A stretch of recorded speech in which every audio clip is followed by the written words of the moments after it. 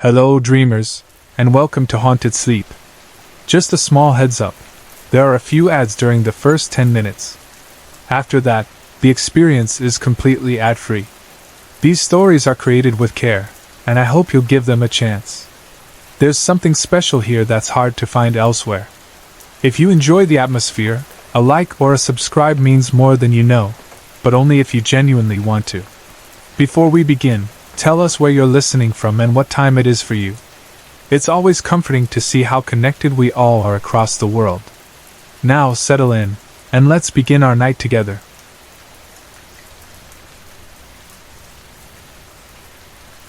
This creepy experience happened to me back in 2009, and even though many years have passed since then, whenever I think about it, the feeling of that night comes back so clearly that I can almost smell the old wood of the house and feel the cold air on the back of my neck again.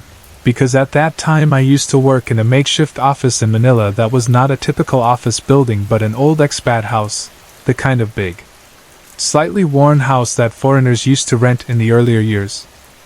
And the owner of that house was also our boss, so we were working in his home that he had turned into an office. And just walking into that place already made you feel a little uneasy even if you didn't want to admit it.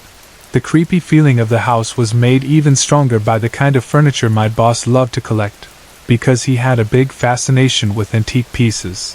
So instead of modern tables and clean white walls, the place was filled with dark wooden cabinets, old chairs with carved legs, heavy tables that looked like they had seen 100 years of stories, big framed mirrors that seemed like they had watched people come and go for generations.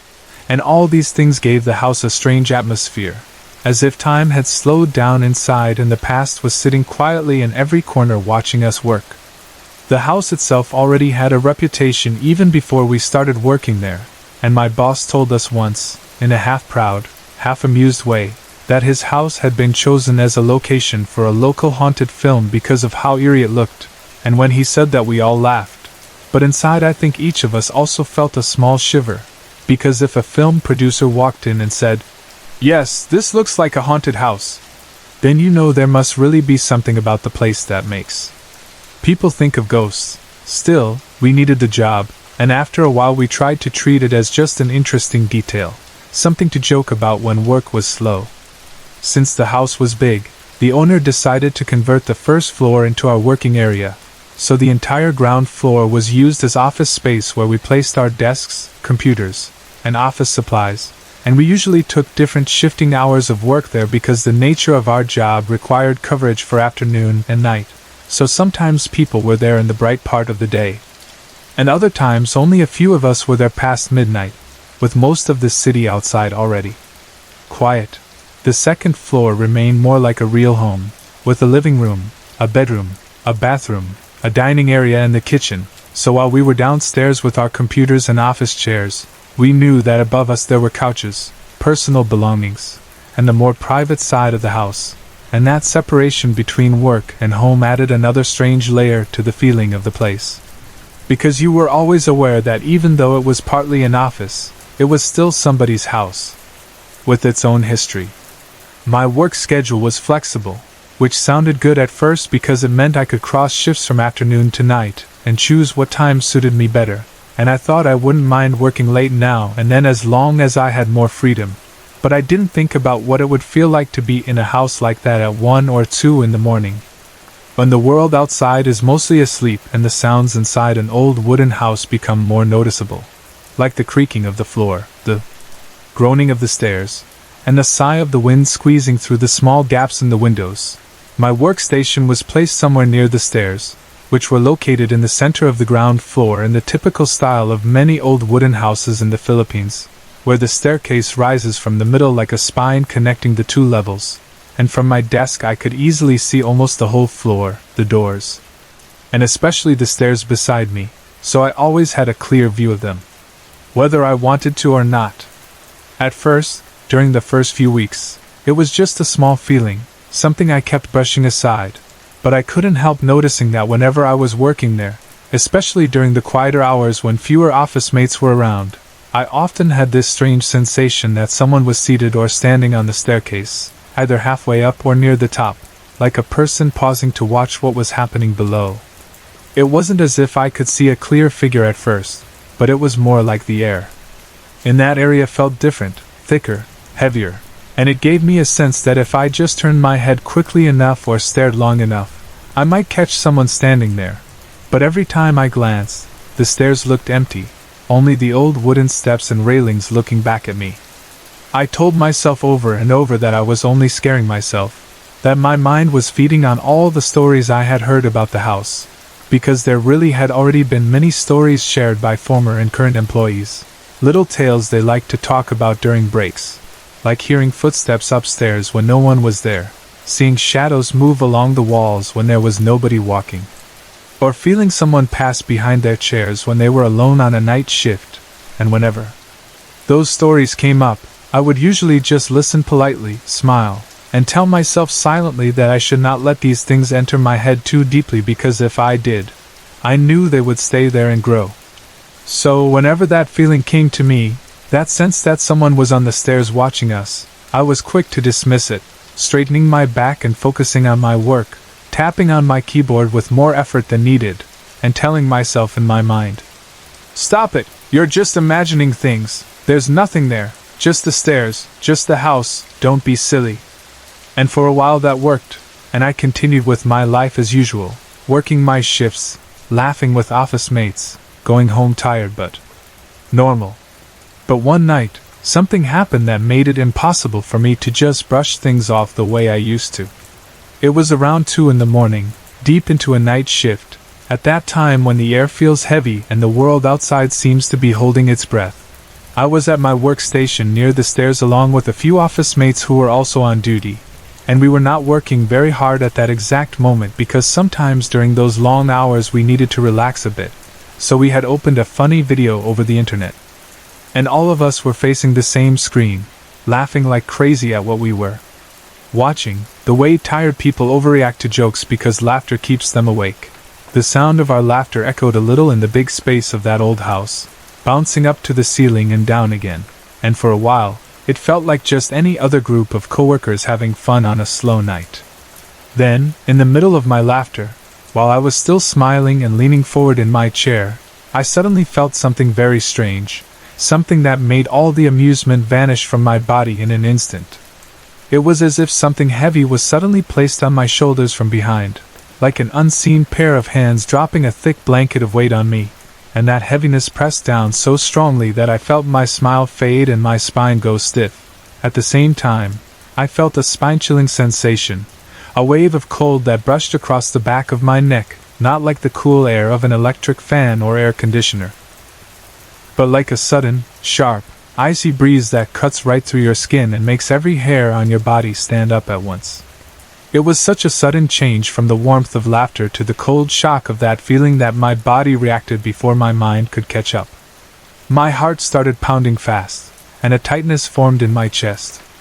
In that exact moment, I knew, without needing anyone to say it, that I was not just imagining things, that there was something behind me, standing so close that it could press its presence onto my shoulders and breathe cold air onto my neck. I remembered that I had an office mate who once told me there was a new office worker, a girl, who could see ghosts, the kind of person we call open, or sensitive, to spirits, and when I remembered that, my brain quickly came up with an idea. I did not want to turn around right away, because I was afraid of what I might see, and I did not want to say anything out loud and cause a panic among the people with me, so I decided to quietly ask for help in a way that would not disturb everyone. We were all connected through Skype for work communication, and since one of my office mates who knew that new girl was online, I opened a private chat with him, my fingers a bit shaky as I typed my message. In that message, I told him that I was feeling something very creepy at my back, that it felt like something heavy was on my shoulders, and I asked him to ask the new office mate, the one who could see ghosts, to look over toward our side and see if there was anything there. I tried to keep my face neutral while typing, because my other office mates were still laughing at the video, unaware that my whole body had shifted from relaxed to tense. Inside, I was praying quietly that whatever was behind me would not do anything more. A short while later, my office mate replied and told me what the girl had said after looking over toward us, and her words made my blood run cold. she said. "It's gone. He just passed by your back." But he was there, staring at you guys for the past 15 minutes from the stairs. When I read that, I felt all the tiny hairs on my arms and neck rise at the same time, because we had never told her anything about what I was experiencing at that moment, or about the uneasy feeling I had always had about the staircase. And yet what she said matched exactly what I had been feeling. Without her knowing any background, she had described a male presence standing on the stairs watching us, and then walking right behind me and past my back at the exact time I felt that heavy weight and cold brush. How did she know that? How did she know that I had always felt like somebody was watching us from the staircase? How did she know that I had felt something at my back just seconds before? I looked at the stairs after that, and of course they were empty again, just wooden steps and shadows. But now I knew that it had not been just my imagination. It was as if, for 15 minutes, while we were laughing and watching our video, thinking we were alone, someone else was there, standing quietly on the stairs, staring at us with eyes we could not see, and then finally deciding to walk closer, passing behind me so near that I could feel his presence without seeing him. The girl's words kept echoing in my head. "He just passed by your back." And, "He was there for the past 15 minutes. And the more I thought about it, the more I realized how vulnerable we all were, sitting there, unaware, being watched by something we did not invite and could not control. After that night, I tried to act normal on the outside, but inside I felt very uneasy whenever I thought about going back to a night shift in that house. During the day, with sunlight filtering through the windows and more office mates walking around, the house still felt old and a bit creepy, but it was manageable. However, the idea of sitting at my desk again at 1 or 2 in the morning, near those stairs, knowing that someone or something might be watching silently from above or passing behind me when I wasn't looking, made me feel sick. I found myself glancing at the stairs more often, feeling the skin on my neck grow cold whenever the room became too quiet, and even the sound of the wood creaking made my heart jump. So, when the schedule for the next shifts was being arranged, I made a quiet decision. I did everything I could to avoid being assigned to nights. I volunteered more for afternoon shifts or earlier hours, making excuses or trading schedules with office mates who preferred night work. Even though I didn't openly announce it to everyone, the truth is that what happened that night affected me so much that I did not take another night shift for the rest of that month. And even after that, every time I thought about that old expat house with its antique furniture, its history of being used for a haunted film, and that staircase beside my workstation where someone invisible had stood and stared at us for 15 long minutes, I knew that I would never again look at that place as just an ordinary office, because from then on, to me, it would always be the house where something unseen walked behind my back in the middle of the night.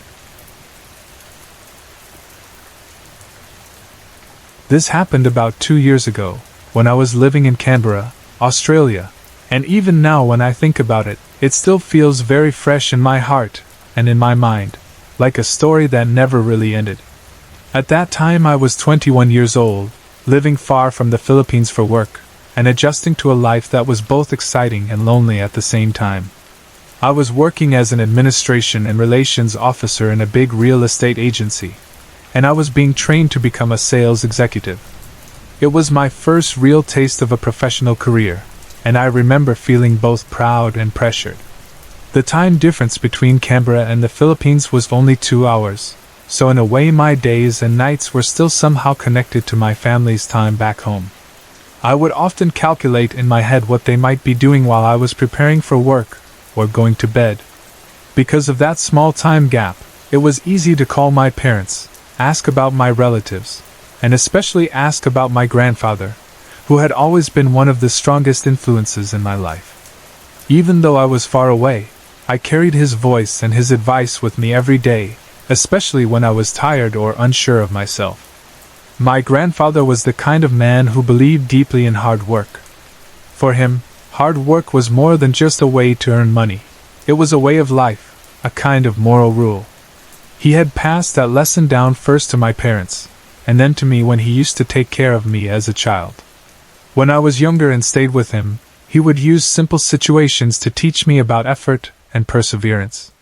If I complained about schoolwork, he would say things like, "We would not be here in this world without hard work." And he meant it literally and emotionally. He often told us stories about how, when he was young, life was difficult and nothing was handed to him neatly.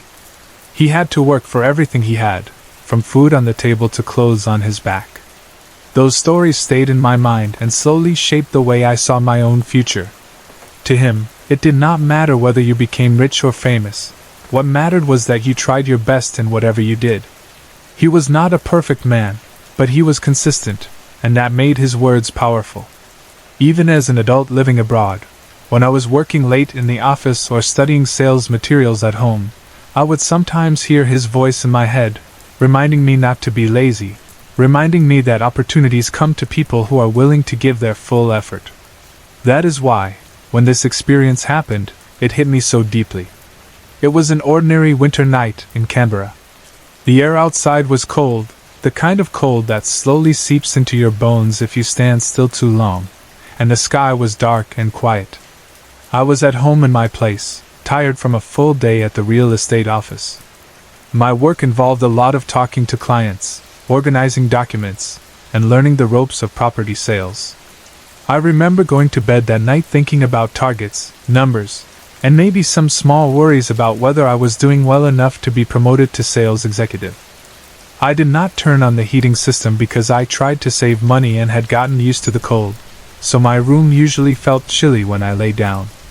At some point, between sleep and waking, a dream began. In that dream, I saw my grandfather. It was not like those random dreams where faces are blurry and details are confusing. It felt very clear and very real, like I was actually standing in front of him. He looked like himself, the way I remembered him when I was younger, with his familiar expression and presence. There was a kind of calm sadness in his eyes, but at the same time there was warmth. He spoke to me with a voice that sounded exactly like his real voice, not like my imagination. He told me these exact words.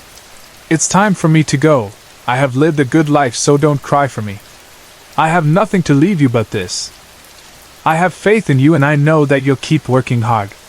The moment he said, "working hard," it hit me straight in the chest because that was his favorite line, his favorite lecture that he always gave to us. It was like hearing a short summary of all the lessons he had ever tried to give me in one sentence. In the dream, I felt a mix of emotions, confusion, sadness, and a strange acceptance. A part of me, even inside the dream, realized that he was saying goodbye, and that realization made my heart ache. Then, suddenly, the dream ended and I woke up. I woke up in the middle of the night, my heart racing, my body sweaty, and my face wet with tears. It was one of those awakenings where you sit up immediately because you feel so overwhelmed. The first thing I did was look at my alarm clock. The red numbers on the clock showed 3:15 a.m. That detail stayed in my mind clearly, as if someone had pressed save on that memory. My room felt different. Instead of the usual cold air that I was used to, there was a warm feeling in the room, like a soft, invisible blanket wrapped around me. It was strange because, as I said, I never used the heating system at night. I sat there on my bed, breathing heavily, trying to calm down, and I could feel that unusual warmth slowly begin to fade away, like it was leaving the room. If that makes sense. As the warmth faded, the familiar cold winter air of Canberra slowly returned, and the room went back to feeling like itself. I changed my clothes because my shirt was damp with sweat, and then I lay back down, but sleep did not come easily. My mind kept repeating the words he had said. "It's time for me to go, don't cry for me. I have faith in you, keep working hard." I tried to convince myself that it was just a dream, that it might not mean anything, but deep inside I felt that it was more than that. Eventually, after thinking and crying quietly, I fell back to sleep. The following day turned out to be even stranger, and it is what made me feel that everything that happened was connected. I woke up late for work, which almost never happened to me. Normally, I depended on my alarm clock to wake me up on workdays, and as a backup, my phone was set with another alarm. But that morning, my alarm did not go off. When I checked it, it was still set correctly to ring on workdays, but somehow it had stayed silent. I reached for my phone to check the time and maybe see if I had any messages. But my phone was completely dead, even though I was sure it had enough battery the night before. It was like both my alarm and my backup alarm failed at the same time. I remember feeling panicked because I was running late. I rushed through my routine, quickly washing up, putting on clothes, grabbing my keys, and heading straight to my car. I did not even have time to recharge my phone that morning. Normally I would have plugged it in for a few minutes, but because I was so worried about being late, I skipped it and told myself I would charge it later at work. As I drove to the office, my mind was focused on the time, on avoiding traffic, and on how I would explain my late arrival if someone asked. The sky was bright but cold, and my breath fogged slightly inside the car before the heater warmed it up. My hands gripped the steering wheel a bit tighter than usual. When I finally reached the office and parked my car, I noticed that someone else was just arriving too. It was my manager, the one who was training me to become a sales executive. I decided to wait and walk in with him, thinking it might help me avoid attention for being late. As soon as he saw me, he smiled and said in a cheerful tone, "Just the man I'm wanting to talk with." His good mood surprised me a little because he was usually more serious, especially when it came to work. I asked what it was about, trying to sound casual even though inside I was still a little flustered from rushing. He replied with something that, to this day, still gives me chills when I think about it. He said, "Something tells me you're now ready to make your first sale. I've been thinking about it since morning and I'm convinced that you'll be able to pull this one I'm giving you." It was such a positive and confident statement, and it came completely out of the blue. I had been waiting and working hard for this kind of opportunity, and suddenly, on the weirdest morning, there it was. We continued talking as we walked into the office. He explained a bit about the client and the property, and my head was getting filled with details, numbers, and strategies, but beneath all that, there was a strong feeling of excitement building up in me. This was a big step in my career, the first real chance to prove myself as a future sales executive. When we reached our desks, just before he entered his room, he turned to me with a serious but calm voice and said, "I know that you'll work hard on this one." The way he said it was different from his usual style. Normally, he would joke in a tougher way and say things like, "Don't you fail this one or I'll kick your ass." Half serious, half teasing, to push us to do better. Hearing him use the words, "I know that you'll work hard," in such a gentle, confident tone stood out to me, but at that moment I was so focused on the opportunity that I didn't fully connect it to my dream yet. I went to my desk, still feeling a mix of stress, excitement, and the leftover emotion from the dream about my grandfather. I decided to call my mom to tell her the good news about my manager's decision. I wanted to share my excitement, to tell her that after all the hard work I had been doing in Canberra, things were finally starting to move forward in my career. I picked up the office phone, dialed home, and waited for her to answer. When she answered, I could immediately tell that something was wrong. Her voice sounded weak and shaky, and I could hear that she had been crying. All of my excitement disappeared in an instant. I asked her what was happening, and she told me that she had been trying to call me earlier, but my phone had been dead. Then, in a trembling voice, she told me that my grandfather had another heart attack and that this time he was too weak to fight it. He had passed away in the hospital. She told me the time of his death, 1:13 a.m. Philippine time. As soon as I heard that, a wave of sadness hit me so hard that I felt like my whole body went numb. Tears started to fill my eyes as I listened. Slowly, another realization came over me. If he died at 1:13 a.m. in the Philippines, it would have been just around the time I had that dream in Canberra. With the 2-hour time difference, my 3:15 a.m. would have been very close to the time he passed away. The dream of him saying goodbye, the way he told me, "It's time for me to go," and "Don't cry for me." His words about having faith in me and telling me to keep working hard, all of that suddenly took on a much deeper meaning. I could not stop crying. My mind kept replaying the dream, the warmth in the room, the exact words he used, and then I compared them to the news my mother had just given me. I also started to think about the strange series of events that followed, my alarm not going off even though it was set for workdays, my phone being completely dead so I could not receive calls from home, me rushing to work without knowing what had happened, arriving at the same time as my manager, and him saying those unusual encouraging words to me about working hard and being ready.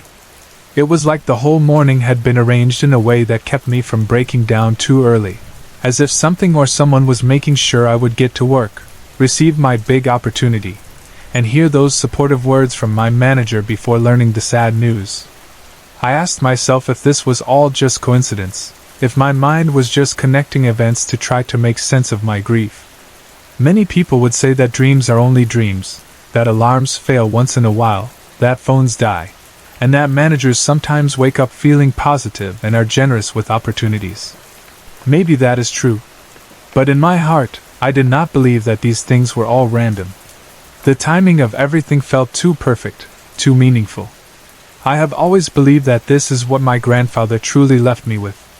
He did not leave me a large amount of money or property, like some grandfathers might. Instead, what he gave me was his faith in me, his belief that I would keep working hard and build a good life for myself. I feel that the dream was his way of saying goodbye personally, telling me not to drown in sadness, and reminding me of what he had always taught me.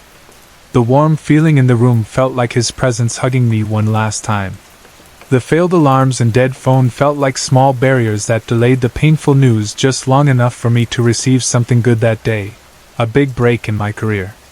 The timing of my manager's words about hard work felt like an echo of my grandfather's lifelong message, spoken through another person's mouth. After I got off the phone with my mom, I had to step away and let myself cry properly. I felt guilty for not being there with him in his last moments, and I felt a deep sadness that I could not return home right away. I wanted to see him, to attend his funeral, to touch his hand one last time and say thank you. But I was in another country, tied down by responsibilities. I was busy working, busy trying to honor what he had left me. I could not go home for my grandfather's funeral, and that absence became another heavy stone in my heart. In the end, though, I decided that the best way to honor him, since I could not physically be there, was to do well in the opportunity one had been given. I poured all my effort into that first sale. I studied every detail of the property, spoke to the client with sincerity, applied all the advice my manager had given me, and pushed through every doubt. I told myself that I was not just selling for the company or for myself. I was doing it for my grandfather too. After some time, I managed to close the deal. The lot was sold, and because it was my first sale, the commission I received felt big not only in amount but in meaning. I decided to use that commission to build a small mausoleum for him back in the Philippines, a quiet, respectful place where his body could rest in peace and where our family could visit him. To me, that mausoleum was my way of physically giving something back to the man who had given me so much strength throughout my life. It was like turning his last message, his faith in my hard work, into something real and solid that would stay even after I was gone. Now, I am a full sales executive, and I am still working hard. There are days when the job is tough, when clients are difficult, or when sales are slow, but whenever I feel tempted to give up or become lazy, I think of that dream and everything that followed. I remember his words, his belief in me, and the way the events of that day seemed to line up as if to push me forward instead of pulling me down. He may not have left me with a huge inheritance, but everything I am now and everything I am earning, I will always owe to him. He gave me a mindset, a foundation, a reason to keep going. One day, I am hoping that the owner of that first house I sold will decide to resell it, and when that day comes, I want to buy it myself. I feel that that house is a part of my story, a part of him, and a reminder of the strange but beautiful way he said goodbye and passed on his final gift, not a property or a bank account, but faith, timing, and a path built on hard work that I am still walking to this very day.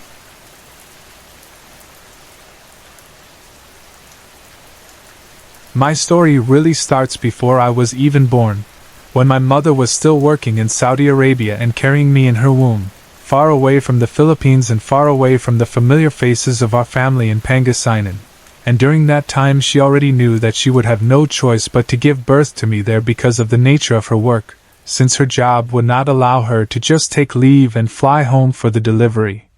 So she stayed in that foreign land, in a place with a different language, a different smell in the air, and a different rhythm of life, and carried me until the time came for me to be born. Even while she was pregnant, she already missed home very much, especially the warmth of our relatives and the comfort of our old house and the big yard at the back. And she often promised herself that as soon as she could, she would bring me back to the Philippines so I could be surrounded by our own people, our own stories, and our own land. 3 weeks after my birth, when my tiny body was still very fragile and my mother was still healing from giving birth, she finally made that promise come true and took that long and tiring trip back home, holding a new baby in her arms and carrying all the worries that a young mother carries, especially one traveling alone with a newborn.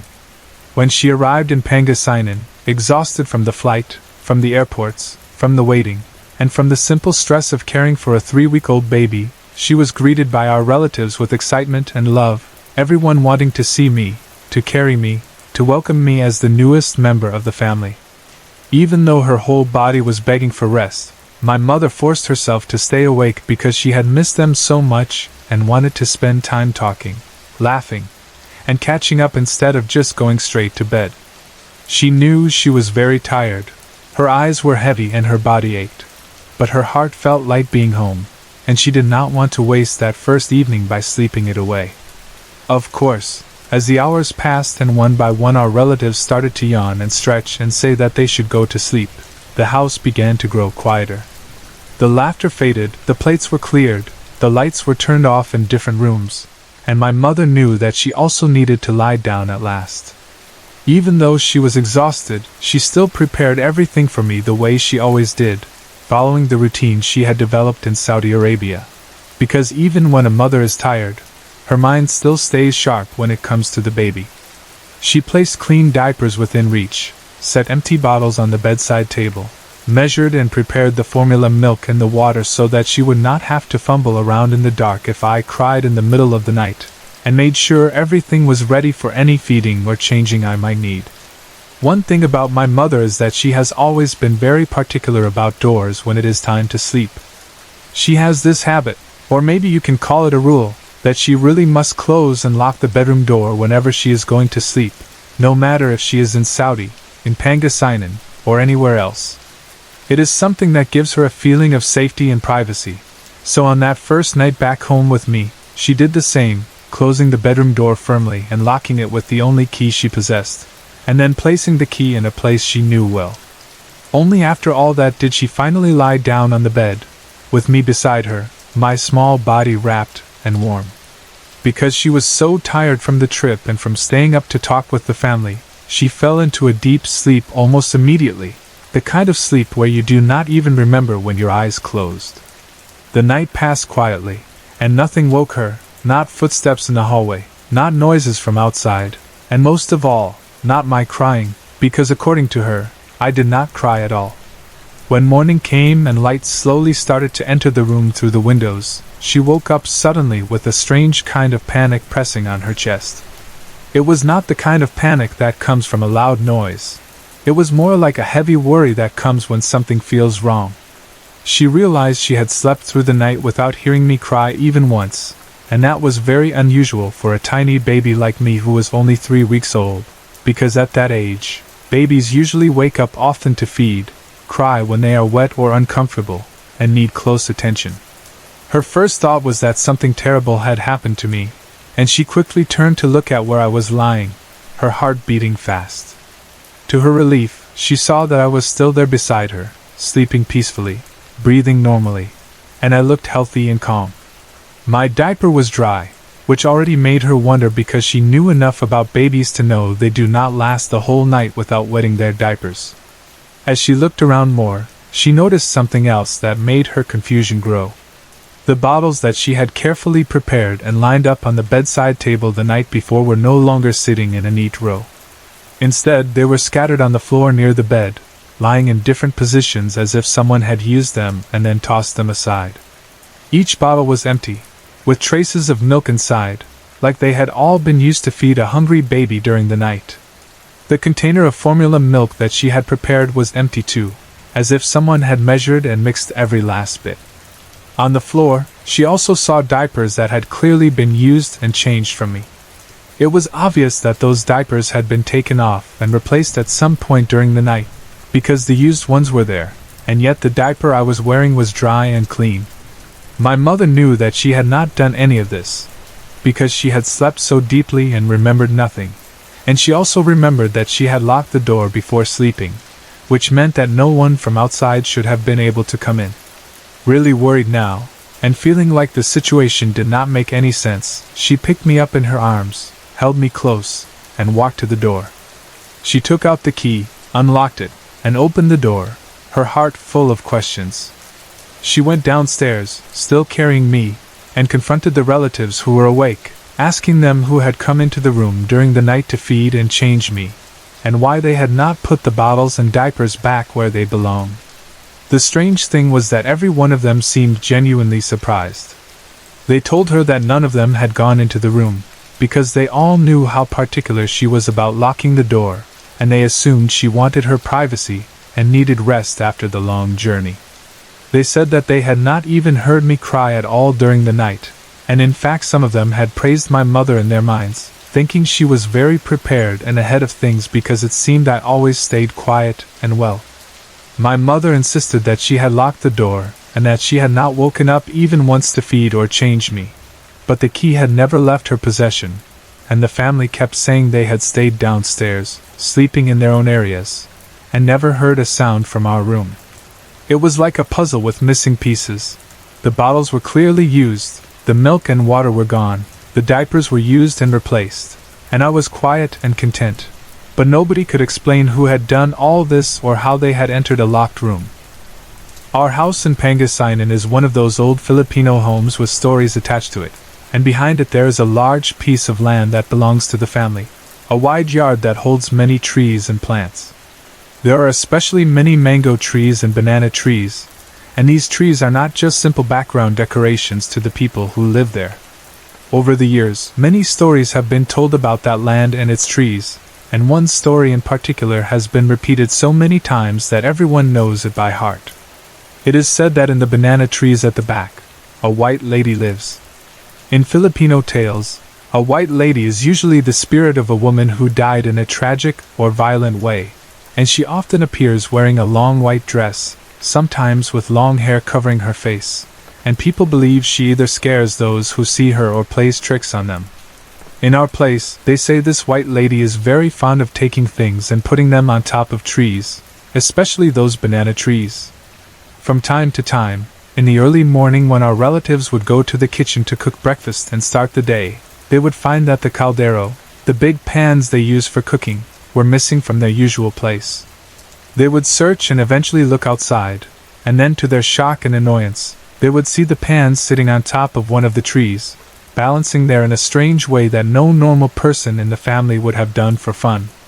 Since it was too troublesome and sometimes even impossible for them to have put those heavy pans up there on their own, people said that the white lady must have done it, playing tricks, moving things around, and showing that she was still there, watching from the shadows. These small but persistent events made everyone in the family believe more strongly that something unseen lived near the banana trees. Because of all these stories and the long-time belief that the white lady liked to take or move objects, everyone in the house became scared when they started to think about what might have happened to me that night. They knew that I was new in the house, a baby who had just arrived from another country only a few weeks after being born, and in many Filipino beliefs, spirits are attracted to new life, especially babies, because they are still so close to the spirit world. The thought slowly formed in their minds that maybe this white lady had taken an interest in me the moment I arrived, and that perhaps she had even come into the room while we were sleeping. Some of them whispered that if the white lady could move pans and other objects onto the top of trees, what if she could also take me? Maybe she had watched me because I was new in the house and came from another place. Maybe she was curious or jealous. And maybe she would try to carry me outside one night and place me on top of a tree just like she did with the caldero. This idea frightened them deeply, and as they talked more about it, the image of me lying helpless on a tree branch during the night, taken away by an unseen white figure, made their fear grow. When night came again and it was time for everyone to sleep, my grandfather decided that he would not just sit around and wait for something bad to happen. He was the type of man who respected beliefs and stories about spirits. But he was also protective and brave when it came to his family, especially his grandchildren. He took this situation very seriously. Before my mother and I went to sleep again in that same room, my grandfather went inside and prepared his own kind of protection. He placed knives, stones, and garlic around the bed where I would be sleeping, believing that these objects could help keep bad spirits away. In many Filipino traditions, garlic is believed to repel evil beings, and knives and stones can symbolize strength and defense.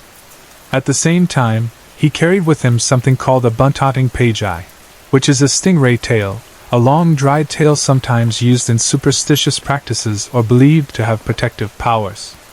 While he stood there in the room, holding the stingray tail and looking around with serious eyes, he began to speak loudly into the air, addressing the unseen presence that everyone believed was the White Lady.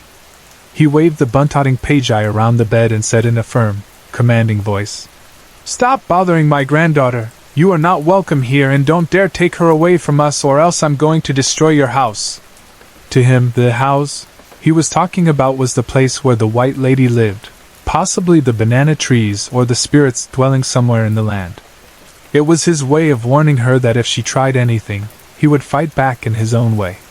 He repeated his words with conviction, making it clear that this baby was loved, that this baby belonged to us, and that no wandering spirit was allowed to touch her. After he finished his ritual, leaving the knives, stones, and garlic in their positions and putting the stingray tail away, the room felt different.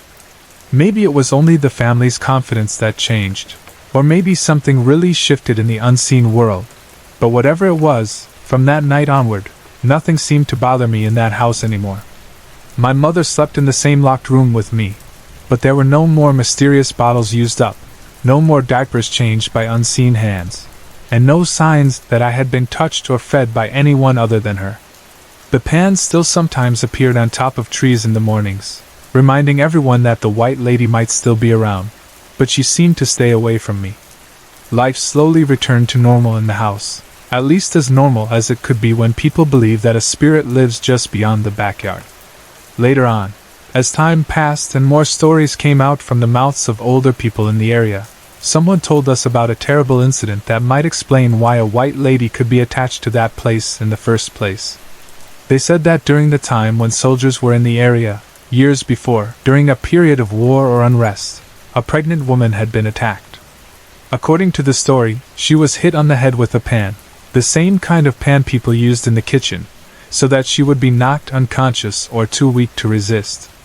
After that, the soldiers, or whoever those men were, raped her and then killed her, not caring that she was carrying a child inside her. They left her there, broken and lifeless, and no proper justice was ever given to her. People believe that her spirit did not rest in peace, and instead she wandered around the land, especially near the trees and the places where she might have been hurt, or where her body might have been hidden. The image of a pregnant woman, hurt with a pan, killed and forgotten, connected deeply with the strange way our pans appeared in the trees and the story of the White Lady who loved to move objects and seem interested in babies. It made many of us think that perhaps the White Lady was that same woman, still looking for her lost child, still angry at the world, still reaching out whenever there was a new baby around.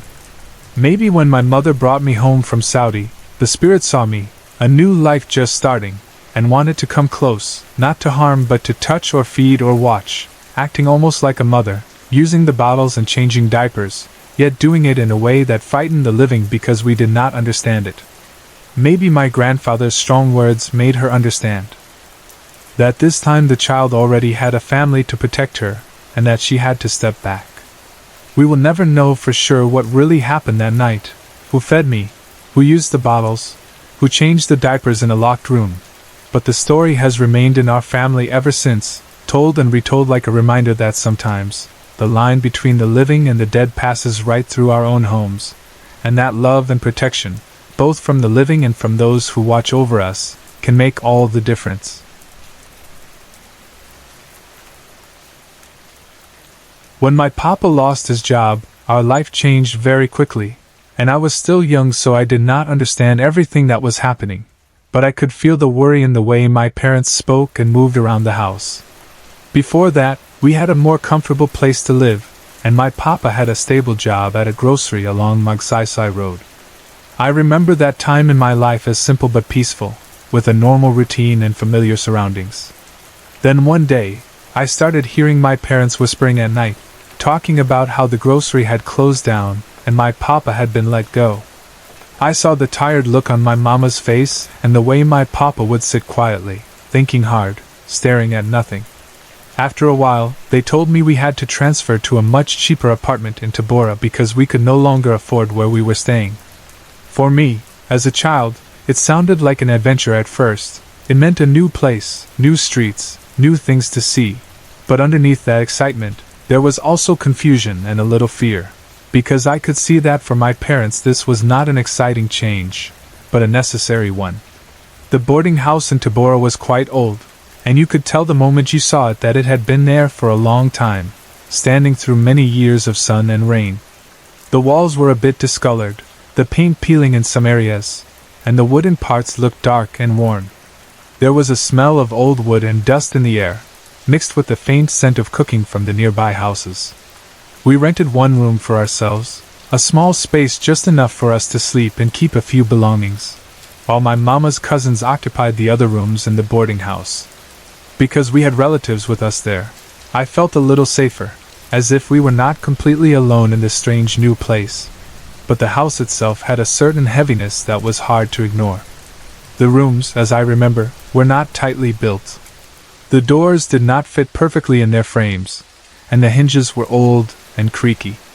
Because of that, people said that the doors were force-locked by using pieces of wood nailed beside them.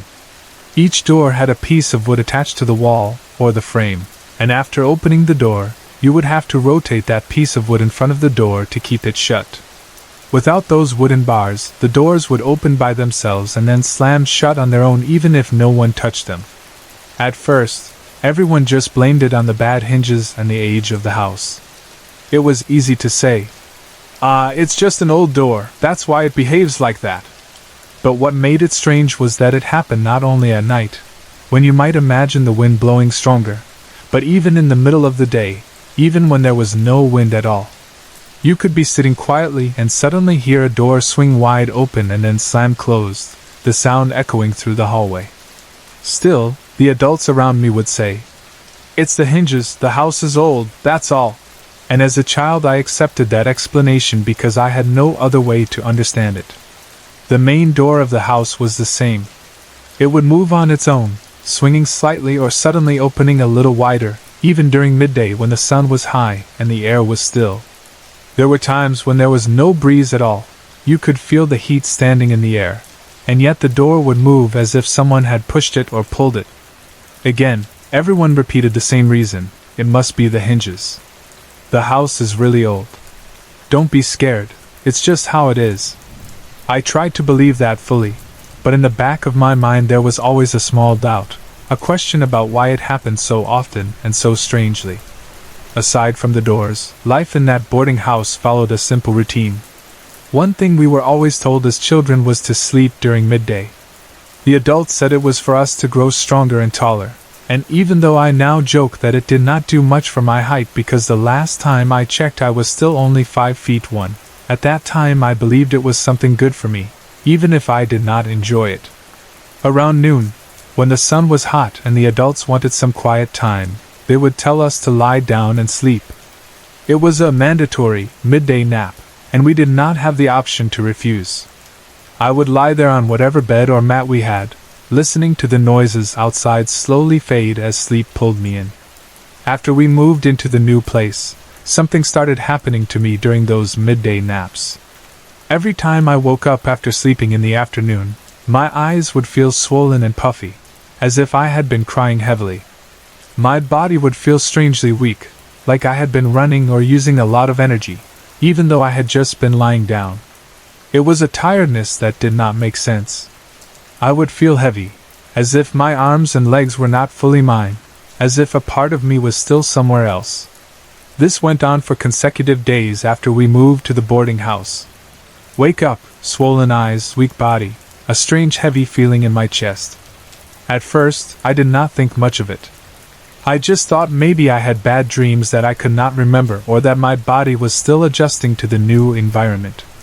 Then, one time, my mama asked me a question that made the situation feel more serious. She looked at me with concern and said, "Dear, why do you always cry and talk in your sleep?" I stared at her, surprised, because I had no memory of crying or speaking while I was asleep. For me, I just lay down, closed my eyes, and then later woke up feeling exhausted and teary. But my mama said that during my midday naps, I would cry, and not just quiet whimpers, but real crying, like I was upset or in pain. She said I also talked, saying things that none of them could fully understand or explaining things as if I was responding to someone. But when they tried to wake me up, it was difficult, like I was trapped in my own sleep.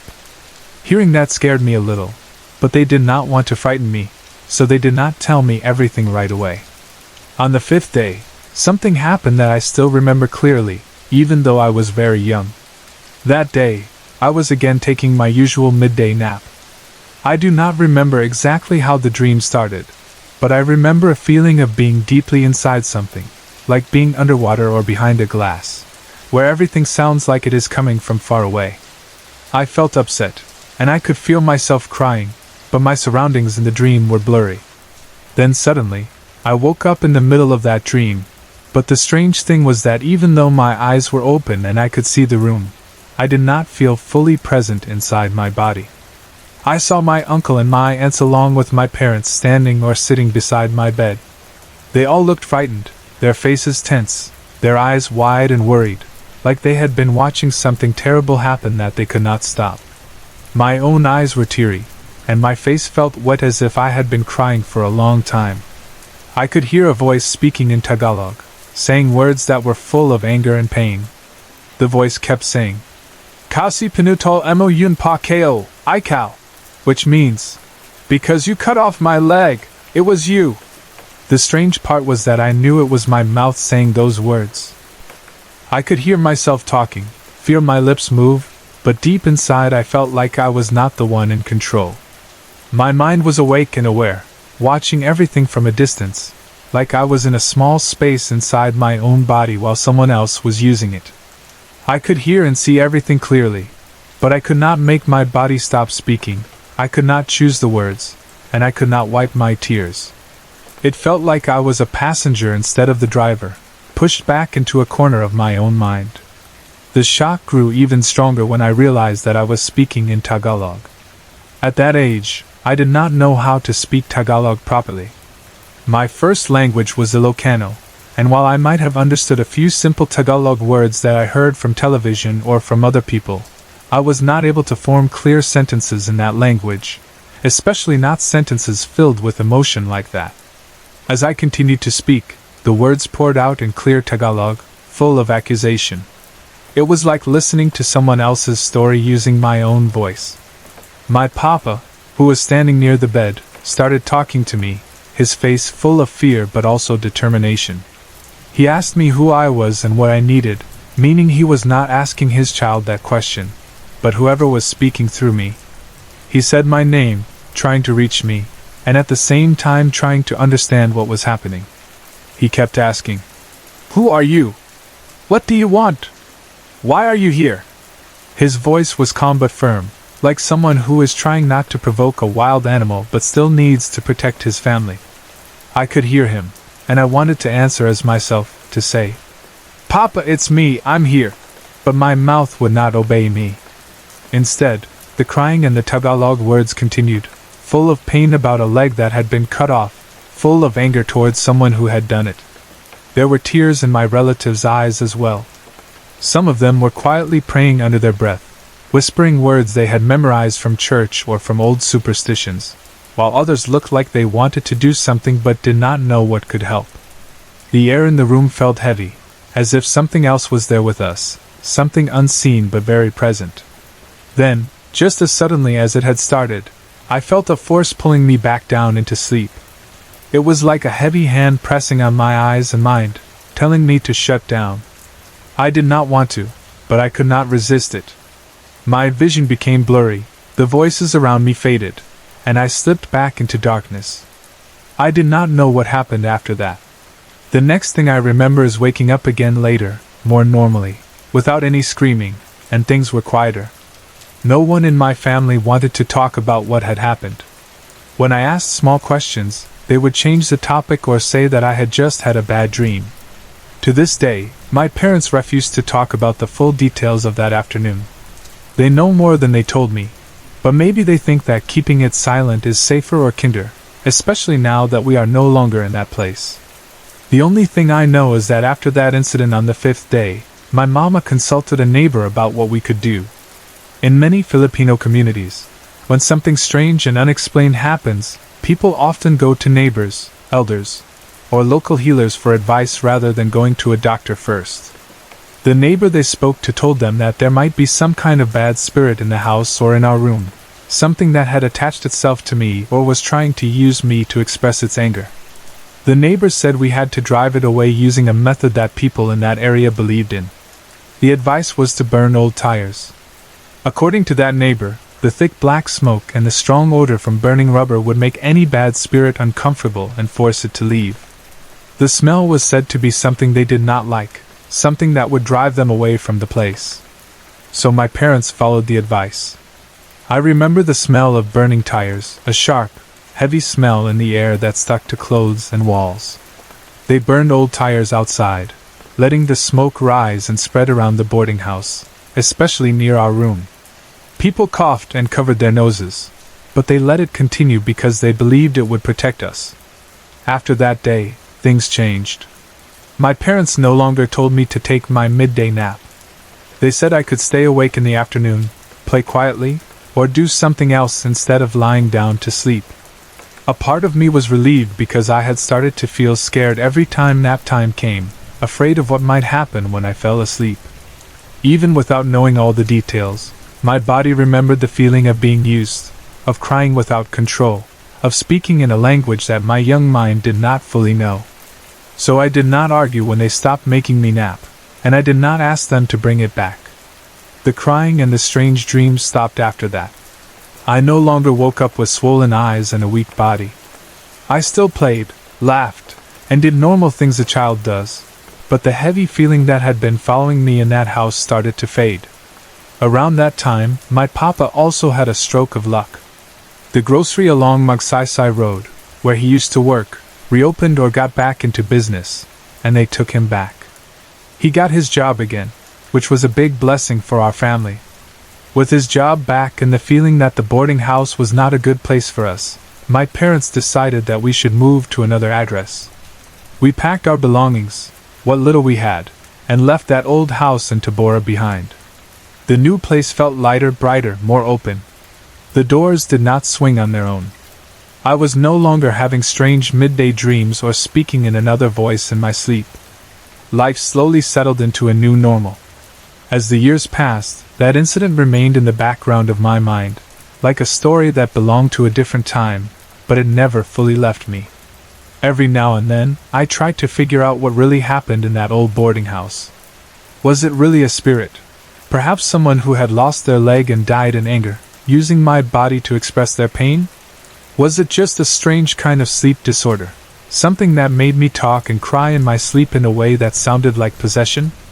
Was it the stress my family was going through, the move, the financial problems, that somehow affected me deeply even though I was just a child? I do not have a solid answer. I know that the dreams stopped after the tires were burned, after we moved, and after I stopped taking midday naps. Maybe it was one of those things. Maybe it was all of them together. Maybe the spirit could no longer find me in the new place. To this day, when I think of that time, I feel a chill. I can still hear the Tagalog phrase in my mind.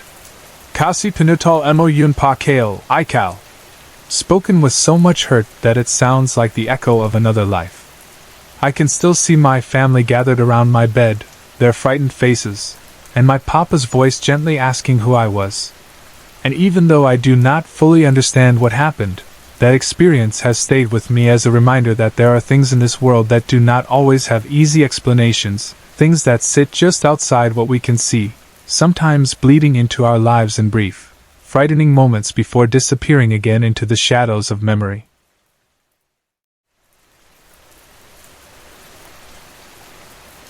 This happened to me back when I was still working for a call center in Baguio City, and even though some parts are a little blurry now because of how hectic and repetitive call center life can be, the feeling of that night is still very clear to me, and when I think about it I can almost smell the sleeping quarters and hear the creak of that old lavatory door in my head.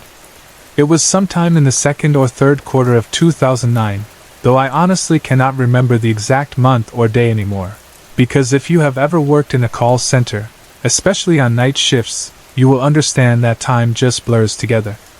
You live in a world of shifting schedules, rotating off days, endless calls, and fluorescent lights that make it hard to tell whether it is morning or night outside.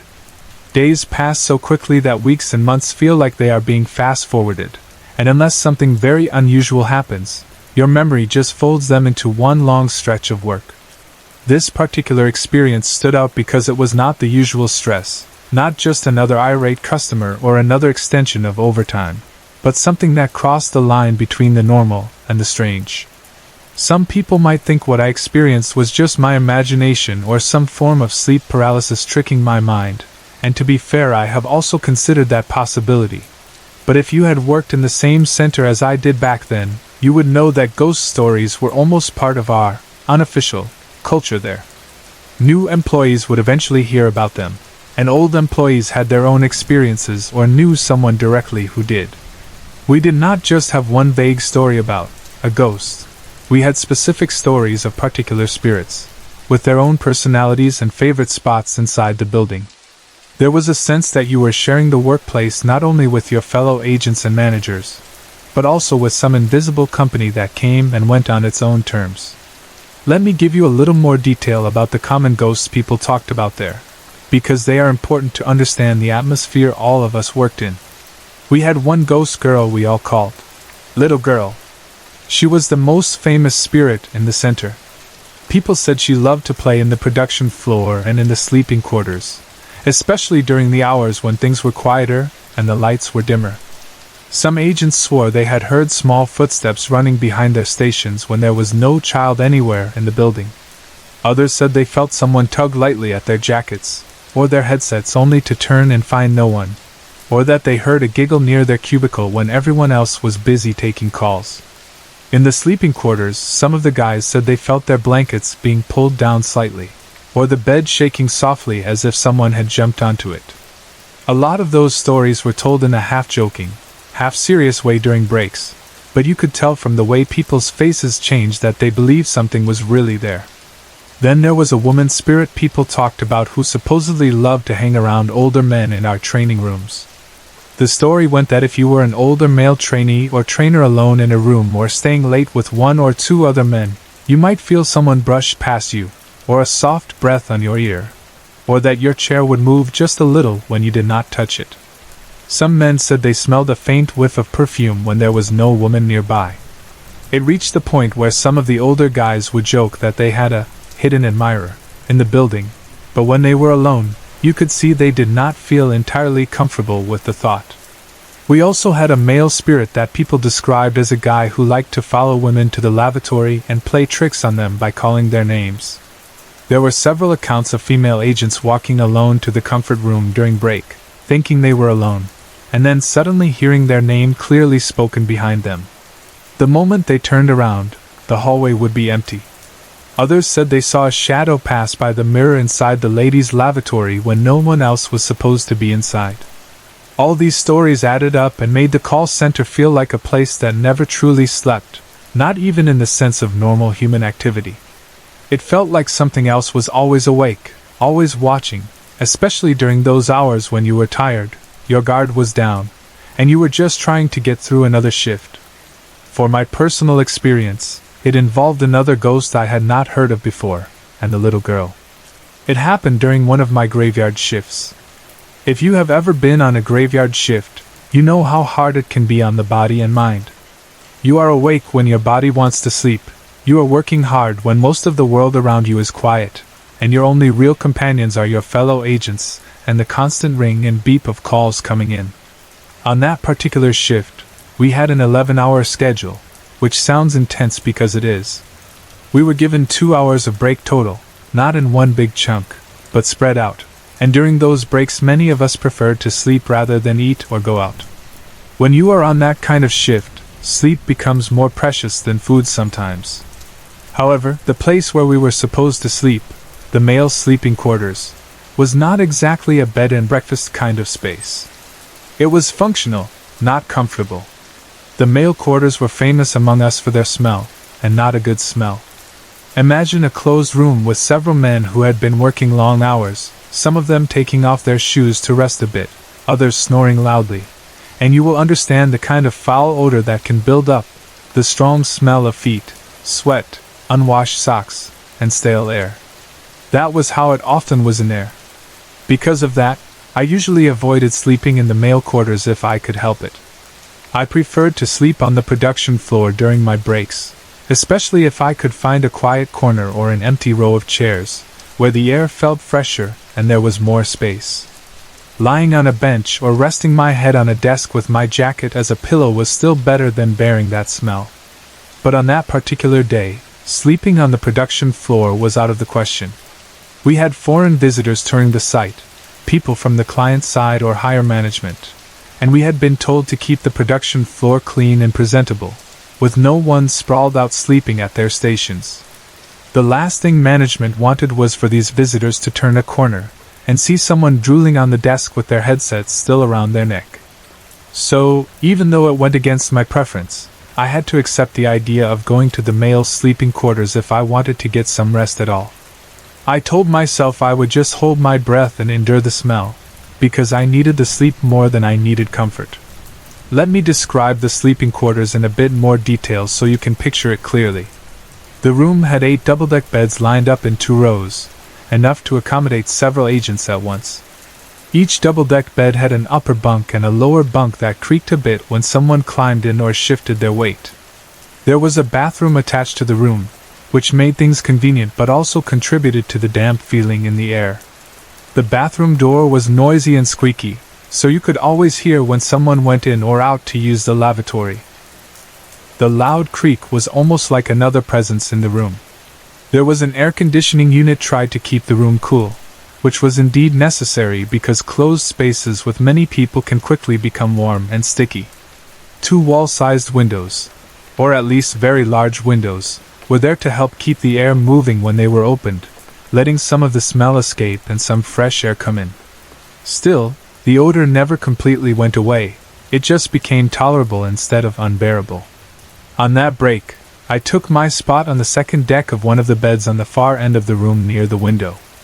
I chose that spot partly because I hoped being near the window would mean fresher air, and partly because being on the upper bunk made me feel a tiny bit more private, even though I was in a room with other men.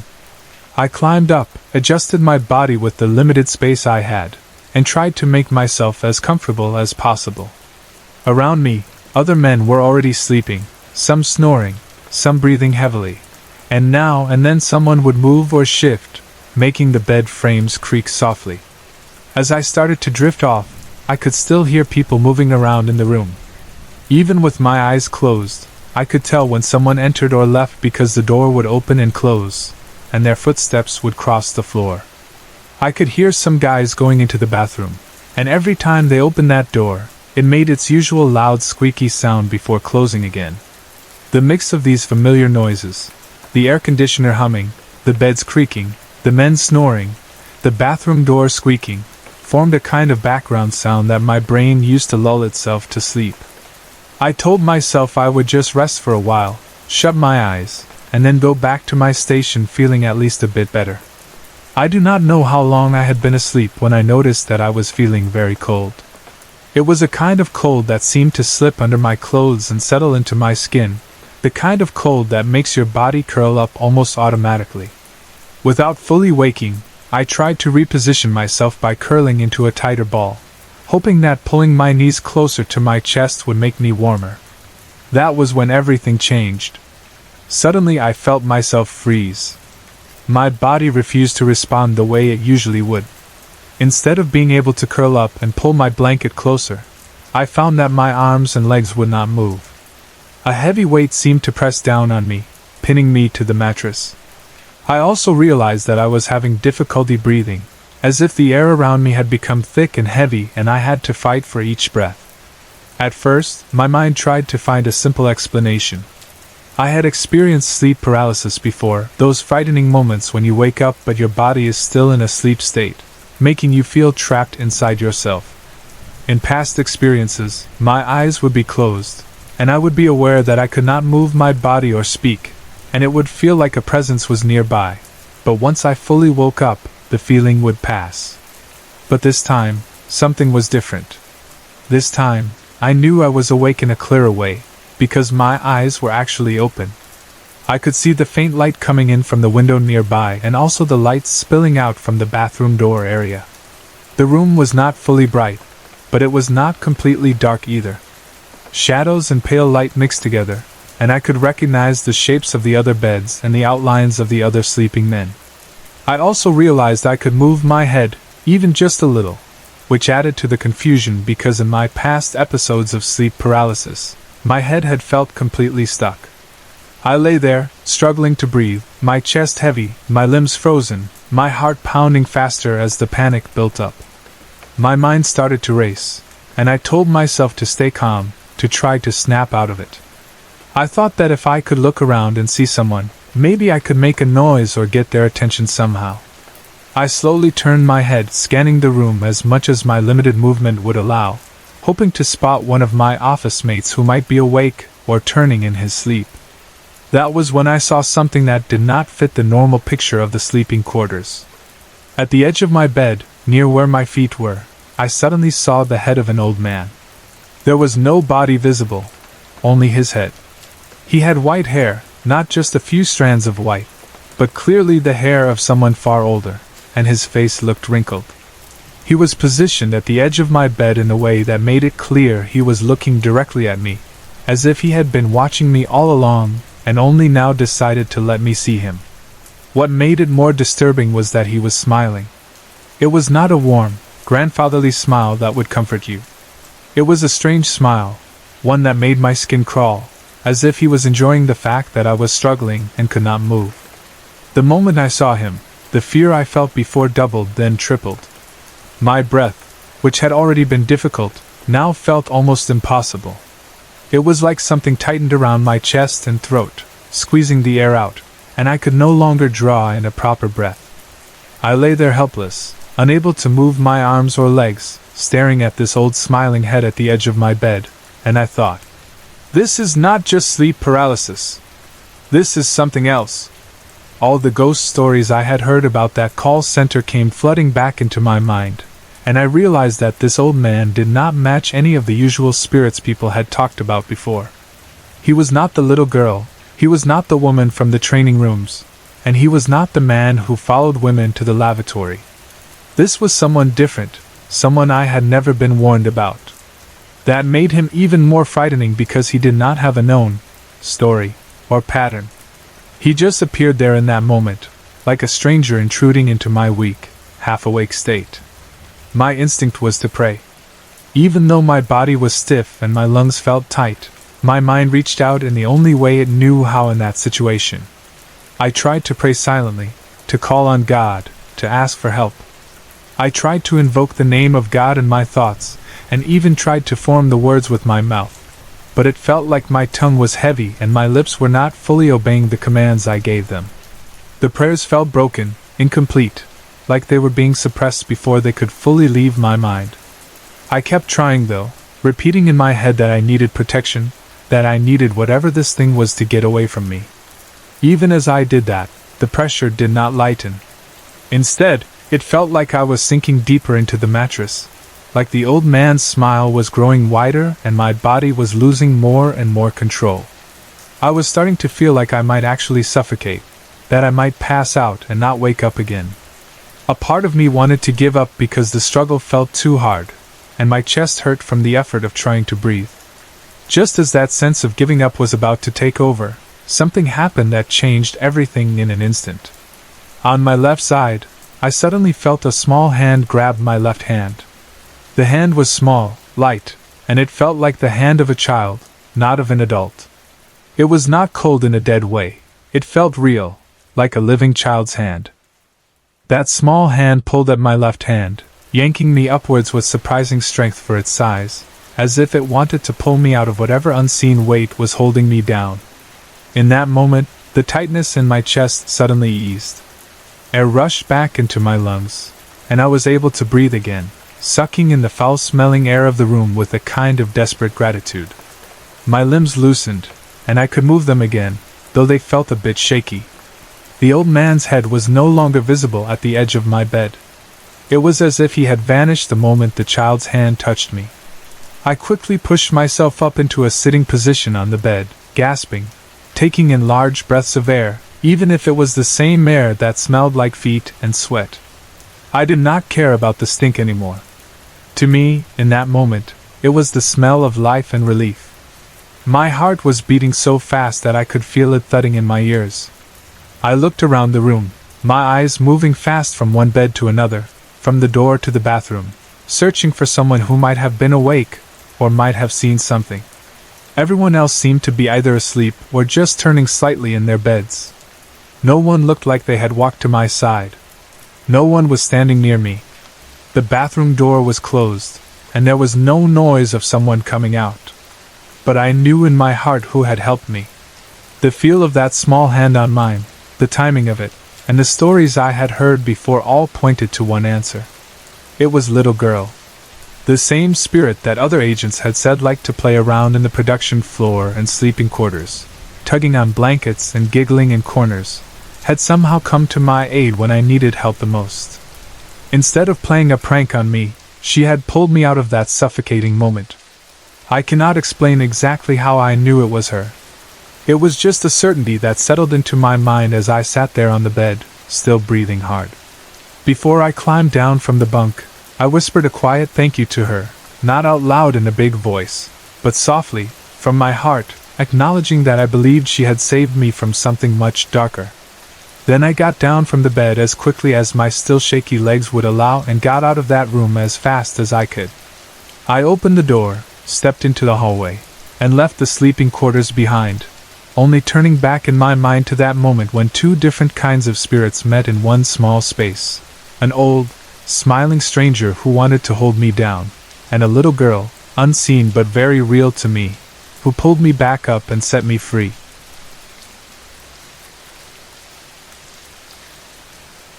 This particular experience happened fairly recently compared to many of the older stories I carry with me, and maybe that is why it still feels so clear in my mind, like it happened only a short while ago instead of years back.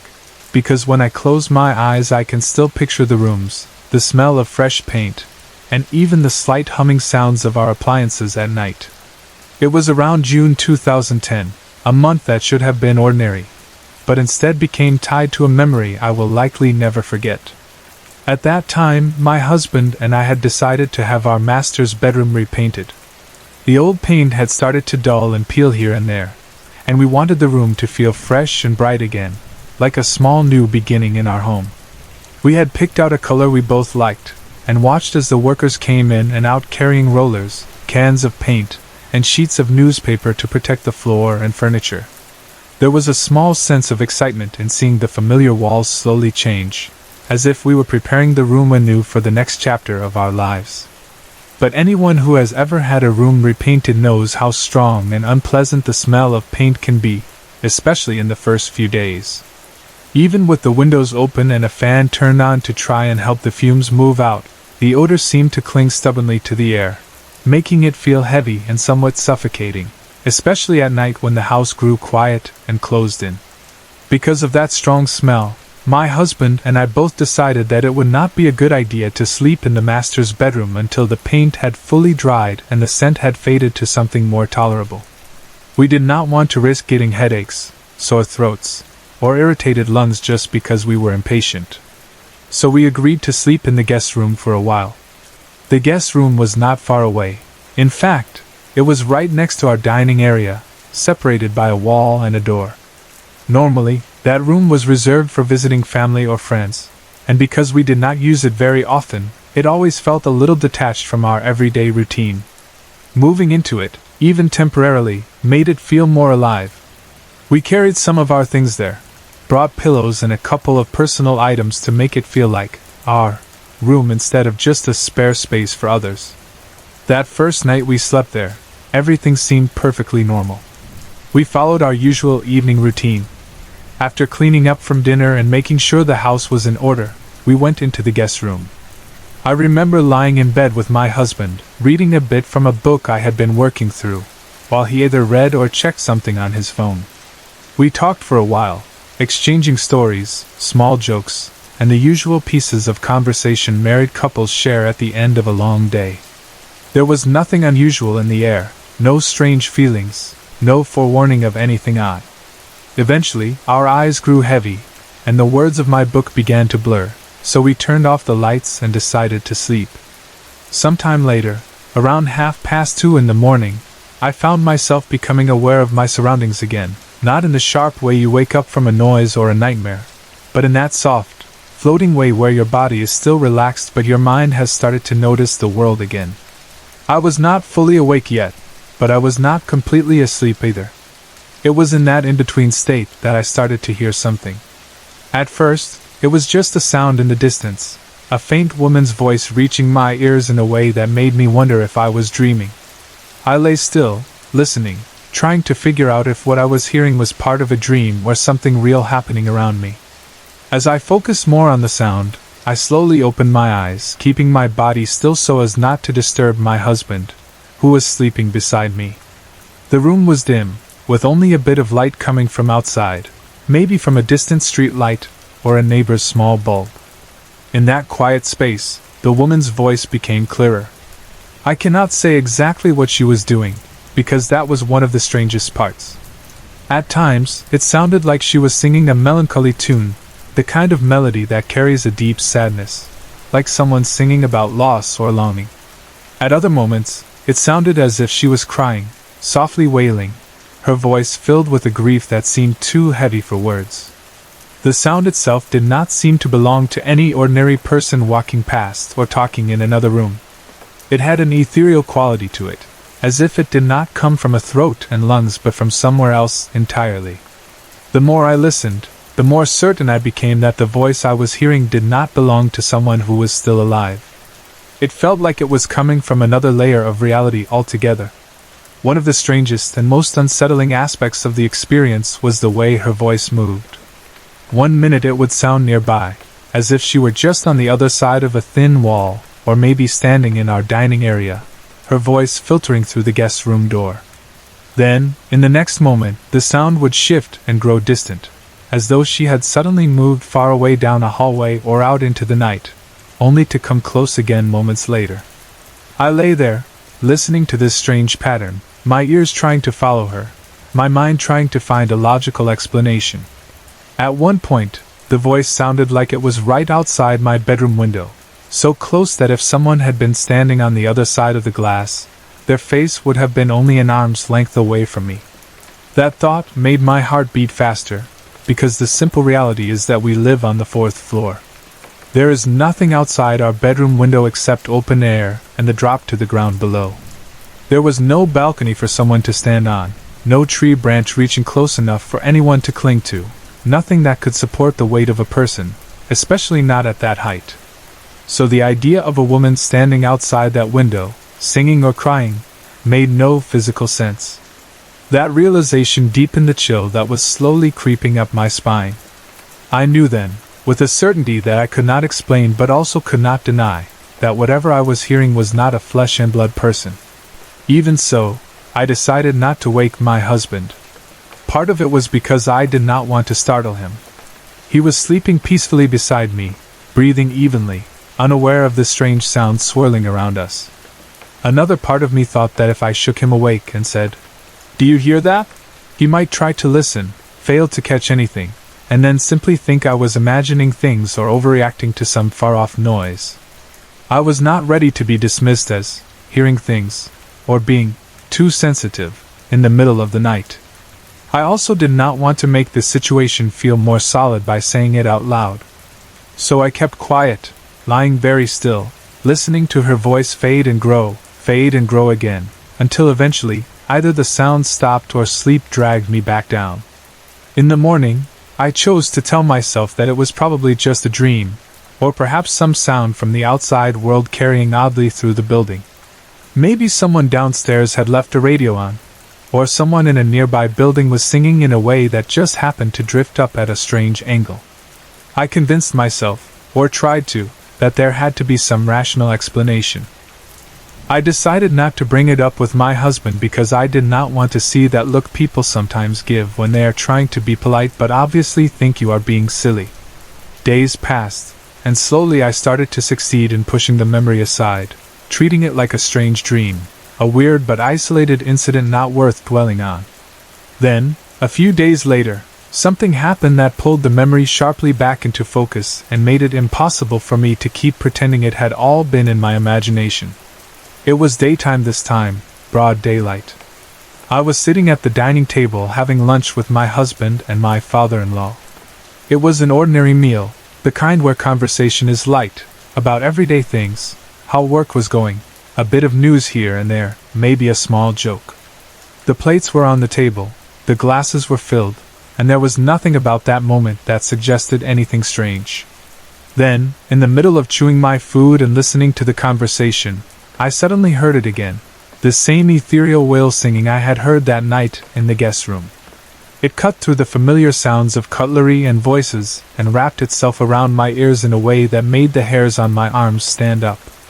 It was the same kind of voice, beautiful and sad, thin and echoing, unclear as to whether it was singing a song or crying in pain. My stomach tightened, and for a brief second, the food in my mouth felt like it had turned to stone. I swallowed with difficulty, trying not to show my disturbance. I looked at my husband and my father-in-law, wondering if they could hear it too. They both continued eating, talking, and moving as if nothing unusual was happening. Their faces showed no hint of hearing something strange. I debated inside my head whether I should say something right then, but I held my tongue. A part of me did not want to break the normality of the lunch, to suddenly say, "Do you hear that ghostly woman singing?" and watch their expressions freeze in confusion. So I stayed quiet, but inside I felt a mixture of fear and confirmation.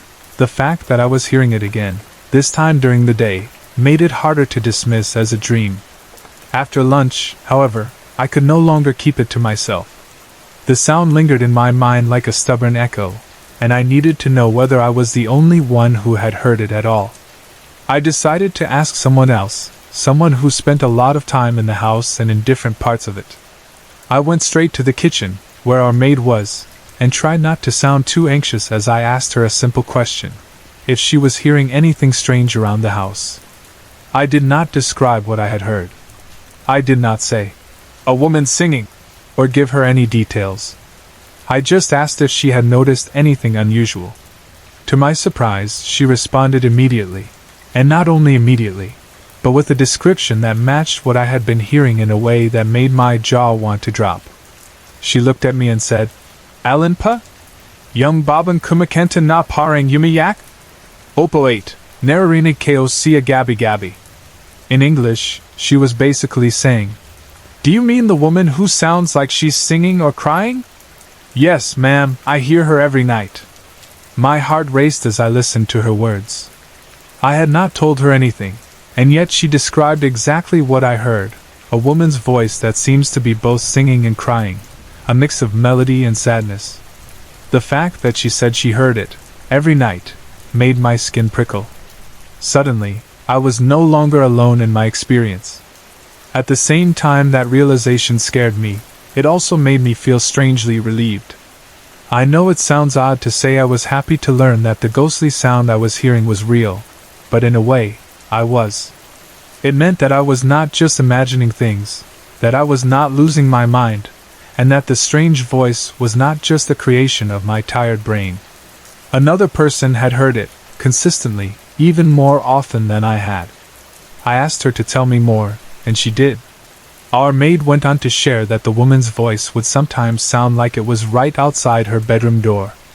She described how, at night, when she lay down to sleep in her own room, she would hear the same kind of singing crying, sometimes faint, sometimes very close.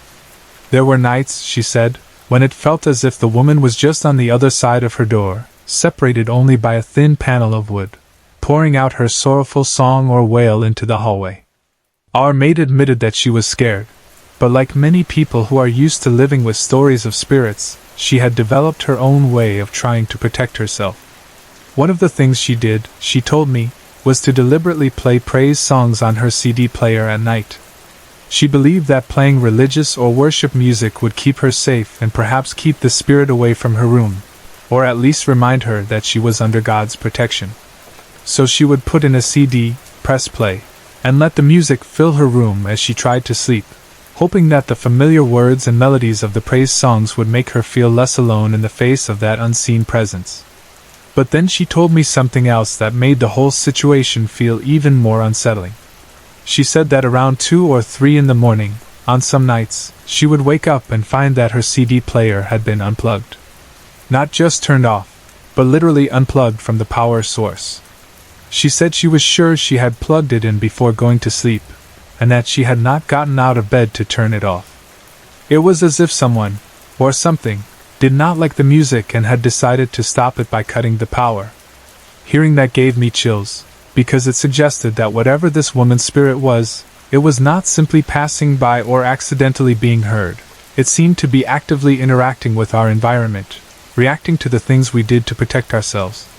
The idea that something invisible could pull a plug out of the socket at 2 or 3 in the morning made me feel like our house was not as tightly within our control as we like to believe. After that conversation with our maid, I thought even more about the voice and what it might mean. I realized that we had no idea who this woman could be, no name, no face, no story that we could tie to her. We did not know if she had lived in the building before us, if she had died nearby, or if she was someone whose spirit had become lost and somehow attached itself to our building. We did not know if she was asking for something, if she simply wanted to be heard, or if she was trapped in some emotional state that replayed itself night after night. All I knew was that her voice carried a sadness that felt very real, and that both our maid and I felt she was not just a random haunting. We somehow sensed that she needed help. I tried to think of things I could do to ease whatever this was. I am not an expert in spiritual matters, and I do not know all the rituals that some people perform, but I did what I could based on what I had heard from others and what felt right to me. One of the things I tried was burning incense in every room of the house. I bought incense sticks with gentle scents, and went from room to room, lighting one in each area. I walked slowly, letting the smoke curl up toward the ceiling, watching it drift into corners and along walls. And in my mind, I asked quietly for peace to enter our home and for any restless spirits to find their way to where they should be. For a few days after that, it seemed like the voice was gone. Nights were quieter.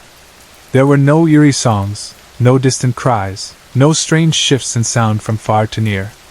The maid told me she did not hear the woman's voice during those nights, and I also felt a sense of relief as bedtime came and went without that familiar chill. But the peace did not last. After some days, the voice returned, as if the incense had only pushed her away for a short while, not truly resolved whatever was keeping her here. It was as if she had stayed hidden just out of earshot for a bit, then drifted back into the edges of our world once the effects of whatever we had done grew weaker. It made me realize that whatever was happening was not going to be fixed by a single gesture or simple action. One other strange fact about the whole experience is something that continues to puzzle me. I never hear her when I am in the master's bedroom. The very room we had repainted, the one that had forced us to move to the guest room temporarily, is only a few feet away from the areas where I heard her most clearly. And yet whenever I am in that master's bedroom, the voice has never come. No singing, no crying, no ethereal echo. It is as if that room is outside her path, or as if it is somehow shielded from her presence in a way that the guest room, dining area, and the maid's room are not. That difference makes me think about patterns and boundaries in ways I cannot fully explain. Why does she stay near the guest room and the maid's room? Why does she move near the dining area where I heard her during lunch, but never cross into the master's bedroom? Is it something about the way the building is structured, something about where she once lived or died, or something to do with whatever rules exist in the spiritual world that we cannot see or understand? I do not know. All I know is that within the same small stretch of hallway, one room is haunted by her song and another remains silent. To this day, we still do not know who she was in life or what exactly she wants or needs from us. Sometimes I think she is simply lost, unable to move on, her sorrow looping on and on in the form of that strange aching voice. Other times I wonder if something happened in the building long before we moved in, something that marked the place with her grief. There are many possibilities, and without more information it is impossible to say for sure. But whenever I remember that time, the repainting, the move to the guest room, the first night I heard her, the quiet lunch where her voice returned, the maid's frightened confession, the unplugged CD player at 2 or 3 in the morning, and the way the master's bedroom always remains silent, I cannot shake the feeling that this woman, wherever and whoever she is still somewhere close by. Singing or weeping in places we cannot always reach, waiting for a kind of help that I have not yet learned how to give.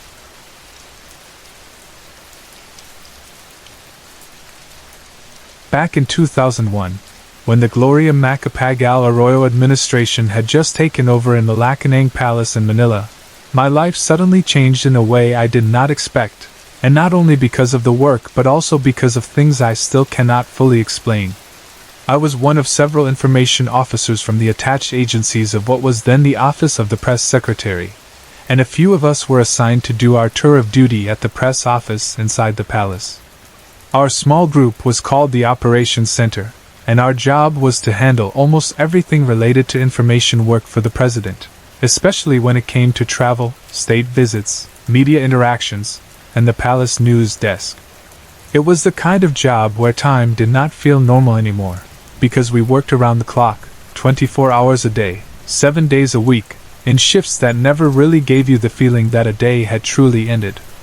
To make things easier for everyone in the team, we were given food and sleeping quarters inside the compound so that we did not have to go home every single day. Each of us was given 2 days off per week, not always on weekends, to visit our families, feed our pets, do our laundry, pay the bills, and briefly remember what a normal life looked like. Then we would go back to the palace and stay there straight for 5 days, living and working in a place full of history, power, and, as I later learned, something else. Our assigned sleeping area was in the right tower of the Arligay guest house, an old and elegant structure with its own thick shadows and stories. This was not just any house. It was the same guest house where former Presidents Cory Aquino, Fidel Ramos, and Joseph Estrada had stayed during their terms. The right tower, where we slept, was reached by passing through a bedroom that had once belonged to the presidential daughter Chris Aquino, who is now more known as a media personality. At the time we were there, that bedroom had been turned into the official receiving room of the press secretary. So every day we walked through a space that had witnessed different kinds of lives. A young girl's bedroom, a receiving room for government officials and media, and then, beyond it, our narrow path up to the tower where we tried to rest between long hours of work. Because the office had to operate 24 hours a day without pause, we worked in shifts. It was perfectly normal to find 3 or 4 people in the staff area working past midnight, answering calls, monitoring news, drafting statements, while the rest of us, usually another 3 or 4, were upstairs in the tower, snoring, turning in our beds, or staring at the ceiling, unable to sleep. On the surface, everything looked like a typical high-pressure government office. Fluorescent lights, phones ringing, the soft clacking of keyboards, people walking around carrying folders and printouts. But underneath that surface, especially at night, there was something that made each of us uneasy, even if we did not always say it out loud. During the 6 months that our group stayed in that area of Arligay, every single one of us had at least one strange story to tell, and none of those stories were simple, harmless coincidences. They all had something in common. They were unsettling, and they made us realize that we were not always alone even when the office was nearly empty. Out of all those experiences, one night still stands out clearly in my mind, not only because of what I saw and heard, but because my friend Hazel and our errand boy Ray also had their own experiences that somehow tied into mine like pieces of one long, strange scene. That night, It was around 11 o'clock in the evening, a time when most normal offices would already be dark and silent, but for us it was still a working hour. We were waiting for the night shift staff to arrive and take over the desks downstairs. Hazel, who was our media placement officer, was sitting at her desk finishing up her reports, probably checking where stories about the president had appeared and how they were framed. I, on the other hand, had already finished my tasks and was getting ready to brush my teeth and go upstairs to the tower to sleep. Upstairs, Ray was already fast asleep in his bed, unaware of what was going on below. At first, everything seemed ordinary, or at least as ordinary as it could be in a palace press office late at night. The phones had quieted down a bit, the television monitors were still on but not as closely watched, and the air had that heavy, tired feeling that settles in after a long day. Then, as I was moving around, my eyes happened to catch sight of the curtain that covered the glass door leading to the balcony. The curtain was parted in the middle, open on both sides, exactly the way it would look if someone were standing there on the balcony, holding the fabric apart with both hands so they could look inside. But there was no one there. There was nothing visible that could have been holding the curtains that way, no rod or hook, nothing that would explain why they were not simply hanging straight down as they usually did. At first, I tried to tell myself it was nothing. Maybe a draft had blown it that way. Maybe someone earlier had opened it and forgotten to close it. But the glass door behind the curtain was closed, and there was no wind coming through. When I focused on it, and realized how wrong it looked, I felt a strange sensation in my head, almost like my skull had suddenly grown too big, or like pressure was building inside it. My heart started thumping faster. Then, as I watched, the curtains closed by themselves, as if an invisible pair of hands that had been holding them apart had simply let go. Slowly, they swung back into place and fell straight down, covering the glass door completely. I knew there was no one on the balcony because the glass door was shut, and I also knew that curtains do not behave that way for no reason. The air in the room suddenly felt heavier, and I knew I did not want to stay there any longer than I had to. I told Hazel that we should hurry and go upstairs. I did not immediately say what I had seen, but she must have felt something from the way my voice sounded, because her eyes showed concern. There was no joke in her expression. She gathered her things quickly, finished what she absolutely had to finish, and then we went up the stairs to the tower where Ray was already sleeping. When we got there and had a little distance between us and that curtain, Hazel asked me what was wrong, what it was that had made me rush her like that. So I told her about the curtain and how it had looked like someone invisible had been standing there, holding it open. We both agreed that it would be better for us to just sleep and let the night shift staff deal with anything that might be going on downstairs, whether it was something normal or something else. We lay down on our beds in the tower, me on one side, Hazel on another, and Ray snoring softly somewhere nearby. As I tried to sleep, the quiet around me was the kind that was not truly quiet. It was full of small sounds that became louder in the dark. One of those sounds soon stood out, a soft, muffled bouncing noise, like a ball lightly hitting the wooden floorboards below us again and again.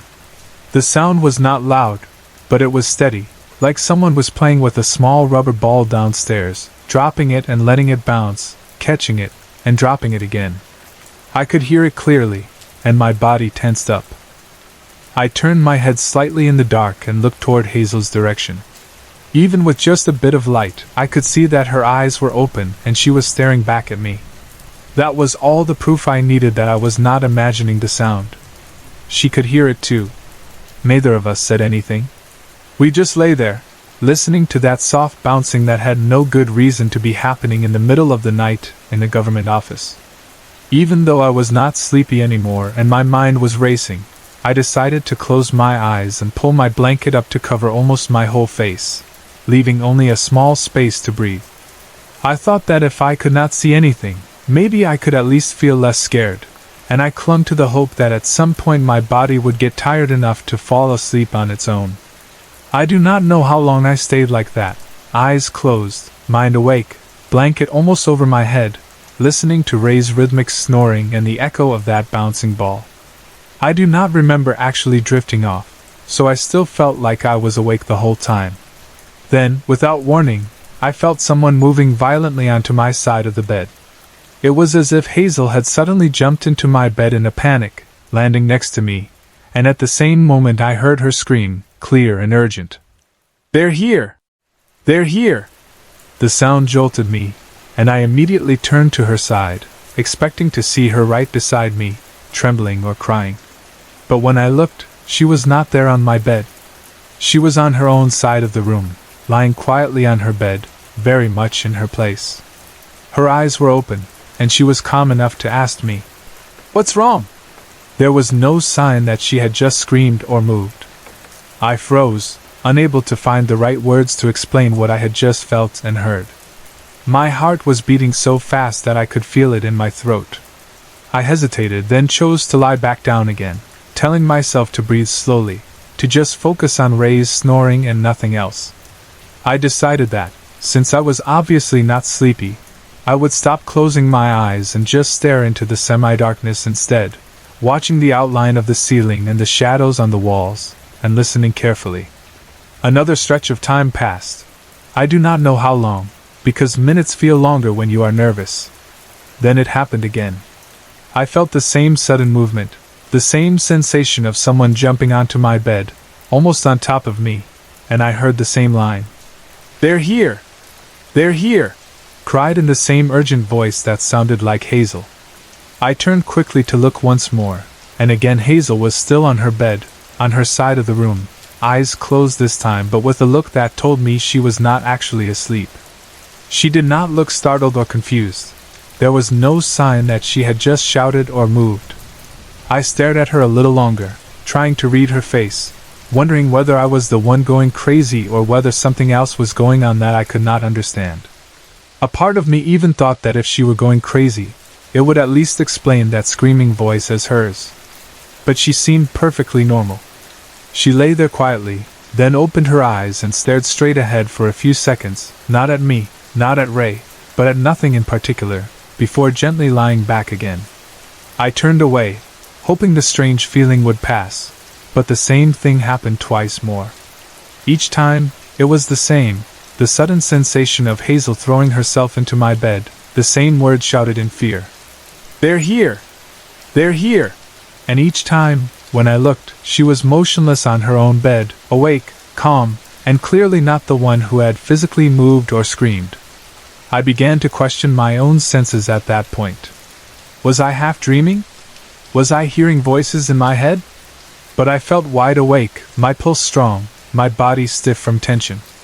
Finally, around 4 in the morning, I noticed that the light outside the windows had changed slightly. The deep darkness of night had softened just enough to tell me dawn was not far off. Both Hazel and I were still awake, lying very still on our beds. Neither of us had said a word during those strange moments. We had not tried to talk about what we were feeling. It was as if both of us were afraid that speaking would make things more real. I decided to get up. I told Hazel that I needed to go downstairs to read through the day's issues in the morning newspapers, which was part of my job, to summarize the ratio of bad news to good news about the administration for the day. She only nodded, looking tired, and I left her sitting on her bed, now finally starting to yawn and feel actual sleepiness for the first time that night. Ray, on his bed, was still snoring away, like nothing had disturbed him at all. When I got downstairs to the office area, I saw that only 2 of the usual 4 night shift staff members had reported for duty. They were both busy in front of the computers, going through emails, online news, and other updates. The atmosphere seemed normal for a night shift, serious, quiet, focused. I asked them what time they had punched in, and one of them said he had clocked in at around 15 minutes past midnight, while the other said he had come in at about 1:45. They did not mention hearing anything strange. No bouncing ball, no footsteps, no laughter, no voices. I looked at their faces and saw nothing to suggest they felt uneasy about anything that had happened that night. I decided not to ask them directly if they had noticed anything unusual. It felt pointless. Besides, I was not ready to share what I had experienced. Instead, I went about my usual morning routine. I picked up the newspapers, read through the headlines and key stories, and drafted my report on how the administration was appearing in the media, counting how much of the news that day could be considered bad and how much could be considered good or neutral. It was a Saturday, and by the time I finished it was only 6:30 in the morning, still early. Since my body was exhausted from lack of real sleep and from the tension of the night, I decided to go back up to the tower to try and rest for the remaining hours of the morning. When I reached the top of the stairs, Ray was already awake and fixing his bed, arranging his pillow and blanket. Hazel was sitting on her own bed, yawning, her body finally giving in to the tiredness that her nerves had kept away earlier. As I approached, I caught the end of a story Ray was telling Hazel. He was saying that during the night, he had been awakened several times because I kept jumping into his bed and screaming, "They're here! They're here!" He said that each time he felt the bed move and heard my voice yelling those words, he would open his eyes and look at me, expecting to see me beside him, but instead he would see me lying on my own bed, perfectly still, not moving at all. Then he would glance at Hazel and see her sitting on her bed, watching both of us with wide, serious eyes. He said that for him, it had been a very creepy night, even though he had not wanted to admit it while it was happening. After Ray went downstairs to get some coffee, leaving just Hazel and me in the tower, I told her my side of the story, everything that I had felt and heard, the bouncing ball, the curtain downstairs, the sensations of her jumping on my bed and shouting that they were here, only to find her still on her bed, awake and calm. As I spoke, I felt something almost physical in the air between us, like a solid block of shared fear and confusion. I could tell that Hazel had her own story, one she had held back until someone else was brave enough to speak first. I finished my part and waited, and then she began to tell me what her night had been like. Hazel said that she too had heard the muffled sound of a ball bouncing on the wooden floorboards downstairs, and on top of that, she also heard two children giggling down in the office, as if they were playing some game in the middle of the night.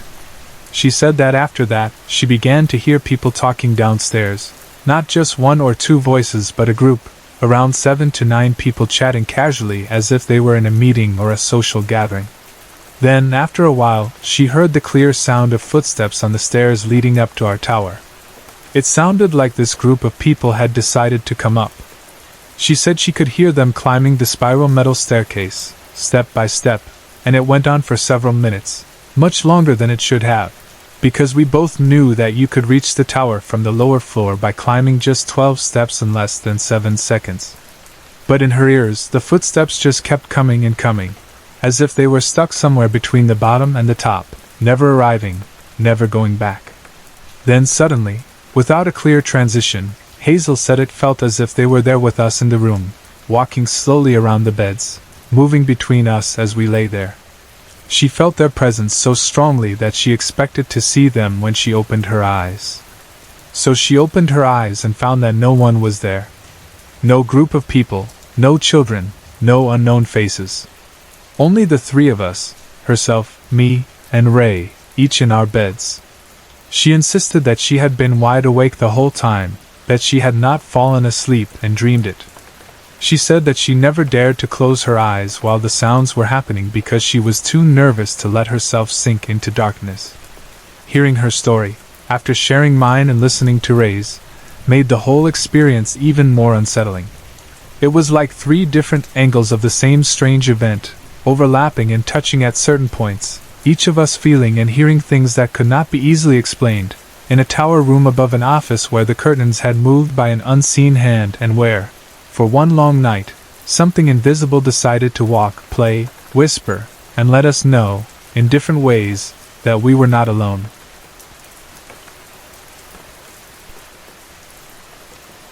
When I think back to that summer of 1980, it always starts as such a warm and simple memory, and then slowly turns into something heavy and dark.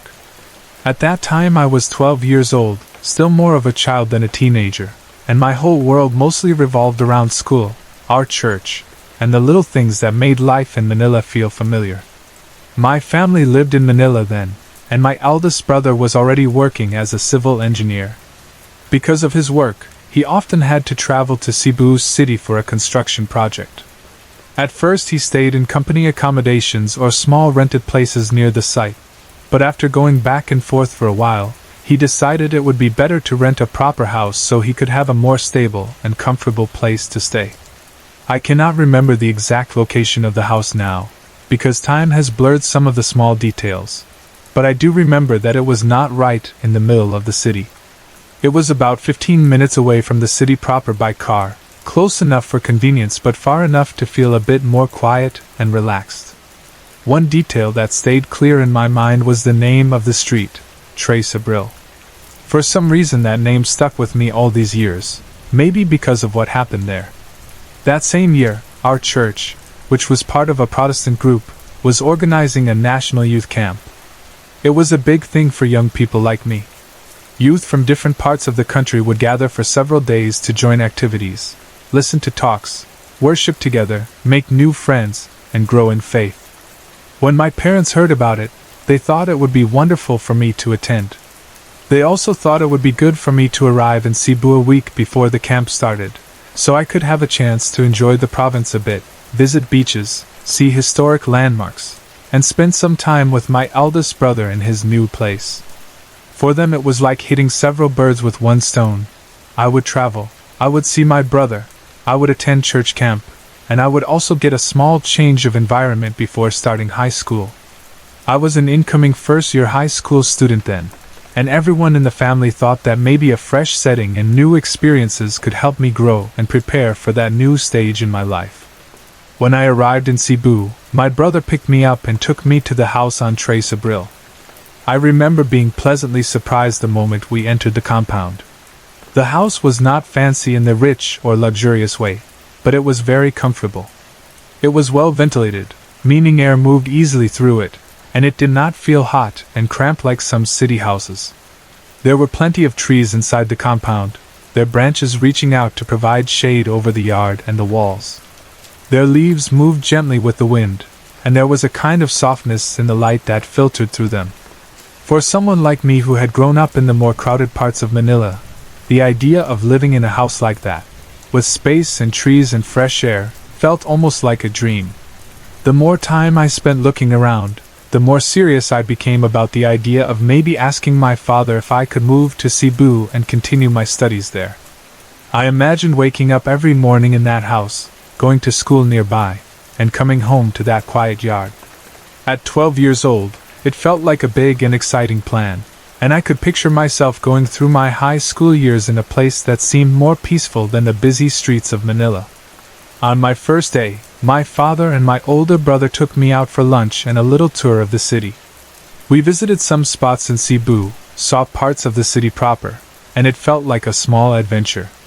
I walked a lot that day, and by the time we got back to the house at around 5 in the afternoon, my legs felt very heavy and tired. The kind of tired where your feet feel like they are made of lead and your body just wants to lie down. I decided that I would sleep early so I could rest well and enjoy the next day. I lay down, feeling safe and content in that house with my father and brother nearby, and drifted off to sleep without any worries in my mind. The next thing I remember is waking up suddenly around 9 in the evening, and the peacefulness of earlier was replaced by something I had never felt before in my life. I was in horrible pain. An excruciating ache gripped my stomach, and it felt like someone had taken a sharp knife and was stabbing deep into my abdomen again and again. At 12 years old, I did not have the words to describe that kind of pain except that it felt like being torn from the inside. I vomited several times, my body shaking, my stomach clenching even when there was nothing left to throw up. I felt weak and confused. On top of the stomach pain, there was a splitting headache, the kind where every throb feels like your skull is being hit with a hammer. After that came another feeling I was not familiar with, shortness of breath. It felt like the air around me was thin, or like my lungs had shrunk and could not take in enough oxygen. I had never had an asthma attack in my life, and I had no history of breathing problems, so this made my father very worried. He watched me trying to breathe, my chest rising and falling quickly, my face contorted with pain and fear, and he could see that I was not just having a simple stomach ache. I was also crying, but not just sniffling or shedding small tears. My father later told me I was weeping, the kind of crying where the sound comes from deep inside your chest, where it is not only the pain in your body but also the terror and confusion in your mind that push the tears out. I remember clinging to him and feeling a mix of panic and helplessness. I did not know what was happening to me, or why it had come so suddenly, or why it was so intense. Because of how fast my condition worsened, my father and brother decided they could not just wait it out at home. They took me to the hospital. I remember being lifted, helped into the car, and feeling each movement as if it made the pain stab deeper.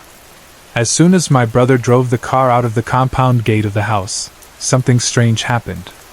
The pain began to ease. It did not disappear suddenly like a light turned off, but it slowly decreased. The stabbing sensation in my stomach weakened, the pounding in my head became less violent, and my breathing started to become more normal. By the time we reached the hospital, I was almost fine. I still felt a bit tired and shaken, but the fierce pain was gone. The doctors examined me, asked questions, palpated my stomach, checked my blood pressure, listened to my lungs, and found nothing wrong. They did not see any reason to keep me. After my father and brother were convinced that the doctors had checked everything important and that I was no longer in danger, we headed back home to the house on Tres Abril. The next day passed without anything unusual happening. I tried to relax, thinking maybe what happened was some kind of bad food reaction or sudden illness that had already passed. We went through the day like normal. But the following evening, almost like a cruel repeat, the whole thing happened again. Around the same time in the evening, I woke up again, crying because of the intense pain in my stomach. It was not a little ache or simple cramps. It was the same deep, sharp, tearing agony that made me double over, clutching my belly, not knowing what to do. I vomited several times once more, my whole body shaking and my mind feeling like it was floating in a strange haze. This time my father said I looked completely out of focus. He told me later that I looked like someone who was either drugged or drunk. My eyes were not looking straight. They seemed to be staring at something far away or at nothing at all. My words were not clear, and I could not respond properly when they talked to me. Because we had already gone to the hospital the previous night, and the doctors had found nothing wrong with me, my father decided to keep me at home that evening. Instead of rushing me back to the hospital, they tried to comfort me there. They gave me hot tea, hoping that it would help calm my stomach and relax my body. I drank what I could, still crying, still in pain, still feeling like my body was trapped in some strange attack. The hours felt long, but sometime after 10 o'clock at night, the same thing happened again as before. The pain began to ease, slowly at first, then more clearly. My breathing returned to normal, the sharpness of the headaches faded, and my stomach stopped clenching. The tears dried on my face.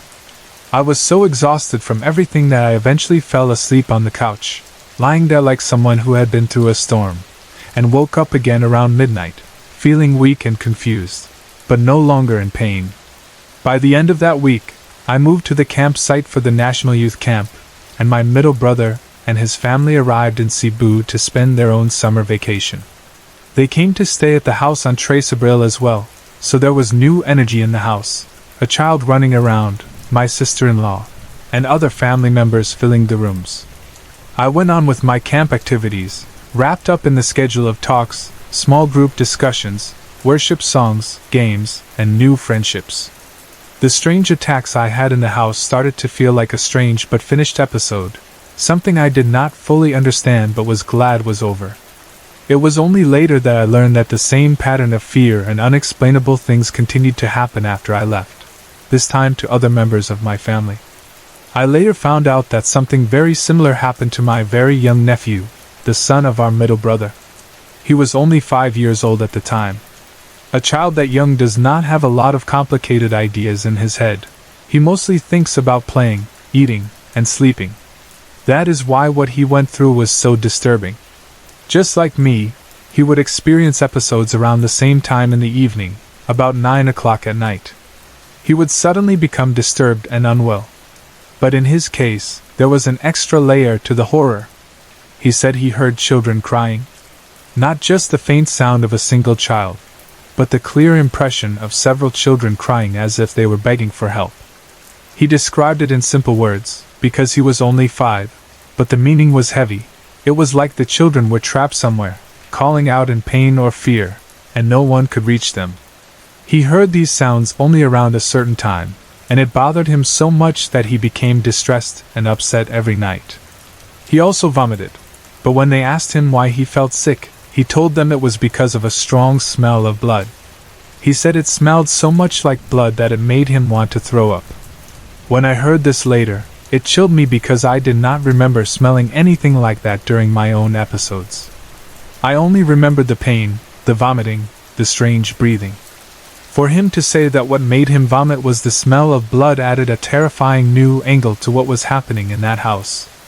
My sister-in-law, who was pregnant at the time, also had her own experiences.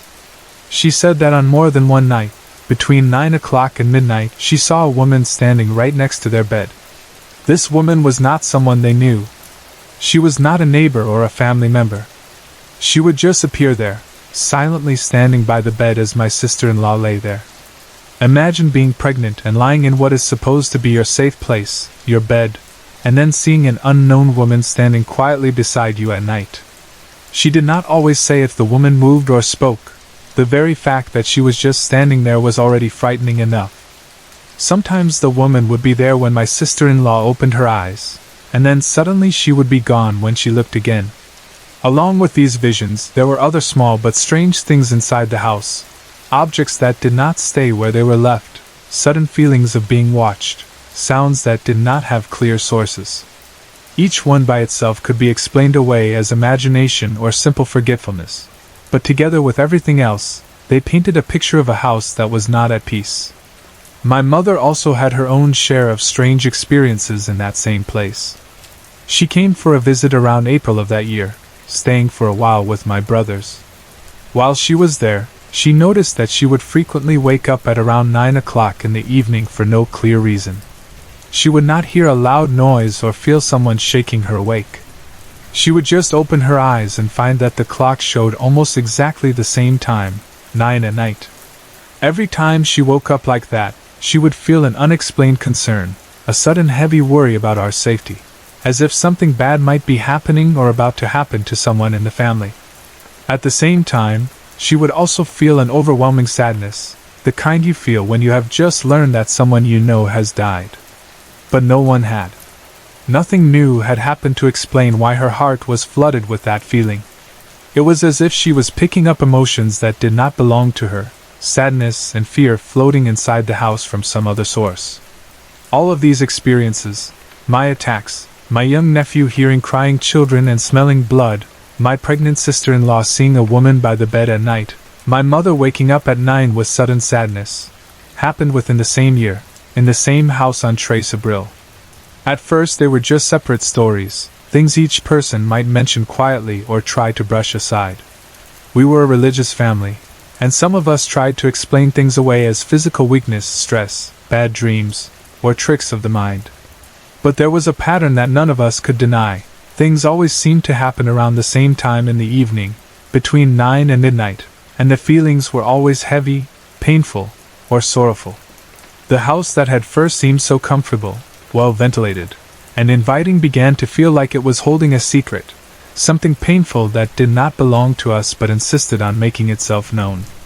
Months later, long after those first strange episodes, we finally learned the truth about that house. Somehow, through talk in the neighborhood, through people who knew the previous history of the place, we discovered that an entire family had been massacred in that house. Not just one person, not just an accident, but a whole family killed. I do not know all the details of the crime, and maybe it is better that I do not, but knowing that, suddenly all the scattered pieces of our experiences fit together into a very dark picture. My nephew hearing children crying and asking for help at night, my mother waking with the feeling that someone she knew had died, my sister-in-law seeing a woman by the bed, the overpowering smell of blood that made a 5-year-old vomit, the intense pain and shortness of breath that gripped me only when I was in that house at a certain time, all seemed to echo the violence and fear that had once filled that space. The house we had first seen as peaceful and refreshing turned out to be a place that had soaked up terror and sorrow. Even after the crime was over, even after new people had moved in, It was as if the walls, the floors, and the air still carried the memories of that terrible night, playing them back to whoever was vulnerable enough to feel them. And even now, when I think about it, when I hear the name Trace Abril, I remember not just the trees and the breeze and my 12-year-old dreams of a new life in Cebu, but also the pain in my stomach, my nephew talking about the smell of blood, my mother waking with sadness, and the heavy knowledge that in that house, long before we arrived, an entire family had once died together.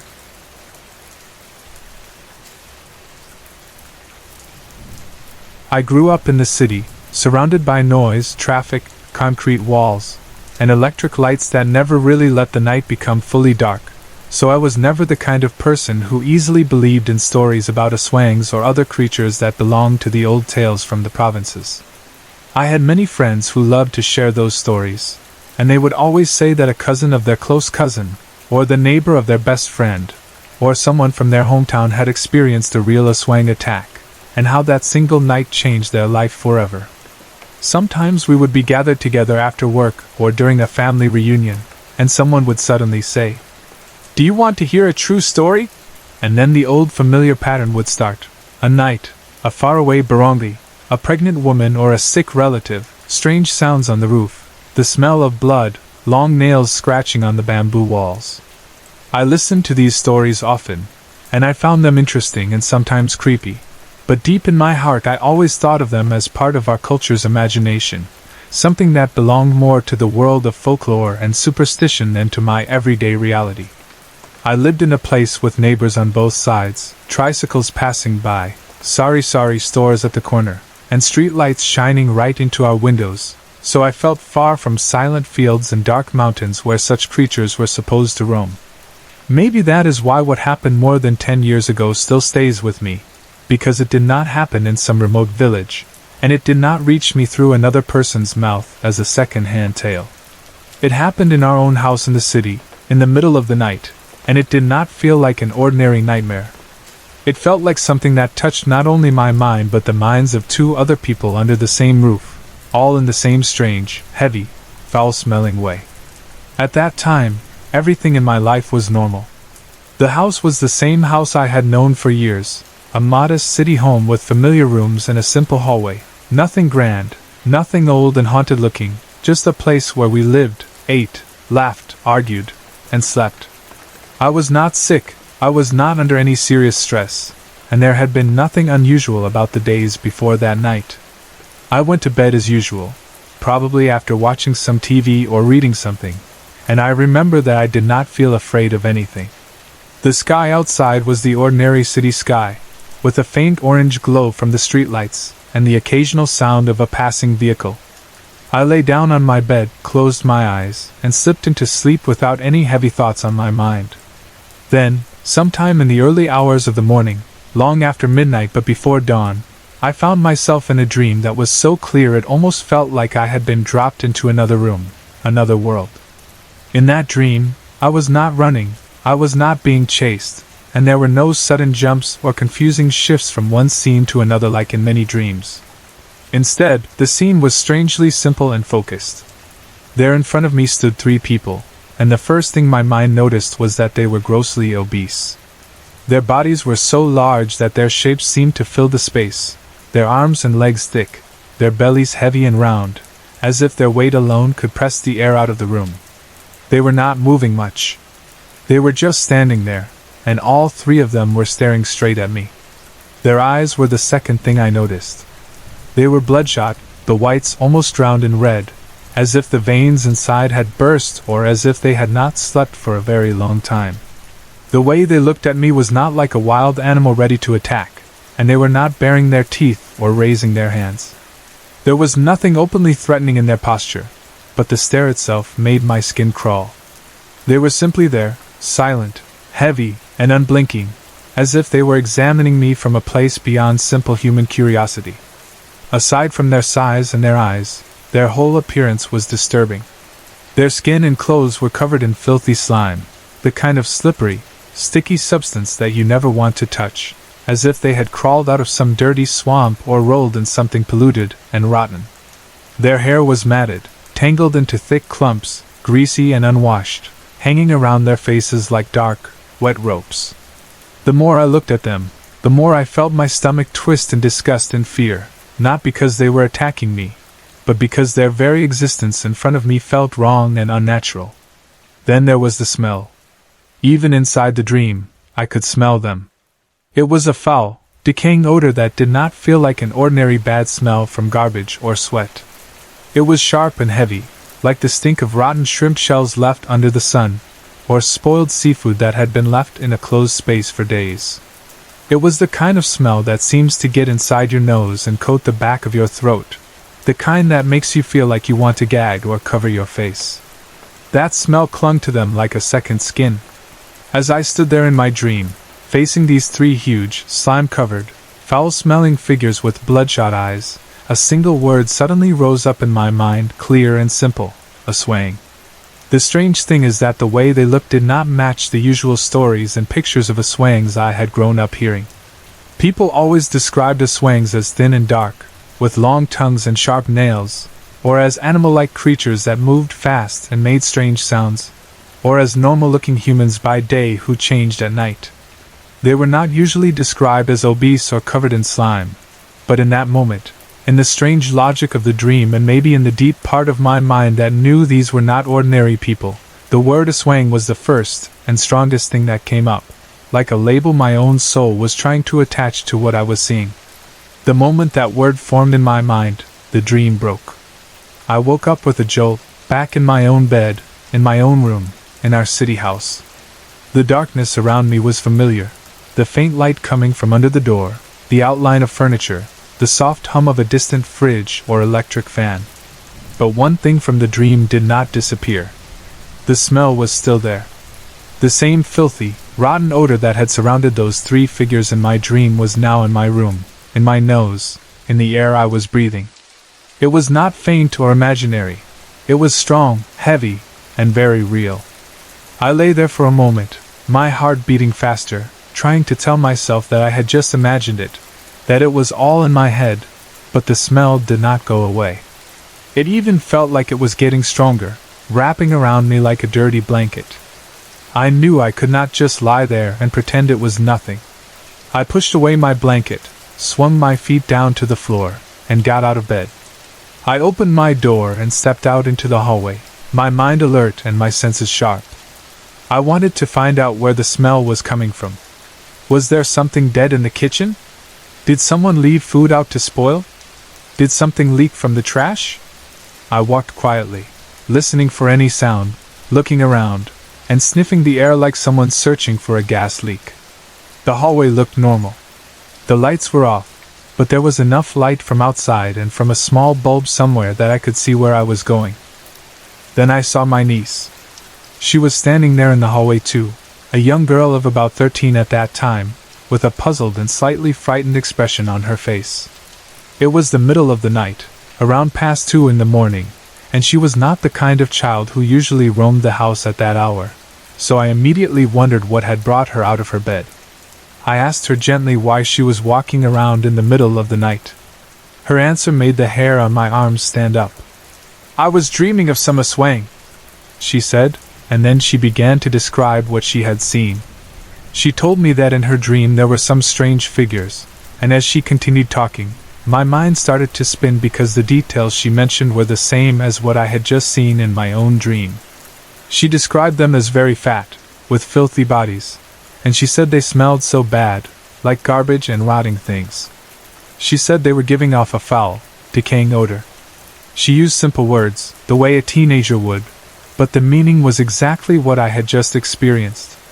Then she added something that connected our dreams even more tightly together. She said that when she woke up, the smell did not disappear. Just like me, she opened her eyes, expecting the dream to end, but the odor stayed in her nose and in the air around her.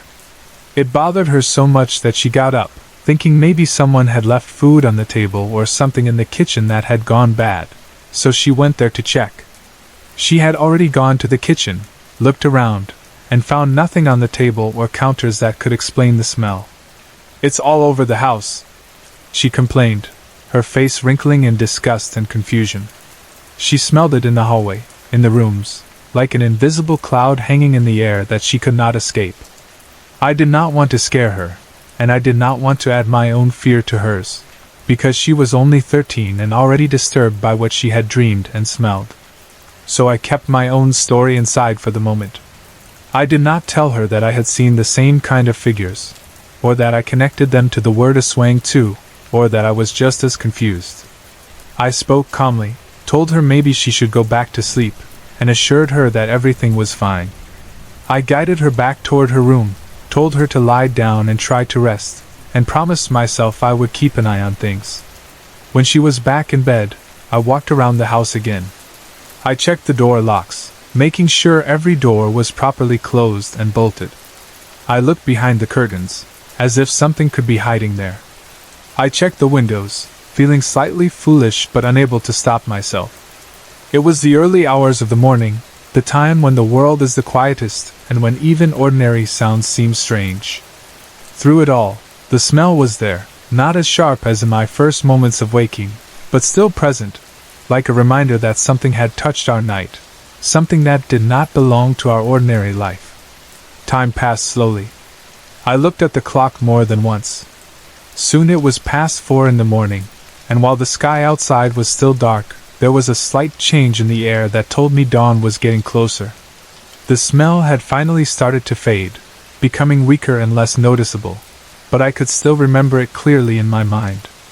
I had taken a can of Glade or some air freshener spray and gone from room to room, spraying it like someone trying to erase fingerprints, hoping the clean scent would push out whatever clung to our walls and our clothes.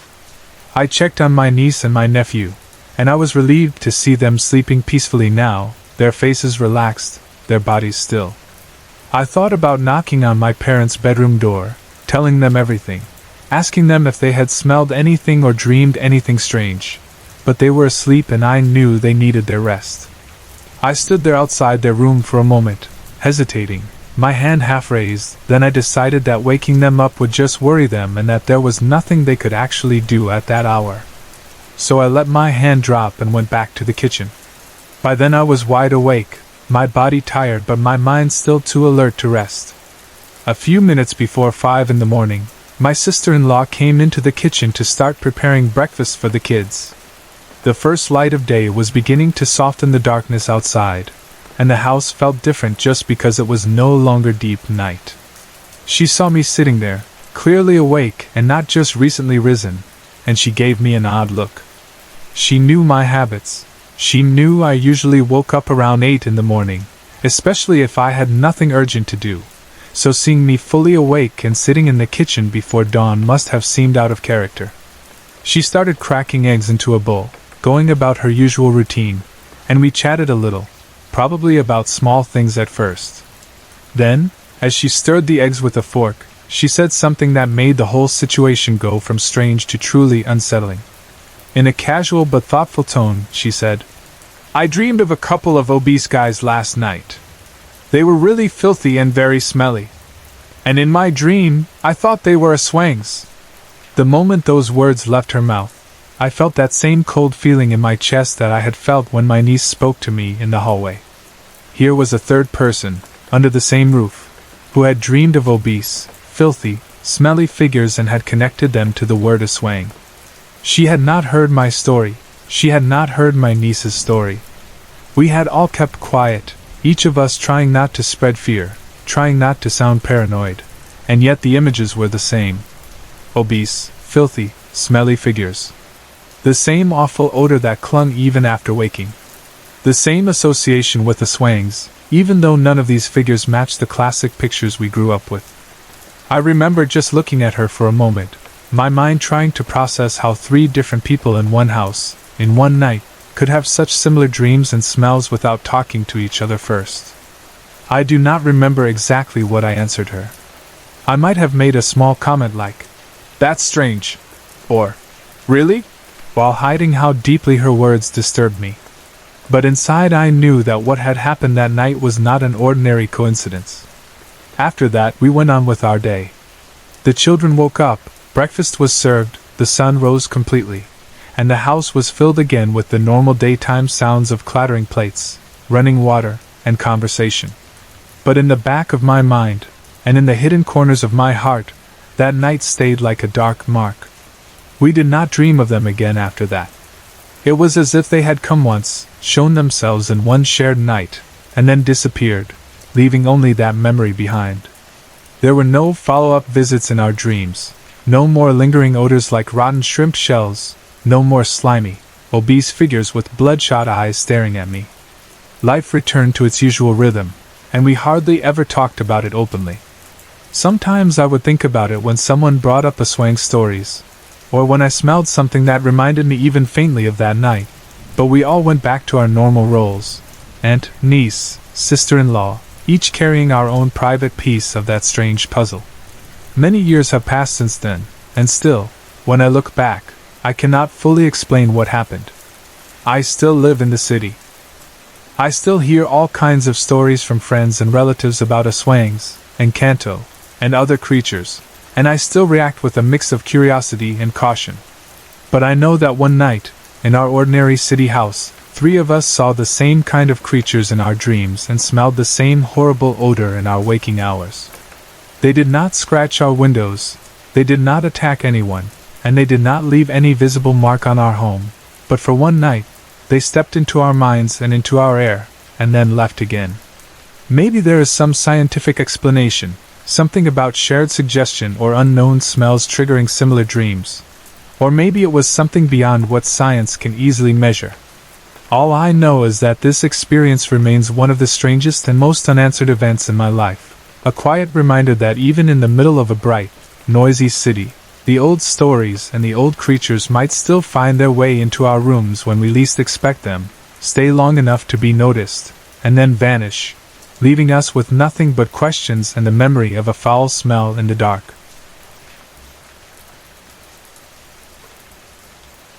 We were assigned to work at the Arlagai mansion on Arlagai Street, just a stone's throw away from the palace compound, and after a while that old building almost felt like a second home to us, even if we knew deep inside that it never really belonged to us, and that it had its own long history that came long before we arrived and would continue long after we were gone.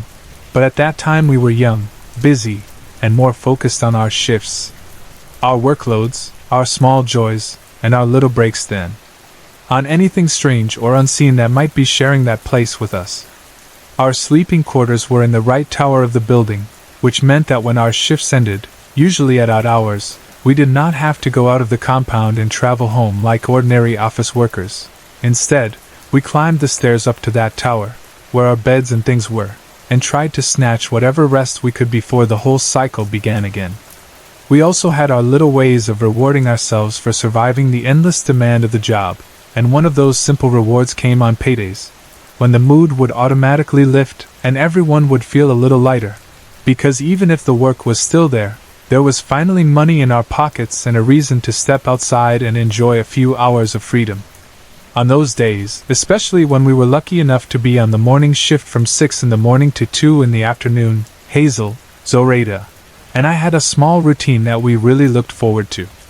After finishing our shift, we would freshen up a bit, grab our bags, and walk to the nearby SM branch, which for us was not just a mall but a place where we could pretend for a while that we were just normal girls out for fun and not staff working near the most powerful people in the country. We would shop a little, nothing too fancy, maybe some sale items or small treats for ourselves or our families, and then we loved to watch a movie, letting the darkness of the cinema and the moving pictures on the big screen pull us away from the stress of our daily tasks. We would buy popcorn and soft drinks, maybe some nachos, and laugh or react together like ordinary friends on a weekend. After the movie, if there was still time and energy, we would eat at a fast food place, talk about our work, our families, and of course, our love lives, and then by around 8 in the evening we would head back to Arlagai Mansion, feeling tired but happy, and go up to the right tower to sleep until about 5:30 in the morning, just in time to wash, dress, and be ready for our shift again at 6. It was during one of these paydays, when everything seemed normal and even a bit joyful, that something happened which none of us could explain clearly and which left a deep mark on Bambi, one of our coworkers, and also on us, because it made us realize that there were things happening around us that did not follow the ordinary rules we were used to. That day, we were again on the morning shift, and by the time the clock hit 2 in the afternoon, we had already decided that we would treat ourselves. We finished our tasks, signed out, and walked to the SM Mall as usual. The air outside felt a bit lighter than inside the building, and just being a few streets away from the mansion, surrounded by strangers who did not know us, made us feel almost anonymous and free. Inside the mall, with its bright lights, many shops, the sound of music from the stores, and the smell of food from the food court, it was easy to forget for a while that we worked in a place connected to power and politics. The three of us, Hazel, with her easy smile and quick laugh, Zoraida with her calm and practical nature, and me, just happy to be with them, picked a movie that we all wanted to see and went into the cinema. The lights dimmed, the previews played, and soon we were eating popcorn and reacting to the scenes like any other group of friends trying to relax. In the middle of the movie, when we were all focused on the screen, Hazel's phone suddenly vibrated, and she checked it. It was an urgent call from her boyfriend, Jason. At first she hesitated because we were still inside the movie house, but the way he kept calling made her decide to step out and answer. She excused herself, moved past our knees, and went out into the corridor to take the call while I stayed beside Zoraida, wondering what could be so important that Jason would call again and again like that. After a while, Hazel came back and sat down beside us, but I could see right away that something was wrong. Her face looked confused and a little pale, not the expression of someone who had just talked to a sweet and loving boyfriend. During a quiet part of the movie, she bent close and whispered that Jason was royally pissed, really angry, and that he had been demanding to know why she had called him just then, crying and begging for a cool off in their relationship, and saying goodbye as if she was going away. Hazel had been shocked and told him that she had made no such call and that she had been with us all this time, inside the cinema, watching the movie and munching on popcorn, without even stepping out earlier except now when she answered his angry call. Jason, on the other end of the line, had not been easily convinced. He insisted that she had called him earlier, while he was in the middle of a meeting with a client. He described how her voice had sounded over the phone, crying and upset, saying she wanted a break and talking as if she was leaving him. The call had thrown him out of focus so much that he almost lost control in front of his client, but somehow he had managed to keep himself composed until the meeting ended. The moment his client had left, he immediately called Hazel back, which was the call she answered in the cinema. He was demanding an explanation, asking her what was going on, and why she would choose such a time to call and say such things. Hazel, for her part, kept telling him that she had not called him at all and that there must be some mistake. Jason did not believe that someone else could sound so exactly like her. He repeated that he knew her voice and that he could never mistake it for anybody else's. In the end, still not fully convinced, he told her to wait for him and said he would come and talk to her in person. When Hazel returned to her seat and told us all this in whispers, we were all puzzled. We knew very well she had been with us the whole time since the start of the movie, chatting, laughing, and sharing popcorn. None of us had seen her take any earlier call. There was simply no way she could have called Jason from somewhere else and had a long emotional conversation. We finished watching the movie, but some of the joy had faded because we were busy thinking about what Jason had said and what it could mean. After the movie, we left the cinema and went to Jollibee, where Jason had said he would meet us. The fast food place was busy, with many people eating, chatting, and lining up at the counter, but we found a table. While we waited for him, Zoraida and I went to the counter to order some colas, French fries, and budget meals. We thought it might be better to have something to eat while Hazel and Jason talked, so at least it would not be too awkward for us to just sit there. After about 20 minutes, Jason arrived. He looked serious and still a bit upset, but he was trying to stay calm. The moment he sat down, he and Hazel began to talk, leaning closer to each other, their voices low. Even though I could not hear every word, I could tell from their faces and gestures that he was still insisting that she had called him earlier, and that he could not understand why she was denying it, while she kept insisting that she had been with us the whole time and could not have done it. Zoraida and I tried not to listen too closely, giving them some privacy, and focused on our food. Still, we could feel the tension, and we were all eager for things to be settled so the mood would not be completely ruined. After we finished our meal, Jason had calmed down a bit. He still looked confused, but maybe seeing Hazel in person and hearing her voice in a normal tone helped convince him that something strange had happened. We said our goodbyes and he went his way while we decided it was time to head back to the office in our Ligai mansion. It was around 7:30 in the evening when we entered the building. The corridors were dimly lit, and the familiar smell of old wood, paper, and office equipment was in the air. We walked toward our office area and pushed the door open, expecting to see the usual sight of a few staff members working, others on break, or maybe just silence if everyone had stepped out. Instead, we found Bambi alone inside the office. Bambi was one of our coworkers, usually cheerful and talkative, the kind of person who liked to chat about small things to pass the time. But when we walked in, the way she looked at us was not her usual welcoming glance. She stared at us with wide eyes as if she had just seen something impossible, as if we were ghosts or strangers. For a split second, her face went pale, and before we could even say hello, something very unexpected happened. She suddenly peed through her pants right there in front of us. At first, because the sight was so surprising and because we were not prepared for it, we almost found it funny. It is not something you see every day, a grown woman suddenly wetting herself out of nowhere, and our first instinct was to be a bit amused and shocked at the same time, but that reaction turned to concern very quickly when Bambi started to cry. Her crying was not the soft, embarrassed kind. She looked shaken and scared. We stopped laughing at once and went closer to her, asking what was wrong, if she was sick, or if something had happened while we were out. After a few moments, when she had calmed down just enough to speak properly, she apologized for the mess and for losing control like that. Then she began to explain what had led to that moment. According to her, she had really needed to pee badly and had been waiting for Hazel to step out of the bathroom. That was the first thing she said that confused us, because as far as we knew, Hazel had just arrived with us.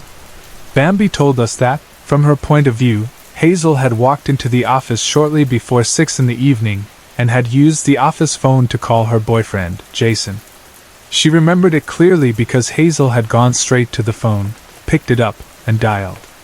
She was talking softly, so neither Bambi nor the other staff who were in the office at that time could clearly hear what she was saying, but Bambi said she could see Hazel's shoulders shaking a bit, and that Hazel seemed to be crying during the conversation. After some time, the other staff members had excused themselves so they could grab a quick dinner. They were going to buy food, and Bambi, who was busy, had given them some money and asked them to buy something for her too. Once they left, only Bambi and Hazel were left in the office. Bambi said that after Hazel put the phone receiver down, she began to cry even more. Feeling concerned, Bambi approached her and asked if she was alright, if something had happened between her and Jason. She said that Hazel started talking, but what she said did not make much sense. It was like she was rambling, her words soft and disjointed, not forming clear sentences that Bambi could fully understand. Still, Bambi tried to comfort her, thinking that maybe Hazel was just too emotional and needed some time to calm down. After a few minutes of this strange conversation, Hazel excused herself and said she was going to the comfort room. She left the office and went in the direction of the bathroom, and Bambi, who also needed to pee, decided to wait a little until she was done. At first, it seemed normal. A friend uses the bathroom, you wait outside for your turn. But as the minutes passed, Bambi's need to pee grew stronger, and she kept glancing at the clock. 5 minutes went by, then 10, and then about 15 minutes in total. She tried to knock on the bathroom door, calling Hazel's name and asking if she was alright or if she would be done soon, but there was no answer. The door did not open, and she could not hear clear sounds from inside.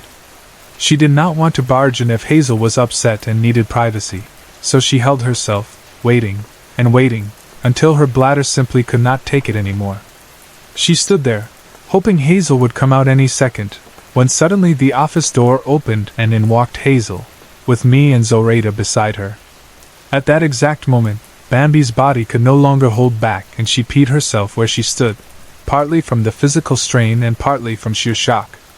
She realized then that if Hazel was walking in with us, coming back from outside, then whoever had been on the phone earlier, crying and talking softly, whoever had gone to the comfort room and stayed there for 15 minutes, could not have been the same Hazel who was now looking at her with a confused expression.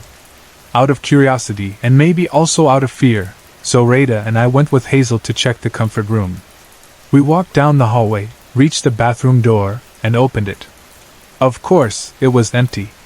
There was no one inside. The light was off, the toilet and sink were clean, and there were no signs that someone had been in there for the last 15 minutes. We looked at each other, feeling the weight of what that empty room meant. When the other staff members came back from their quick dinner, carrying plastic bags with food and drinks, they confirmed Bambi's story without knowing what she had already told us. They said that they had seen Hazel earlier, or someone who looked exactly like Hazel, sitting at the desk, using the phone, talking in a low voice. They also said that there was something off about her, something they could not clearly describe, as if she were there but not quite herself. They noticed that she spoke in whispers, that she did not join in any chatter, and that she seemed to be wrapped in her own strange bubble. At the time, they had shrugged it off, thinking she was just in a bad mood or having a private moment, and they had gone out to eat. It was only when they came back and found Hazel entering with us that they realized something about the whole situation did not add up. That night, after the shock and the explanations, Bambi had to deal with her wet clothes. She borrowed some of Zoraida's pants and underwear, so she could change into something clean and dry. Then she washed her own pee-stained pants and underwear in the sink, her hands moving slowly, her mind probably still replaying everything that had happened. She was embarrassed, of course, but more than that, she was shaken. The fear in her eyes and the way her voice trembled when she told the story showed that what disturbed her was not just the humiliation of wetting herself, but the idea that she had spent time alone with someone, or something, that looked and sounded exactly like Hazel but was not Hazel at all. That night she stayed in the office because there was no choice, but she barely slept a wink. She lay down on one of the beds or couches, eyes wide open in the dark, flinching at every small sound, remembering the whispering voice, the soft crying, the figure who had gone into the bathroom and never come out. After that, she decided she would never again stay overnight in the office. Whenever her shift or her duties would have required her to sleep there, she found ways to go home instead, no matter how late or how tired she was, because the memory of that night, of the Hazel, who was not Hazel, was enough to keep her from ever trusting that building after dark again. For us, the whole thing became one more story in the long list of strange things that happened at Arligai Mansion, but it was also a reminder that sometimes something can borrow a familiar face and voice, step into your normal routine, use your phone, speak to your friends, and even lock itself in your bathroom, and by the time you realize that something is wrong, it is already gone, leaving only confusion, fear, and a story you will never quite be able to explain.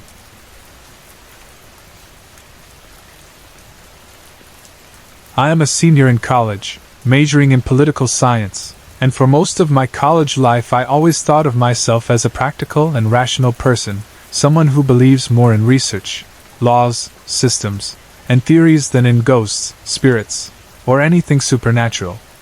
I live alone in a small condominium unit near campus because it is more convenient for my schedule and also because my parents thought it would be good training for me to learn how to handle things on my own before I step out fully into the real world. My condo is not very big, but it is enough for one person. There is a small kitchen by the entrance, a compact bathroom, a tiny dining table that usually ends up covered with books and printouts, and an open space that serves as both living room and bedroom. My bed is pushed against one wall, beside a low shelf where I keep some clothes and a few personal things. Until recently, nothing strange had ever happened there. The worst problems I had were a broken light bulb, a leaking faucet, or a noisy neighbor. I studied, cooked instant noodles, watched movies, scrolled through social media, and pulled all-nighters writing papers, and nights were just nights, nothing more. All of that changed because of a strange online obsession that started very innocently, and then became something I still do not fully understand. Like a lot of college students who spend a lot of time online, I sometimes wander through websites that match whatever mood I am in. There are days when I browse news sites for politics and current events, days when I am lost in YouTube videos, and days when I get curious about darker, more gothic corners of the internet. One night, when my homework was done and I was bored, I ended up on vampirefreaks.com. It is a site where people who are into goth, emo, and darker themes hang out, share pictures, and interact. At first I was just clicking around, looking at random profiles without much thought, amused by the style and the dramatic usernames. Then I saw her profile. She was a girl from my country, which already made her stand out to me since most of the profiles I had been seeing were from other places. Her profile picture showed her with pale skin, long straight black hair that flowed down her shoulders like ink, and a body that looked slim and almost perfect in her dark outfit. Her face was what really caught me, though. She had an angelic face, small and delicate, with big dark eyes and a slight, mysterious smile. There was something about her expression that seemed both innocent and dangerous at the same time, and that combination grabbed my attention and refused to let go. I clicked on her profile and scrolled through all the pictures she had uploaded. In every single one, she seemed strangely perfect, like someone you might see in a music video or a magazine but not walking around in real life, especially not in the city where I lived.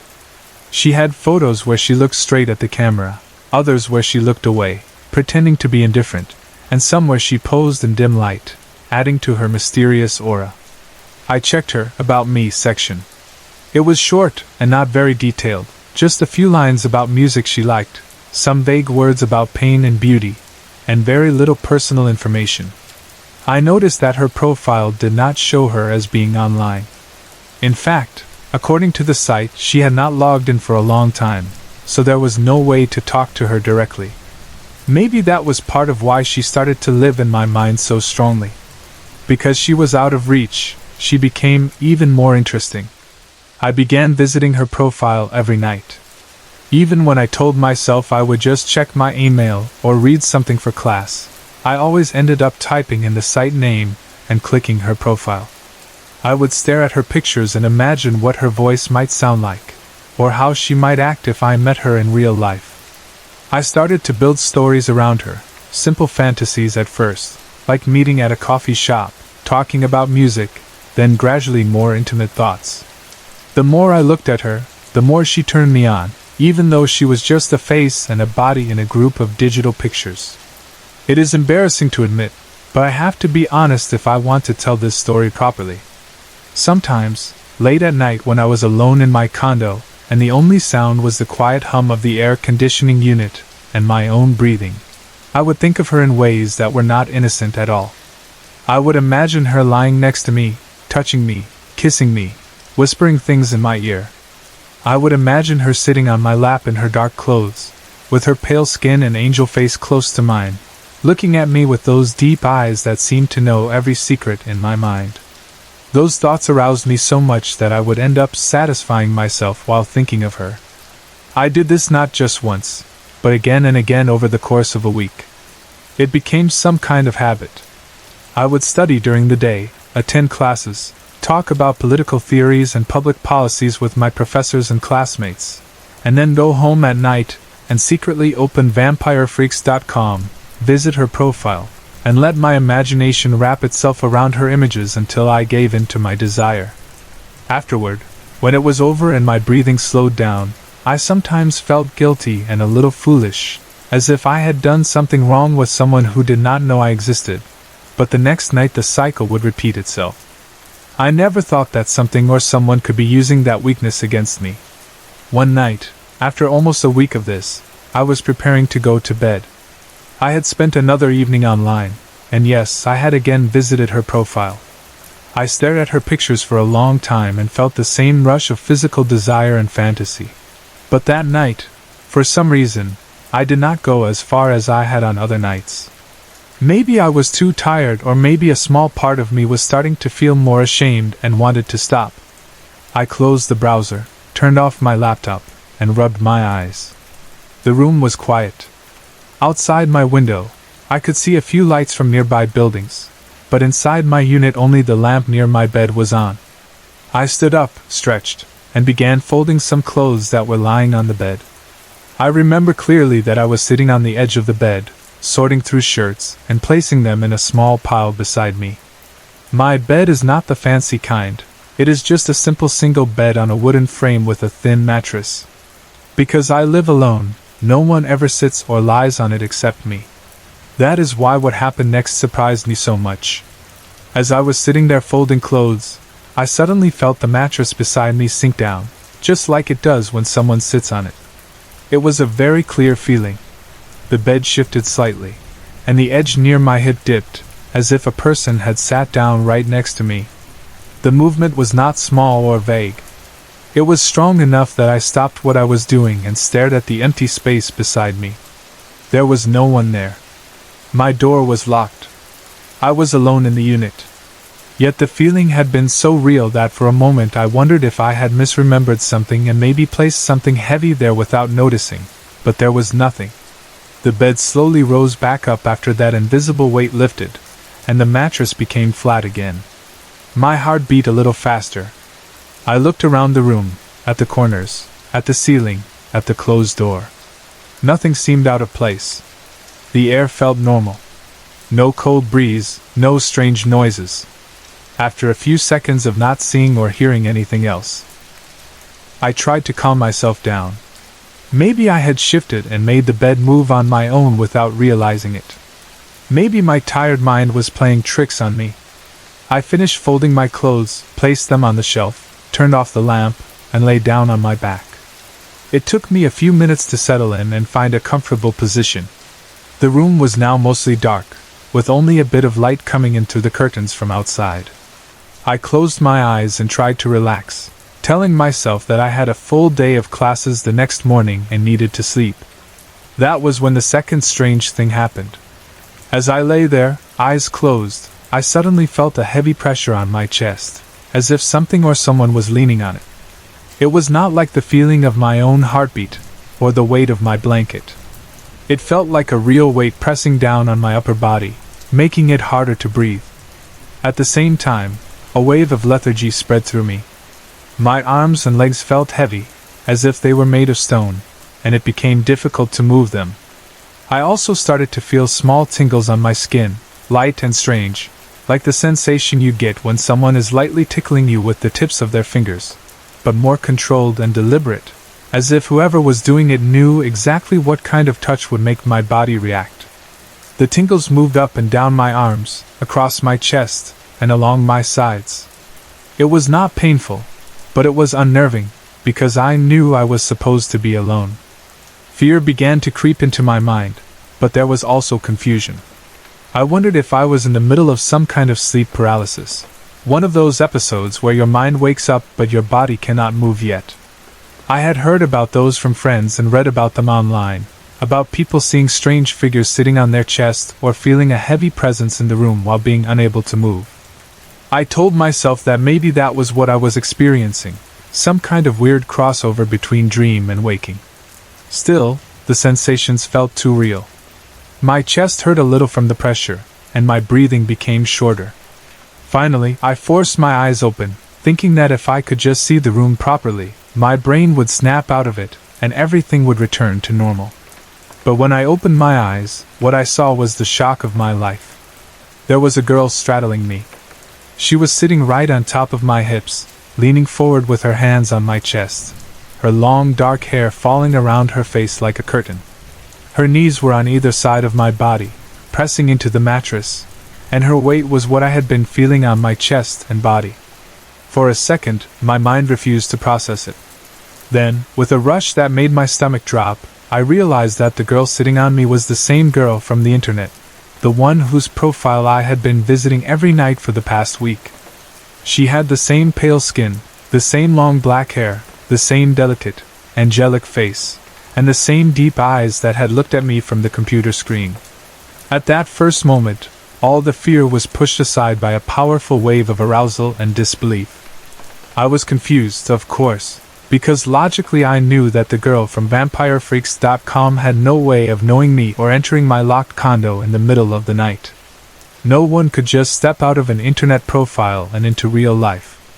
But my body reacted faster than my rational mind.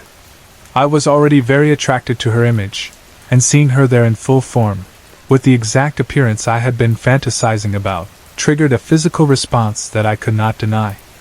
Part of me wondered if I was still dreaming. If this was some intense fantasy that my mind had created, maybe a reward or a punishment for my late-night habits. The tingles on my skin became more intense as she moved her hands, and the heaviness in my body shifted from fear to desire. Without fully understanding how, without any words being exchanged between us, we ended up having sex. I will not describe the act in graphic detail because that is not the point of this story and I do not want to turn it into something pornographic. But I can say that it felt, in that moment, physically real. I could feel her weight on me, the warmth of her skin, the movement of her body. The sensations were strong and clear, and the more it went on, the more I felt caught between pleasure and a deep, unsettling feeling that something was wrong beneath the surface. It was as if I had been pulled into a current that at first seemed exciting and thrilling but slowly began to feel dangerous. We did not just do it once. Time felt strange, stretched and twisted, but in my memory we went through several rounds, with short pauses in between where my breathing would slow slightly before she would start again, and I would be drawn back into the act. With each round I felt more physically drained, like my energy was being pulled out of me along with everything else. There was still no sound from her. I do not remember her speaking any words. She may have made small noises, but there was no conversation, no normal human talk that you would expect between two people who were doing something so intimate. It was just movement, weight, sensation, and my own heavy breathing. Somewhere in the middle of all this, my mind began to clear a little, like a person waking up inside a dream. I started to notice strange details that had not fully registered before. The room around us was too quiet. I could not hear the usual distant sounds of the building, like a door closing down the hall or a car passing outside. The air felt thick and heavy, and the shadows in the corners of the room seemed darker than they should have been. I looked up at her face more closely, and for a moment I thought I saw something flicker in her expression, like a small twist in her smile, as if something cruel and hungry was hiding behind her beautiful features. That was when the realization hit me fully. This could not be the real girl from the internet. It did not make sense. Even if she somehow happened to live in the same city, even if she somehow found my address, how could she have entered my locked condo without a key or anyone seeing her? How could she have appeared exactly on the night when I finally felt guilty about what I had been doing? How could she move like that, feel like that, and still never say a word? The only answer that seemed to fit, even though I did not want to accept it, was that I was not dealing with a normal human being but with something else. A ghost. A spirit. A shapeshifter. Some kind of entity that had taken on the form of the girl I desired because it knew I would not resist. Fear shot up through my body, slamming into the pleasure and mixing with it until my heart raced for a different reason. I thought of all the stories I had heard about spirits that visit people in their sleep, about creatures that feed on energy, or life force, about beings that use a person's own desires to get close to them. I imagined that I might be in the bed with something that could hurt me, maybe even kill me, and that fear finally pushed me to try to break free. I gathered what little control I still had over my heavy arms and legs and tried to roll out from under her, to push her off me, to slide sideways on the bed so I could stand up. As soon as I made that attempt, the girl's expression changed completely. The soft or blank look on her face hardened into anger. Her eyes, which had seemed dreamy and gentle before, now looked sharp and furious. Without saying anything, she grabbed me with a strength that did not match her slim body. Her hand slammed my shoulders and chest down, and using a force that felt almost inhuman, she shoved me back into the bed. My head flew backward and hit the wooden headboard with such force that I saw bright sparks in my vision, like stars exploding. A sharp pain shot through my skull, and for a moment I thought I might pass out. It felt as if the back of my head had cracked. I screamed. It was not a normal shout. It was a loud, panic scream that tore itself out of my throat without me thinking about it. I remember hearing my own voice echo in the small room, high and scared, different from any sound I had ever made in my adult life. I screamed again and again, as loud as I could, both from the pain in my head and because I wanted someone, anyone, to hear me and come. The moment I started screaming, the girl's body vanished. There was no slow fading, no walking away, no dramatic spin. She was simply there one instant and gone the next, like a light being turned off. The pressure on my body disappeared. The weight on my chest and hips was suddenly gone. The bed shifted again as if someone had gotten up from it quickly, and the air in the room changed, losing that heavy, thick feeling. I lay there gasping, clutching the sheets, my heart pounding like it was trying to escape my chest, my head throbbing where it had hit the headboard. A second later, I heard rapid, urgent knocking on my door. "Hey! Are you okay in there?" It was my neighbor from the next unit, a man I'd barely talked to except for polite hellos in the hallway. He had heard me screaming and thought something terrible was happening. He kept banging on the door, asking if I needed help. Still shaking, I forced myself out of bed. My legs felt weak and my head hurt, but I managed to reach the door, unlock it, and open it a crack. My neighbor was standing there, eyes wide, looking worried. I probably looked pale and sweaty, with my hair messy and my eyes wild. He asked me what happened, if I was alright, if someone had broken in. I stammered something about a bad dream, a nightmare, and hitting my head against the headboard. I could not bring myself to tell him what I had really seen and felt. How could I explain that a girl from a website had been on top of me one moment, and then vanished into thin air when I screamed? He looked unconvinced and pointed out that I had been screaming very loudly, but I kept insisting that it was just a nightmare, and that I was fine, even though my head was still throbbing. Eventually, he nodded slowly, told me to be more careful, and said I should see a doctor if my head hurt too badly. After he left, I locked the door again, checked the windows twice, and went to look at myself in the bathroom mirror.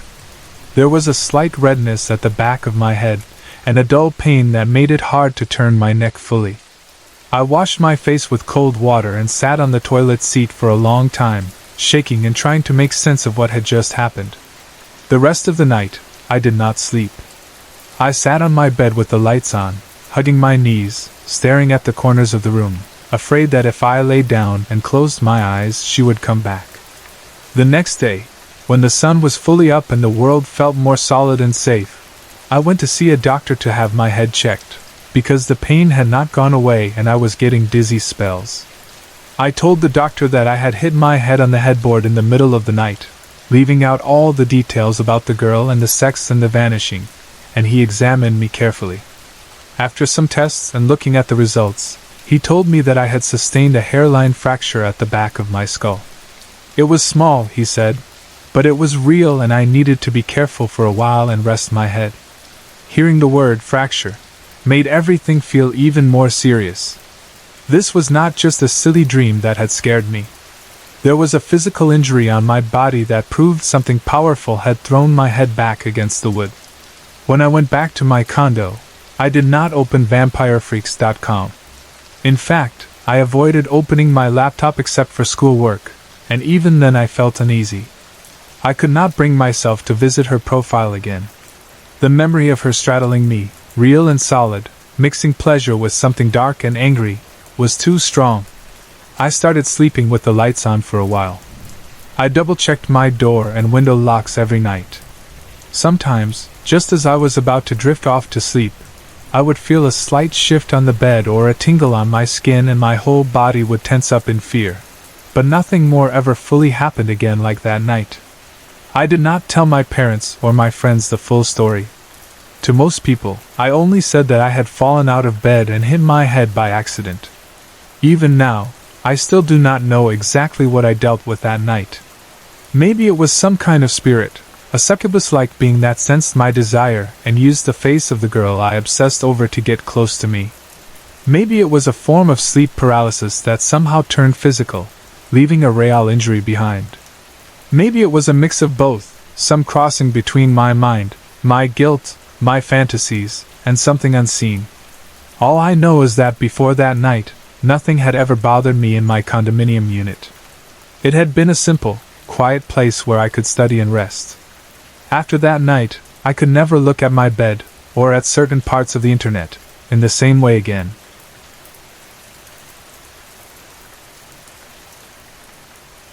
This story happened last year, in 2010, when I stayed at my aunt's house in Cagayan de Oro, and even though the house itself was not old or creepy in the usual way, what I experienced there still makes me nervous whenever I remember it. My aunt's place was actually very beautiful. From the outside you could already see how much effort was put into it. The lawn was neatly trimmed, the path from the gate to the main door was lined with plants, and the whole property looked like something you might see in a magazine. The house was well landscaped, with garden lights that made everything look warm and welcoming at night. Inside, the interior designer had really done an amazing job. The furniture was not modern and cold, but had a nice vintage taste, with wooden chairs, framed mirrors, old-style lamps, and little decorative pieces that made the place look elegant, almost like a small boutique hotel. The colors on the walls were soft and warm, the floors were polished, and everything smelled clean. Nothing about the house would make you think of ghosts or anything strange.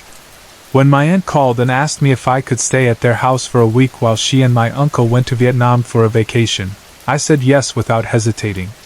She needed someone she trusted to stay there, take care of the place, make sure everything was fine, and also to keep the maid company. She even gave me money for my expenses, in case I wanted to go to the mall or eat out somewhere so I wouldn't feel bored.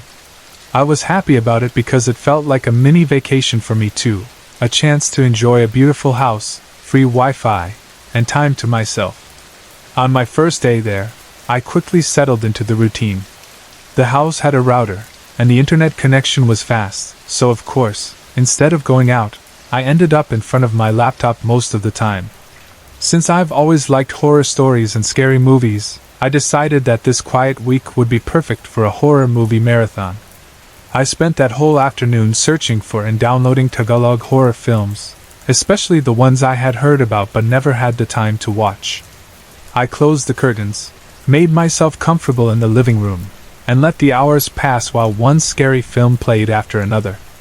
The living room itself was spacious but cozy. There was a big sofa where I sat or lay down, with some throw pillows, and a coffee table where I placed my laptop. To the side was a big window covered with curtains, and the door to the kitchen was just nearby, since the kitchen was right beside the living room. The lights were bright enough for comfort, but because I was watching horror films, everything felt a little bit more intense. The maid, who had been going in and out of the kitchen doing her chores, noticed how quiet I was and how focused I looked on the screen. At one point, she came over to ask me what I had been doing the whole afternoon. I told her that I just felt lazy to go out, and that I was spending my time watching horror movies. I even turned the screen a little so she could see what kind of film I was watching. She seemed curious and maybe a little excited too. She asked me if she could join me later, after dinner, when she was done with the dishes and other chores. I said yes right away, because I thought it would be fun to have someone to watch with. And it's always nicer to share scary scenes with another person so you can talk about them and react together. I told her that I would wait for her until she finished washing the dishes and tidying up, and that we could watch another horror movie together. Night came and the house turned calmer.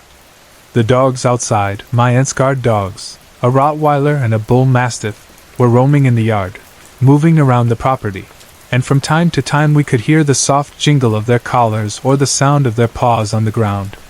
They were big and strong, the kind of dogs you knew would bark and attack strangers, so I felt safe knowing they were on watch outside the house. After dinner, the maid cleaned up, washed the plates, and did the usual things she needed to do.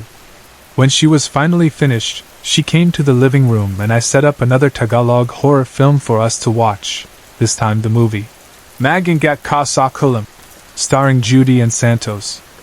I had heard a lot about that film, and people said it was scary, so I thought it would be perfect for that night. We sat together in the living room, close to the laptop placed on the table in front of us. The room lights were still on, but because the movie had a dark tone, the atmosphere still felt creepy. At first we just watched quietly, reacting to the scenes, sometimes commenting on how the story was going or how good the actors were. We were in the middle of the movie, during one of the tense parts. when we suddenly heard the sound of dishes clanking in the kitchen. At first it sounded like a few plates or utensils lightly hitting each other, the kind of sound you hear when someone is moving things around or eating. The maid and I looked at each other. The sound was clear enough that we both heard it at the same time and realized it was coming from the kitchen area. For a few seconds we just stared at each other, both confused. Then, trying to act normal, we turned our attention back to the movie and ignored it, thinking maybe it was just some leftover movement from earlier or something shifting on a rack. But the clanking did not stop. In fact, after a while, it became louder and more regular, as if someone really was in the kitchen, eating or washing dishes. It sounded like spoons hitting plates, or maybe glasses being moved. The sound no longer felt like an accident, or just something falling on its own. It began to sound like actual activity. The maid frowned and then told me in a quiet, nervous voice, "I think someone is eating, maybe a hungry ghost." The way she said it was half joking, but I could tell she was also a little scared. In my mind, I tried to reason it out. I told myself it must be something logical, because the idea that a ghost was in the kitchen eating was too strange. I tried to think of all the possible explanations. It couldn't be an intruder, I thought, because the dogs outside would go crazy barking if someone had entered the yard. Those guard dogs were not the type to stay calm if a stranger walked in. And the houses around us were not that close either. My aunt's house was on a lot where the next house was quite a distance away, so the sound we heard could not easily be coming from the neighbors. It really sounded like it was right there, in our own kitchen.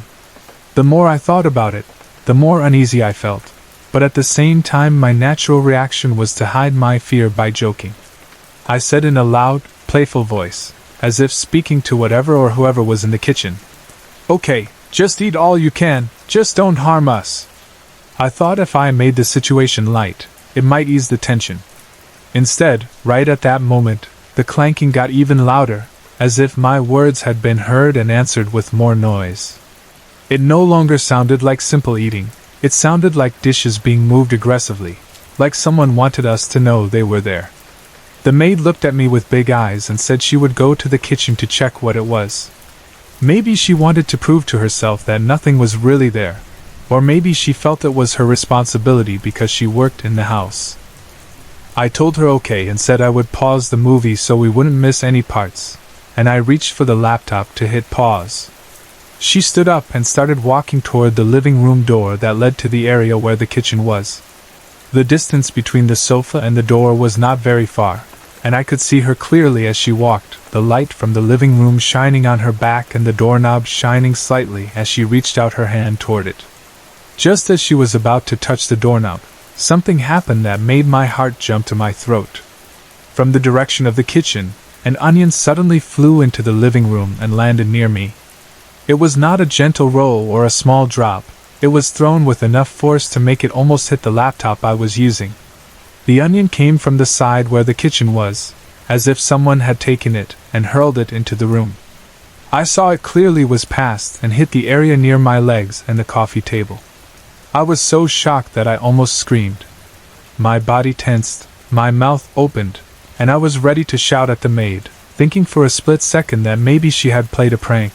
But then I realized that she was still standing by the door, her hand almost on the doorknob, facing away from me. Her posture and her position showed clearly that she had not thrown anything. There was no way she could have been in the kitchen and at the door at the same time. She, too, froze when she saw the onion. I could see from her face that she was just as surprised as I was. That was the moment when the fear really sank in. It was as if the house itself wanted to show us that something unseen was present, and that it did not like being ignored or laughed at. Without saying another word, we quickly decided that we did not want to step into the kitchen anymore. Instead of opening the door and checking, we closed the living room door firmly, as if the wooden door could protect us from something that could throw objects across the house. We locked it and then went back to the sofa, still shaken, trying to calm ourselves down and think of explanations, but honestly failing. We tried to continue watching the movie, and I played it again, but I couldn't focus on what was happening on the screen anymore. My eyes kept shifting to the closed door, and my ears were listening for any more sounds from the kitchen. The maid was sitting close to me, and I could feel that she was tense too. Even though we were trying to act normal, our minds were still stuck on what had just happened. The horror movie on the screen suddenly felt less scary than the reality we were facing, and every sudden sound in the film made us both jump twice as high. Time passed slowly, and finally the movie came to an end. When the credits rolled, we both knew we could not stay in the living room all night. We had to move, go to sleep, and try to get some rest, even if we were afraid. The living room was not a bedroom, and we knew we would feel more secure if we were in one of the upstairs rooms with the door properly closed. I turned off the movie and closed the laptop, and then I asked the maid if she could sleep with me in my cousin's room. I didn't feel like sleeping alone after what had happened. She agreed right away, saying she was scared too and did not want to sleep by herself. We stood up and went to the living room door so we could open it and go out into the hallway. I took hold of the doorknob and tried to turn it, expecting it to open easily like it always did, but it wouldn't budge. The door felt stuck, as if someone was holding it from the other side, or as if something heavy was pushing against it to keep it closed. I pulled harder, using more force, and felt the doorknob resist before it finally gave way a little. I pulled with all my strength, and the door suddenly opened, but just as it did, another surprise came from above us. From the ceiling, right above the doorway, something fell down violently and hit me. It was another onion and a whiteboard eraser, both dropping from somewhere up there and almost hitting my head and shoulder. They landed near me, close enough that I felt the air move when they came down. For a second I just stared at them, stunned. The maid gasped. We both knew that there was no reason for an onion and a whiteboard eraser to be on the ceiling. I had not put anything up there, and earlier in the day, there had been no such thing. The idea that something had placed them there just so they could fall on us when we opened the door was terrifying. It felt like someone was playing with us, throwing things to scare us or maybe to warn us. That was enough for us. We were horrified, and without wasting another moment, we hurried out of the living room and ran toward the bedroom where my cousin usually slept. My hands were trembling as I opened the bedroom door. I stepped aside, facing the maid so she could enter ahead of me, trying to be polite and also wanting her to get inside quickly so we could close the door and feel at least slightly safer. As I stood there and she moved past me, something else happened that made my knees feel weak. A magazine that I had been reading earlier and had left in the living room suddenly fell violently from the ceiling, right behind the maid, hitting the floor with a loud crash. It was thrown down with force, not just gently floating down. It came from directly above, as if someone had stuck it to the ceiling and then let go at the perfect moment. The fact that the magazine had been left in the living room hours earlier, and was now somehow on the bedroom ceiling, ready to be dropped on us, was more than anything I could explain. I remember thinking, how is that even possible? Who put it there? How can it appear above us like that? My mind could not process it. The only answer that made any sense was that we were dealing with something we could not see and could not understand, something that was deliberately moving objects around to frighten us. We both screamed and quickly went inside the bedroom, closing the door behind us this time with much more urgency. We locked it and pushed it shut, as if that thin barrier could stop whatever was outside. For a moment, we just stood there in the room, breathing hard, our hearts racing, our eyes wide. But the night was not done with us yet. As we stood there in the bedroom, trying to calm down, we suddenly smelled something burning. It was strong enough to catch our attention right away. It was not a faint or subtle smell. It was clear and sharp, like something had caught fire and was being burned in a very aggressive way. The scent did not smell like normal food being cooked. It was more violent, more alarming, like burnt plastic or something being scorched on purpose. Even though we were already terrified, we knew we could not just ignore a burning smell inside a house full of wood and furniture. We forced ourselves, in spite of our fear, to open the bedroom door again and check the rest of the house for any sign of fire. We walked quickly but cautiously through the hallway, peeking into the rooms, then into the kitchen, checking the stove, checking the outlets, looking at the curtains and the furniture, but there was nothing.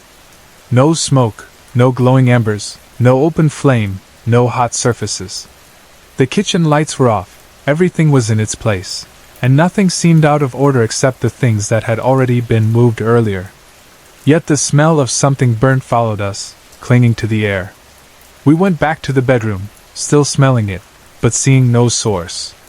It was like the smell existed without anything to produce it, just another sign that something unseen was there. At that point, I remembered something people say about ways to protect yourself from spirits or negative energies. I had heard that putting a glass of water near the doorway could block spirits from entering a room, that water served as some kind of barrier that they did not like to cross. I was so desperate for protection that I decided to try it. I got a glass, filled it with water, and placed it on the floor right by the inside of the bedroom door. It was a small and simple act, but it made me feel a little safer, like I was doing at least something to keep whatever was out there from coming in. The clock by then was around midnight, close to 12 a.m., that hour that people often call the witching hour, or the time when spirits are most active. Knowing that fact did not help my nerves at all. It only made me more aware of the darkness outside and the silence of the house. That night I did not sleep at all. I lay in bed, fully awake, my eyes open, staring at the door, at the walls, at the shadowy corners of the room. The maid was beside me, also awake for most of the night. Every small sound made us jump. We listened for more clanking, more objects falling, more strange movements, but after that series of events, nothing else major happened. It was as if whatever had been playing with us had finished its game and decided to leave us in our fear. Still, the memory of those onions, the eraser, the magazine, and the burning smell kept replaying in my mind, and there was no way I could relax enough to sleep. When morning finally came and the sunlight started to shine through the windows, I felt a little better. The house, under daylight, looked normal again. The burning smell was gone. The kitchen looked familiar and harmless, though I still felt uneasy thinking of the previous night. Even so, the fear stayed with me. I ended up eating my breakfast in the garden, outside, where the air was fresh and open, and where I could see the sky and the plants.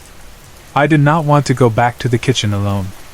In fact, for the rest of my stay, I avoided that kitchen as much as possible when it was dark or when I was by myself. Even now, whenever I think about that night in my aunt's beautiful, modern house, I remember the crashing sound of objects thrown from nowhere, the clanking of unseen dishes in an empty kitchen, and the feeling that something in that house was watching us and playing with us, even if we could not see it.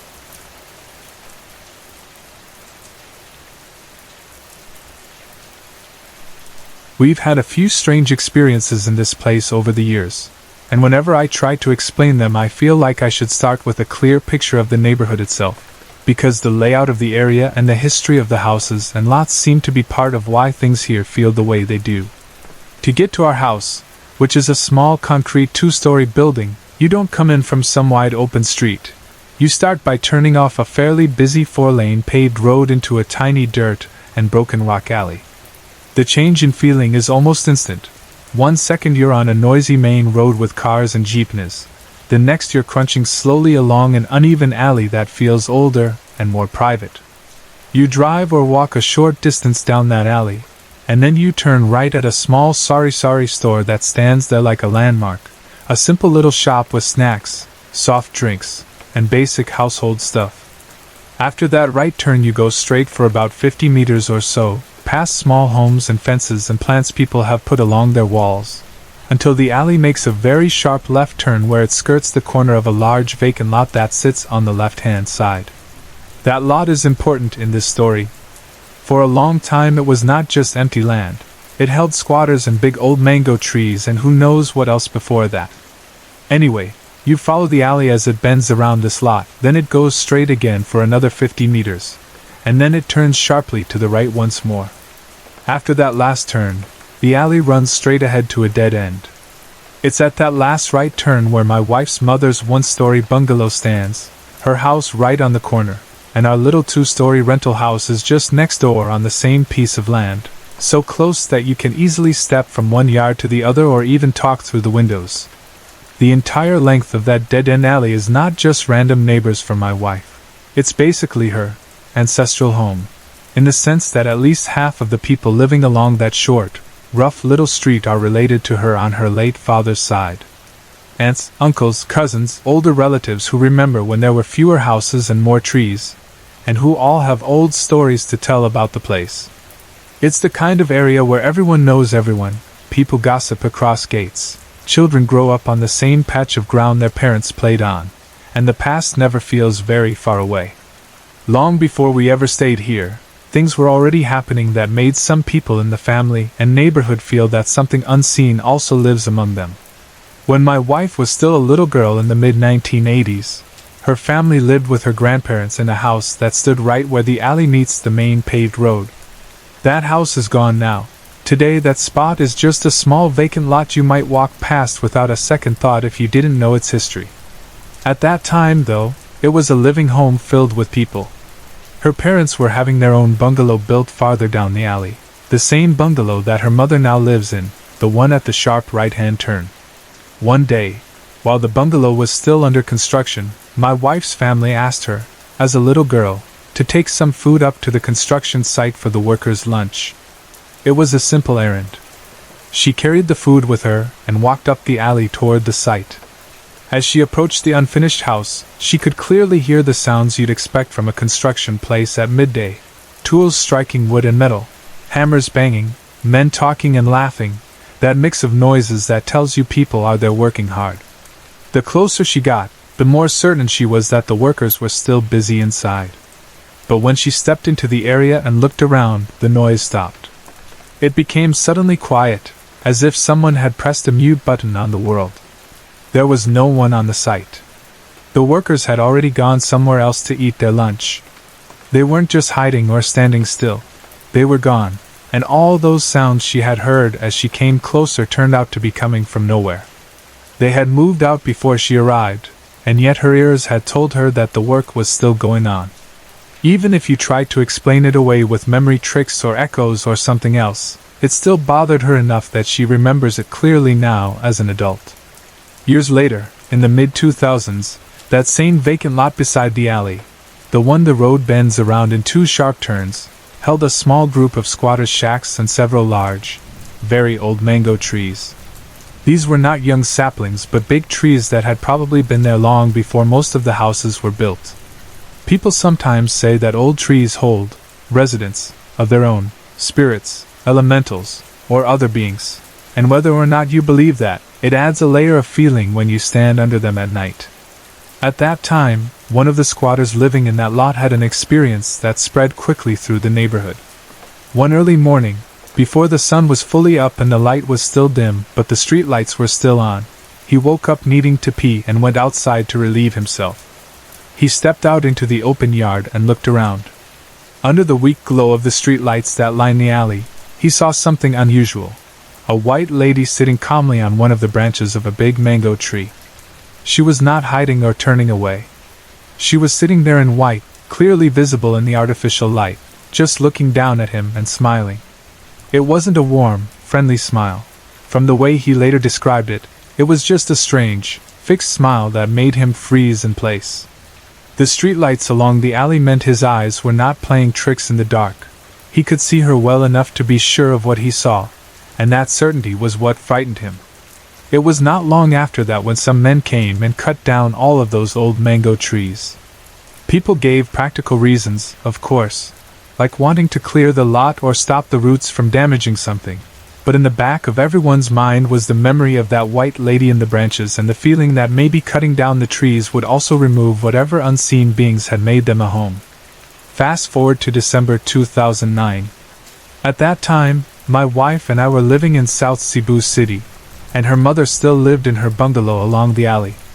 For Christmas Eve, Noche Buena, we decided to come and stay overnight at my mother-in-law's house. We brought our puppy with us. At that time, I hadn't heard any of these earlier stories about the construction site or the white lady in the mango trees. For me, it was just a visit to my wife's family home in a lively neighborhood. It was around 11:45 at night. Inside the bungalow, my mother-in-law was busy in the kitchen preparing the traditional midnight meal of ham, spaghetti, and fruit salad. The smells of cooking filled the house, and the air felt festive and warm. My wife and the puppy had decided to take a nap before midnight because they were tired and wanted to be awake and fresh for the food and celebrations. I couldn't sleep because I had drunk too much Coke earlier in the evening, and the caffeine was making it impossible to relax. So, rather than just lie there in bed wide awake, I decided to go outside, have a smoke, and watch people set off fireworks. In the Philippines, fireworks during Christmas and New Year can be pretty impressive, and in this neighborhood they sometimes use ones that, in my home country, I would only see in professional displays.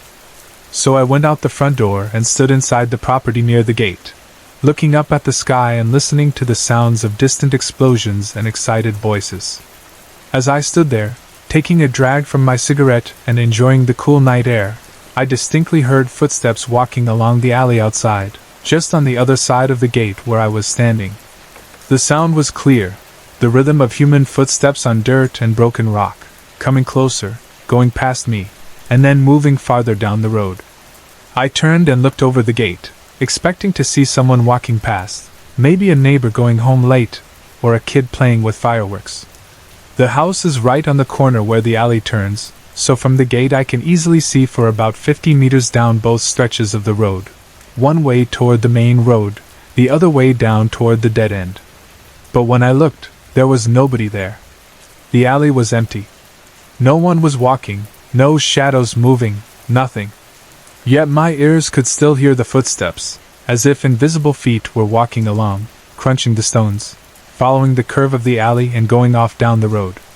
That was the first time I personally experienced something here that I could not just shrug off or forget. After that night, we went back to our life in Cebu City, but in July or August 2010 things changed. The two-story rental house next to my mother-in-law's bungalow, on the same lot, had become vacant. Because there had been some petty thefts in the area, small things disappearing, signs that people were coming around when no one was home, my mother-in-law offered the house to us rent-free. Her main concern was not making money from it but having people she trusted living there so the property would not be empty and vulnerable. We accepted the offer, grateful for a place to stay and also happy to be closer to her and the rest of the family. We moved in with our dog and later with a second puppy we bought. At first, everything was quiet. Weeks went by without anything strange happening, and we settled into a normal routine. The two-story house is simple. Downstairs there is a small living area and kitchen, and upstairs there is a bedroom and a space where I set up our computer. In the evenings, my wife and I would watch TV, talk to her family next door, and go about our lives like normal people do. One Friday night, my wife was invited to a birthday party for one of her girlfriends. She decided to go, and I stayed home with our two dogs. It was nothing unusual. She left around evening time, and I went upstairs to use the computer and pass the time. It was around 8:30 in the evening when something odd happened. I was sitting at the computer, focused on what I was doing, when I suddenly heard a young woman's voice call out the name of our oldest dog from downstairs, in a bright, "Glad to see you" tone. It was the kind of voice you use when you see a pet you love and you want to greet it warmly. Because I assumed this meant my wife had come home unexpectedly early, my first reaction was a guilty one. I looked around and realized the house was a bit messy, some things out of place, maybe some food wrappers or clutter, and I thought, "Oh no, she's back already and the place looks like this." So I rushed downstairs to do a quick clean-up. I was expecting to see her by the door or in the living room, maybe hugging the dogs or playing with them. But when I reached the bottom of the stairs, I found that both of our dogs were still asleep, lying in their usual spots, quiet and peaceful. If my wife had come home, they would have jumped up, wagged their tails, and gone crazy with excitement, because that's how they always react when their mama arrives. This time, they didn't even lift their heads until they noticed me. I looked around. The door was closed. No one was inside. There was no sign of my wife. She did not come home until later, at the time we originally expected, and she hadn't dropped by earlier or gone back out again. That happy female voice calling the dog's name had belonged to no one we could see. Another time, On an ordinary evening when both of us were home, my wife and I were in our house and we heard her teenage sister Kim, who lives in the bungalow next door with their mother, shout loudly for my wife. Their houses are only about a meter apart, with just a narrow space between the walls, so they often call out to each other through windows or across the small gap when they want to talk or ask for something. That night, we clearly heard Kim shouting for my wife to come over. My wife shouted back through the window that she was busy at the moment, but she would come later. After a few moments, maybe feeling guilty for ignoring her or just wanting to know what she needed, my wife decided to go next door and see what Kim wanted. She stepped out, went to the bungalow, and talked to her sister. When she came back a few minutes later, she told me that Kim had said she hadn't called her at all. Kim was surprised to hear that my wife had heard her name being shouted. She insisted she hadn't been calling. On another occasion, a similar thing happened but in reverse. One evening, while everyone was just doing normal things, we heard Kim shouting as if she was irritated or confused, calling out and asking my wife what she wanted. It sounded like Kim thought my wife had been calling her name from our house. We were puzzled, because my wife hadn't shouted for Kim at all. She had been busy with something else and hadn't called anybody. So in that case, it was Kim hearing what she thought was my wife calling her, when my wife was actually silent. In both situations, voices were heard, names were called, and yet the real people involved denied doing any calling whatsoever. It was as if there was a third presence in the space between the two houses, copying voices or making up calls to confuse us. One sunny Sunday afternoon brought an experience that really tied all of us into the same strange event. That day, Kim was in the bungalow alone. Her mom had gone out to run an errand, and my wife had gone along with her to help carry things and keep her company. I was alone in our house too, just me and the dogs, enjoying a quiet afternoon. The weather was good, the light was bright, and there was nothing about the atmosphere that felt scary. Later, when we talked about it, we discovered that both Kim and I had heard something at almost the same time. While she was alone in the bungalow, Kim heard a voice whispering her name. Kim, Kim, like it was calling her softly. It wasn't a shout, it wasn't angry. It was like someone was trying to get her attention in a gentle but insistent way. She looked around the house, checked the windows and doors, went to see if anyone had come home, but there was no one there. At the same time, in our house next door, I also heard a voice quietly calling for Kim. I wasn't alarmed at first. I just assumed it was my mother-in-law who had come back earlier than my wife, maybe standing outside in the yard calling for her younger daughter. The voice was not loud, more like a careful call, so I didn't bother checking. Only later, when everyone was together and talking, did we realize that my mother-in-law had not yet come home at that time. My wife was out with her, and there was nobody standing outside or inside who owned that whispering voice. Kim and I had both heard someone calling her name, and yet there was no visible source. After several of these experiences, we talked about them within the family. People shared other smaller things they had heard or felt, and slowly an idea formed about what might be behind all these small but disturbing events. My wife believes that the activity here is caused by elementals, earthbound spirits that are not the ghosts of dead people, but beings that have never been human at all. According to her, and to a lot of local beliefs, these elementals are tied to the land, the old trees, the soil, the stones, the roots. They can be playful, curious, sometimes mischievous, and sometimes they like to mimic human voices or footsteps just to entertain themselves or get attention. She says that they were originally drawn to this place because of those large, old mango trees and other big trees that used to stand in and around the vacant lot next door and along the alley. Even if some of the trees have been cut down now, she believes that the elementals still move around the area, familiar with the land, sometimes making themselves heard through phantom construction sounds, invisible footsteps, thrown voices, and quiet whispers that call people by name even when no one visible is speaking. Whether you believe in elementals or not, it is hard to deny that this little dead-end alley, with its sharp turns around an old lot, its family houses, its stories of white ladies and trees and workers that aren't really there, and its strange voices and footsteps at night, has more going on in it than what you can see with your eyes alone. My cousin's family, his wife and their 2 young kids, had just moved into this newly renovated house that he got from a fellow seaman in a kind of San Lang Tira arrangement on February 20th, 2011, and because he was still on board a vessel abroad and could not be there in person, me, his younger brother, and a few more of our cousins decided to help his wife with the first day of the move. We all lived nearby, just a few blocks away in the same town, so it was easy for us to come over early that morning and spend the whole day carrying boxes, arranging furniture, and trying to make the new house feel like a proper home for her and the kids. The house itself looked nice from the outside and inside. It had 2 floors, 4 bedrooms, fresh paint on the walls, and the smell of newly cleaned tiles and wood. Since it had just been renovated, the place looked very neat and modern, and you would not think anything strange about it if you just passed by on the street. That day we were all in a good mood, joking around even though we were tired, helping my cousin's wife open boxes, asking where to put the beds, the cabinets, the TV, and all the small things that come out during a lip at the hay. The kids were running around, happy and excited, discovering the corners of the house, looking out the windows, climbing the stairs to see which room would be theirs.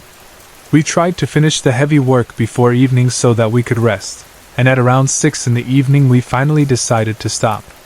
By that time, our backs and arms were aching from lifting and carrying, our shirts were sticky with sweat, and our stomachs were growling because we had been working almost the whole day with only quick snacks in between. We wrapped things up and went outside to relax. Because it was the first night in the new house and we wanted to make it special, we set up a small barbecue outside. Someone brought out a small grill, another cousin started marinating pork and hot dogs, and we bought some soft drinks and a few bottles of beer to freshen and reward ourselves. We sat there in front of the house, under the darkening sky, laughing, talking about our childhood memories, and sharing stories about my cousin who was still out at sea and who was excited, through his messages, about his family finally moving into this house. We cooked the meat slowly, smelled the smoke and grilled food in the air, and used that time as our first dinner together at the house that was supposed to be their new beginning. While we were eating and having some fun, everyone relaxed and tired but happy, suddenly we were all stunned when a very loud noise came from somewhere inside the house, from one of the rooms upstairs. The sound was so strong and sudden that we all stopped talking and looked at the house at the same time. The noise was like something big and heavy had dropped or been thrown onto the floor, causing a loud bang that echoed through the walls. For a moment nobody moved. We glanced at each other, trying to see if anyone had an idea what it could be. There were no other people in the house except us. We were all outside near the barbecue, and the kids were also in front with us. At first we thought maybe something had just slipped or fallen by accident, like a box that had been placed badly or a piece of furniture that had not been set properly.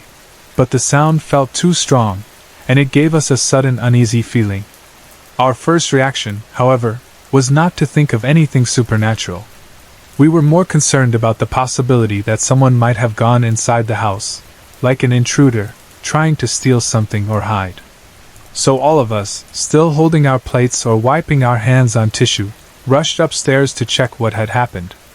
The staircase creaked a little under the weight of so many feet, and I remember my heart beating faster, not because I believed in ghosts at that moment, but because I was thinking that if there was a thief or some person up there, we might need to face him.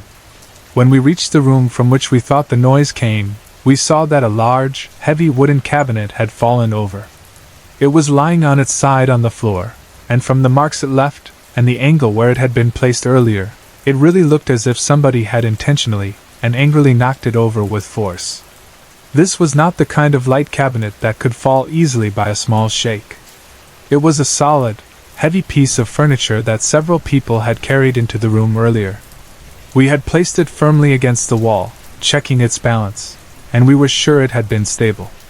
To see it now lying on its side, far enough from the wall that you could tell it had been pushed or made to fall, made us feel alarmed.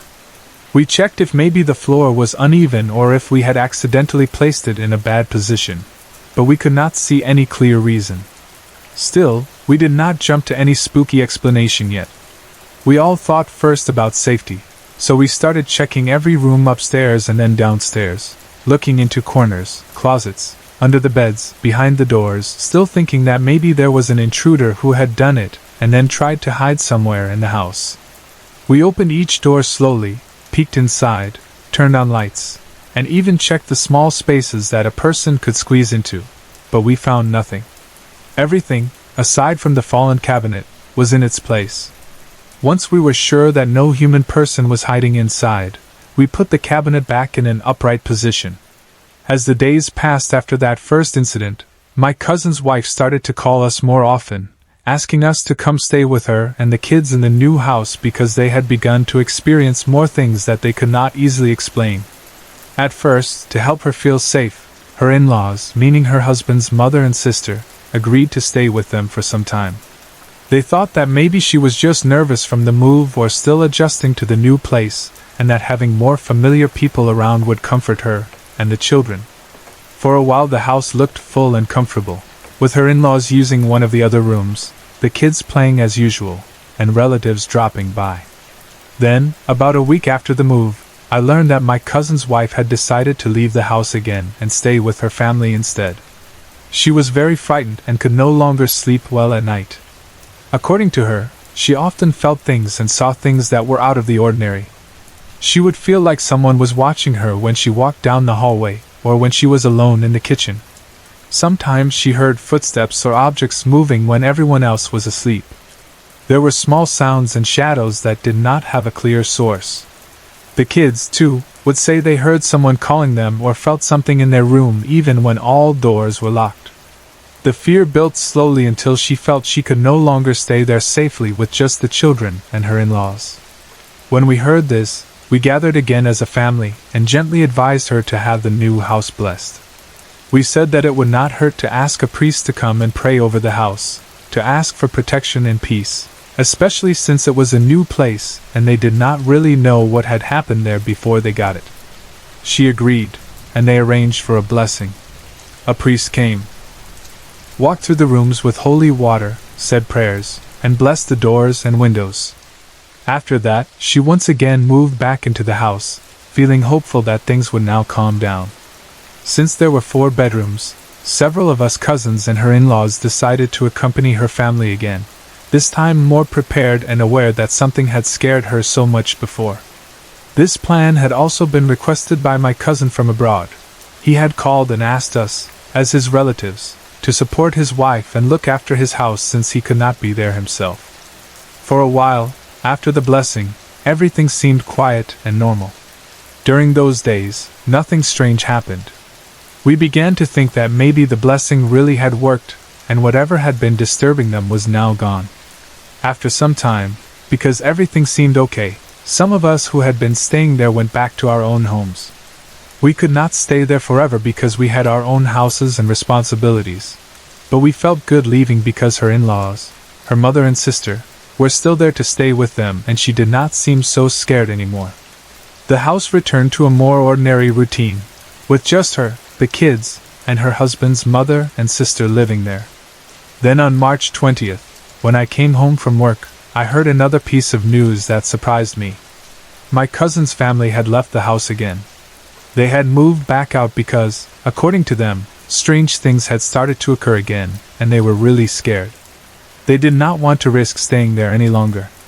This time, they decided it was better to just rent another house and give up on trying to live in that one for now. The fear was stronger than their desire to stay. Because there had already been some investment put into that house, both in terms of renovation and emotional hopes, my cousin still wanted to do something with it.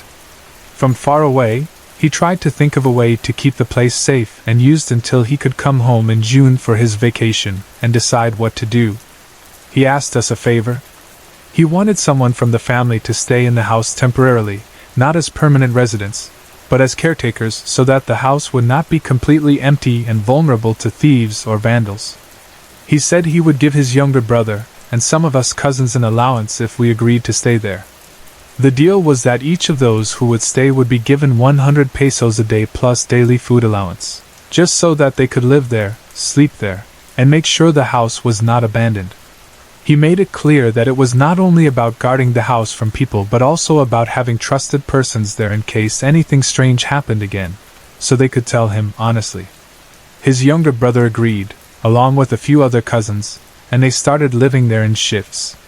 They treated it like a temporary home, cooking meals in the kitchen, sleeping in different rooms, watching TV in the living room, and trying to ignore any small weird feelings. Whenever I talked to my cousins who were staying there, they did not mention any very scary events, but they did say there were times when they felt something strange, like a presence or a slight change in the air, especially at night or when they were alone in a room. They would sometimes feel like someone was walking behind them when nobody was there, or they would hear small sounds, but nothing as intense as a cabinet falling or clearly seeing something. Because I lived close by, I made it a habit that whenever I had free time after work or on my day off, I would stop by the house to visit them, share stories, and usually have a few beers together. We would sit outside or in the living room, talk about life, laugh, and sometimes touch lightly on the topic of the house being different. But most of the time, during those visits, nothing special happened. It seemed calm while I was there, and I began to think maybe the house was just playing tricks sometimes and that if you didn't think about it too much, it would leave you alone. Then came yesterday, April 12, 2011, a day I will not forget easily because of what happened to me personally. It was a normal day at first. I was free at lunchtime, so I decided to have lunch at the house together with my cousins who were staying there. I bought several kilos of pork liempo and some fish for grilling, thinking we would have another nice meal like before where we cook together and eat in a relaxed way. Of course, I also brought some beers to lighten up the noon and make it feel like a mini gathering. We set up the grill, started the fire, and cooked the meat and fish. The smell filled the area, and the mood was good. We ate until we were full, our stomachs heavy with rice, grilled food, and drinks. After lunch, at around 2 in the afternoon, the combination of the full meal, the heat of the day, and the relaxed atmosphere made all of us feel sleepy. One by one, we decided to take a nap. Inside the house there were rooms and beds of course, but I found what I felt was the perfect spot outside at the backyard.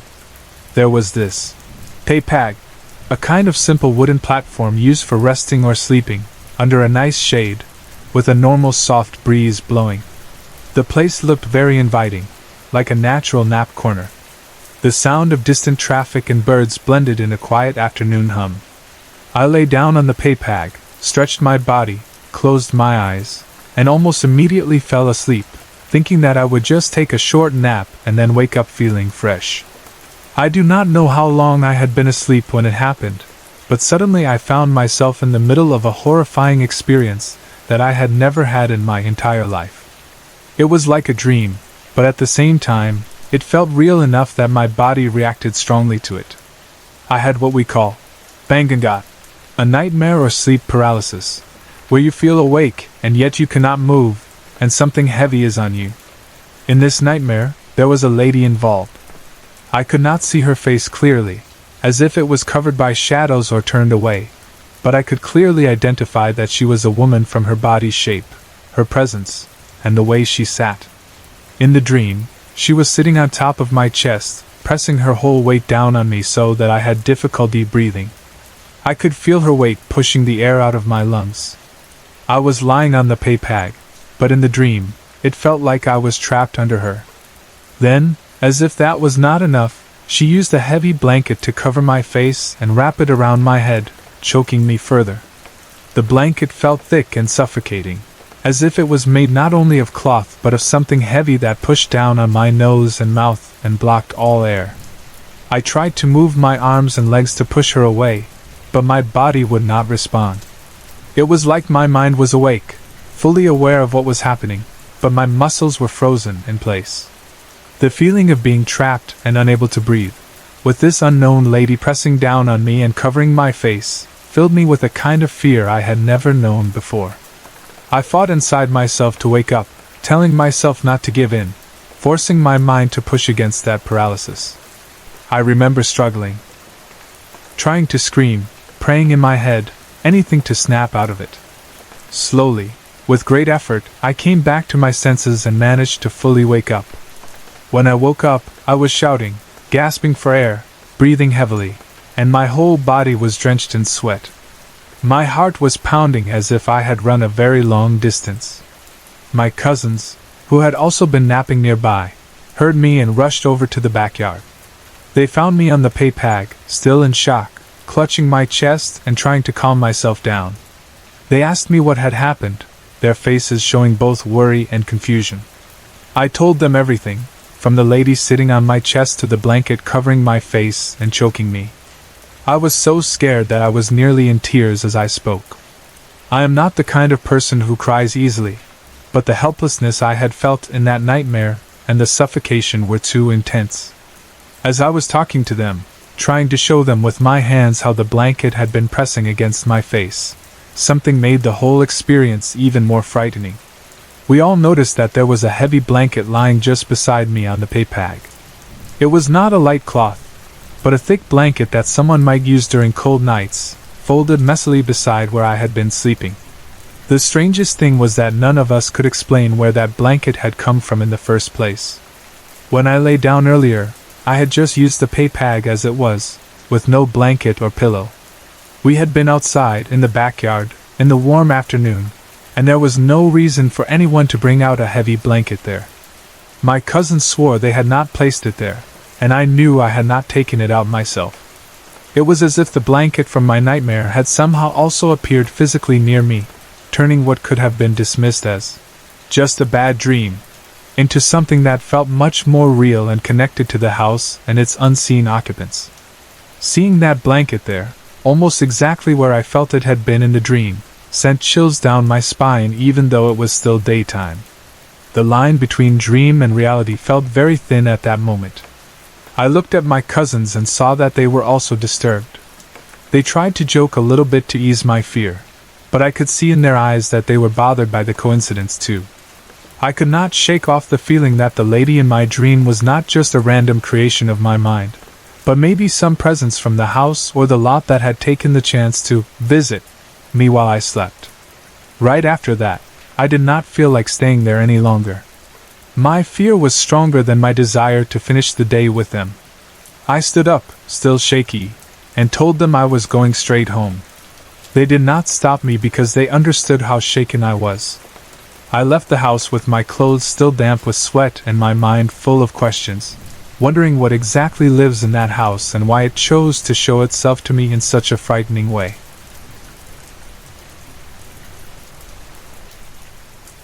I still remember very clearly the first time everything started, and even now when I think about it, the whole scene plays in my mind like it just happened yesterday. It was November 16th, 2006, and we were in our province for my cousin's 18th birthday celebration. You know how it is in the province when someone turns 18, especially a girl, it becomes a big event for the whole family.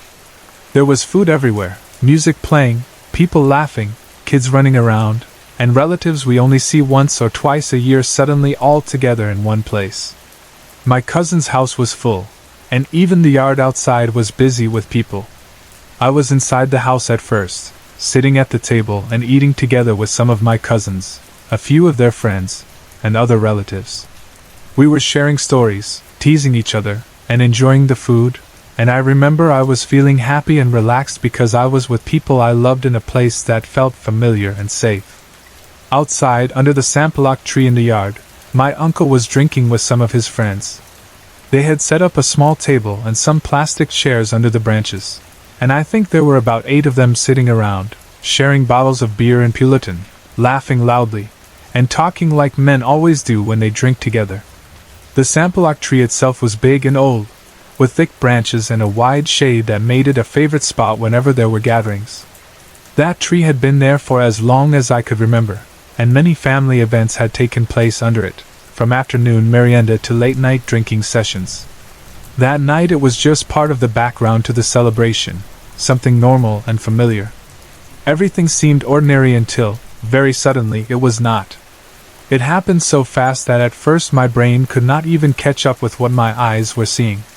One moment my uncle and his friends were just drinking and talking, and the next moment a man appeared in the area under the sampalak tree. At first glance, I thought he was just another friend of my uncle who had arrived late to join them. He walked straight toward the group like he knew exactly where he was going. Nobody shouted or reacted at first because he looked like he belonged there.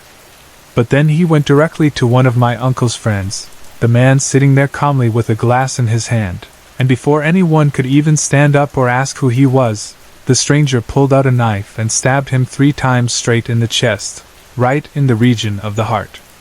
It was so quick and violent that all of us froze in shock. I remember the sound of people gasping, the sudden break in the noise of conversation, the way the air seemed to hold its breath after each stab.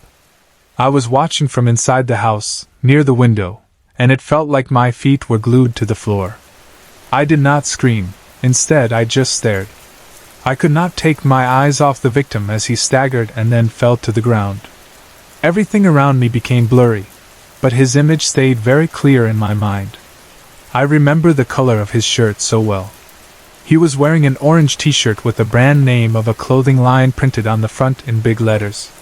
When he fell and his body twisted slightly as he hit the ground, the print on his shirt was visible, and my eyes focused on it, maybe because my mind did not want to accept the blood, the knife, and the reality that someone had just been killed right in front of us. While I stood there frozen, my mom reacted quickly. She grabbed the phone and called the police station, her voice shaking but still trying to stay firm. Outside, everything became chaotic. People were shouting and moving in different directions. Some of my uncle's friends jumped on the murderer to stop him from escaping. I remember seeing them grab him, pin him down, and beat him up in anger and shock. Nobody let him get away. He had done something terrible in front of so many witnesses, and he did not even have time to run. It was the first time in my life that I saw a real scene like that, not in a movie, not on TV, but in real life. The smell of food from the birthday table mixed with the smell of fear and blood and sweat, and the happy atmosphere we had just a few minutes earlier turned into something dark and heavy.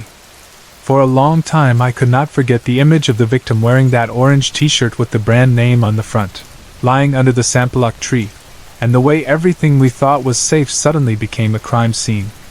That night changed something in me. A year passed after that tragic incident, but the memory stayed.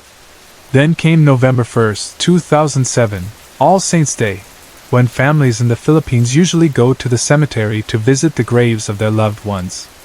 We went back to our province to visit my lolo's grave, our lolo's puntad. It was the usual scene in the cemetery, with candles, flowers, people talking, some even bringing food and staying there for hours. We stayed there for quite some time, praying, cleaning the grave, and remembering our lolo. When we got back to my uncle's house, it was already around 12:30 in the morning. The air felt cooler, and the neighborhood was quieter than usual because most people had gone to sleep after a long day. But me and my cousins were still not sleepy. We were sitting around, sharing snacks, chatting, and trying to make the most of our time together since we did not see each other very often. Then I heard my aunt say, in a cheerful voice, "Tara, picture muna tayo dun sa ilalim ing puno ing sampalak." Meaning, "Come on, let's take some photos underneath the sampalak tree." At that time, none of us really thought about the stabbing incident that had happened under the same tree a year earlier. It was like we had pushed that memory to the back of our minds so we could enjoy the moment. So we all agreed, laughing and posing, and went under the sampalak tree with my aunt's digital camera. We arranged ourselves in groups, some sitting, some standing, some making silly faces, and my aunt took several shots. It was a light and fun moment. After taking the pictures, we all went back inside the house and gathered around to look at them on the camera screen. I was the one holding the camera and browsing through the photos. We were laughing at our own poses, commenting on who looked good, who blinked, and who looked funny.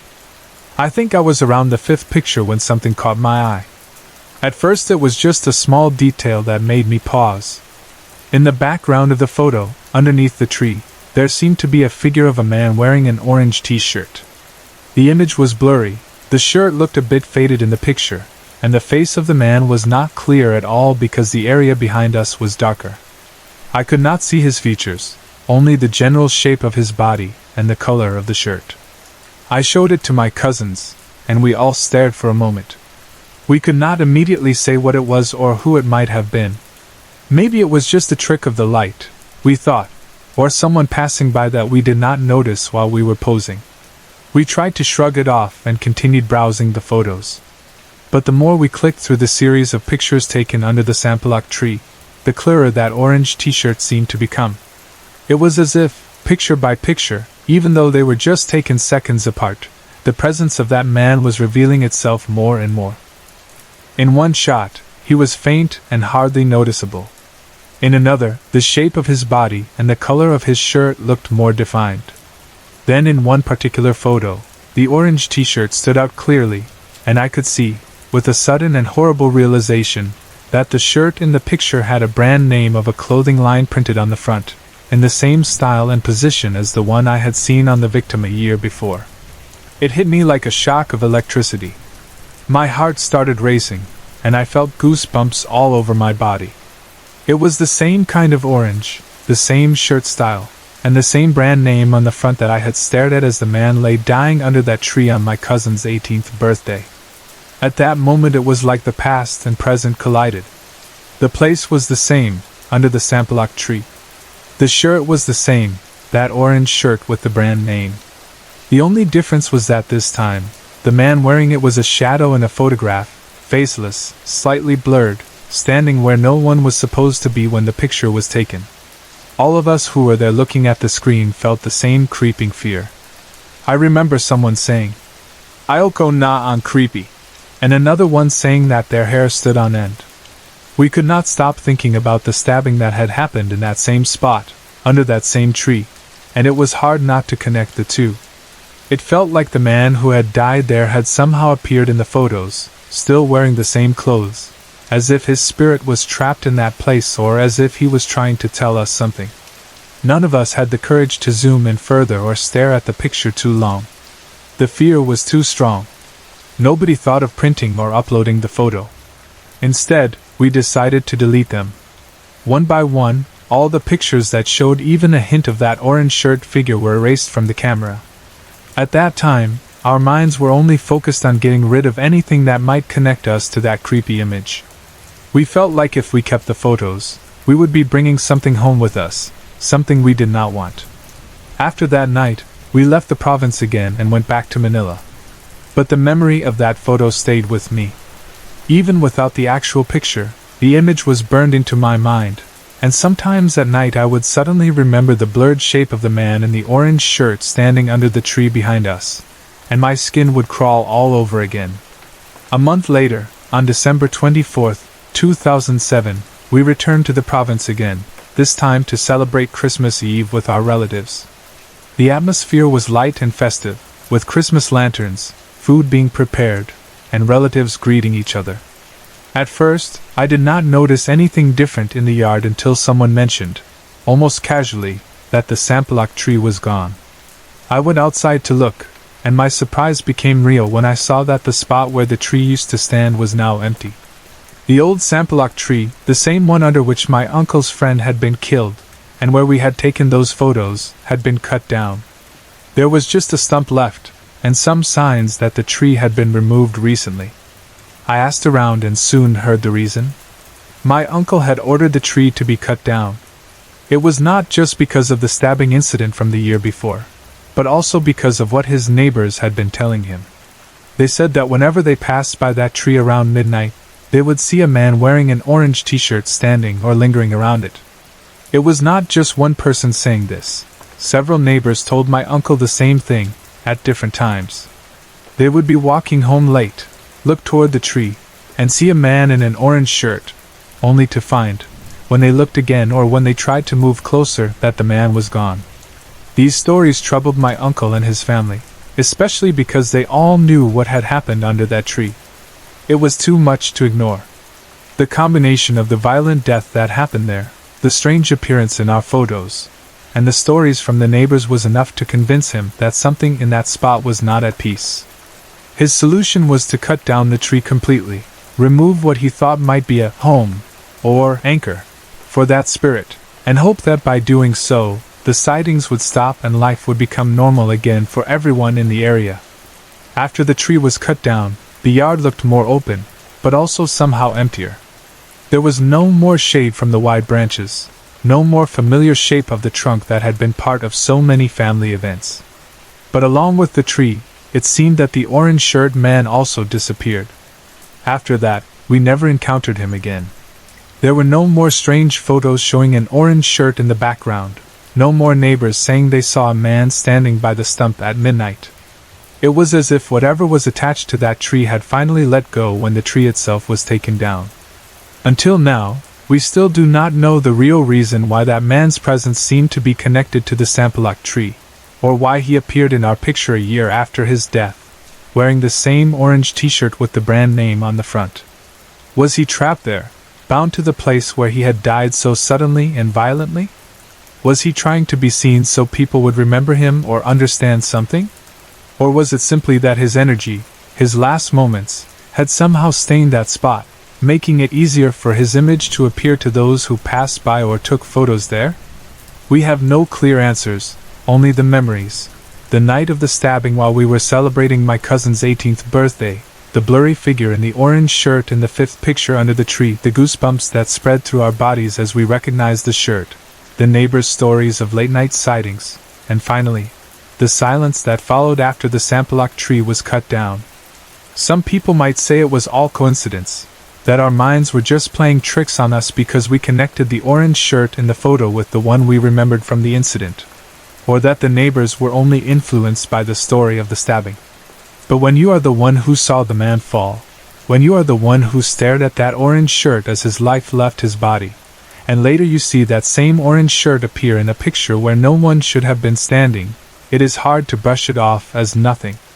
For me, it felt real, and even if the tree is gone now and the man no longer appears, I still carry that story inside me, like a reminder that sometimes, the places where something terrible happens do not forget easily, and the people who die in such sudden and violent ways might not be ready to leave right away either.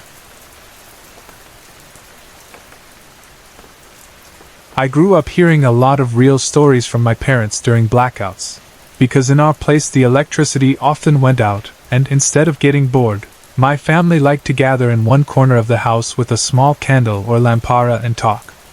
Those nights had a special feeling, quiet but very alive, with only the sound of crickets outside, the soft rushing of the river nearby, and the low voices of my parents as they shared strange and unforgettable things that had happened to them.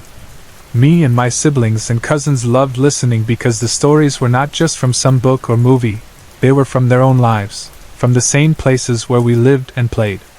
One of those stories, which always made everyone look at me differently and made me feel a little weird inside, was actually about me. I personally don't remember any of it because I was just a baby when it happened, back in 1986 or early 1987, but my parents and relatives told it so many times that the whole scene feels like a memory I borrowed from them. At that time my father was already separated from his first wife, with whom he had 2 daughters, and after that he married my mother and they had 5 children together, with me as the firstborn. We were living, as we still do, in a small city in Samar, in the same house my parents have occupied since they got married. Our home is near a river, close enough that you can hear the water when it is quiet, and in front of our house and along the right side there are mangroves growing thick and dark, just a few steps away from the river itself. When I was born there were only a few neighbors around, the area wasn't crowded yet, so nights were very silent and the darkness outside felt deep because not many people had electricity, and even those who did usually only had a few dim light bulbs. People there always said that places like ours, near water, trees, and quiet land, are favorite spots for elemental beings or encantos, and many of the older folks truly believe these beings live around us, watching us, sometimes helping, sometimes disturbing. Both of my parents came from small towns close to mountains and forests, so they grew up with those beliefs. They knew about spirits in trees, dwarves under the ground, white ladies near rivers, and all those things that you often hear in stories from the provinces. Even if they tried to be practical, that belief in the unseen world was still strong in them. When they talk about it during blackouts, The flickering candlelight on their faces makes it even easier to imagine those hidden beings listening from the shadows. When I was still a baby, my mother said I was really cute, and she always describes me the same way whenever she tells this story.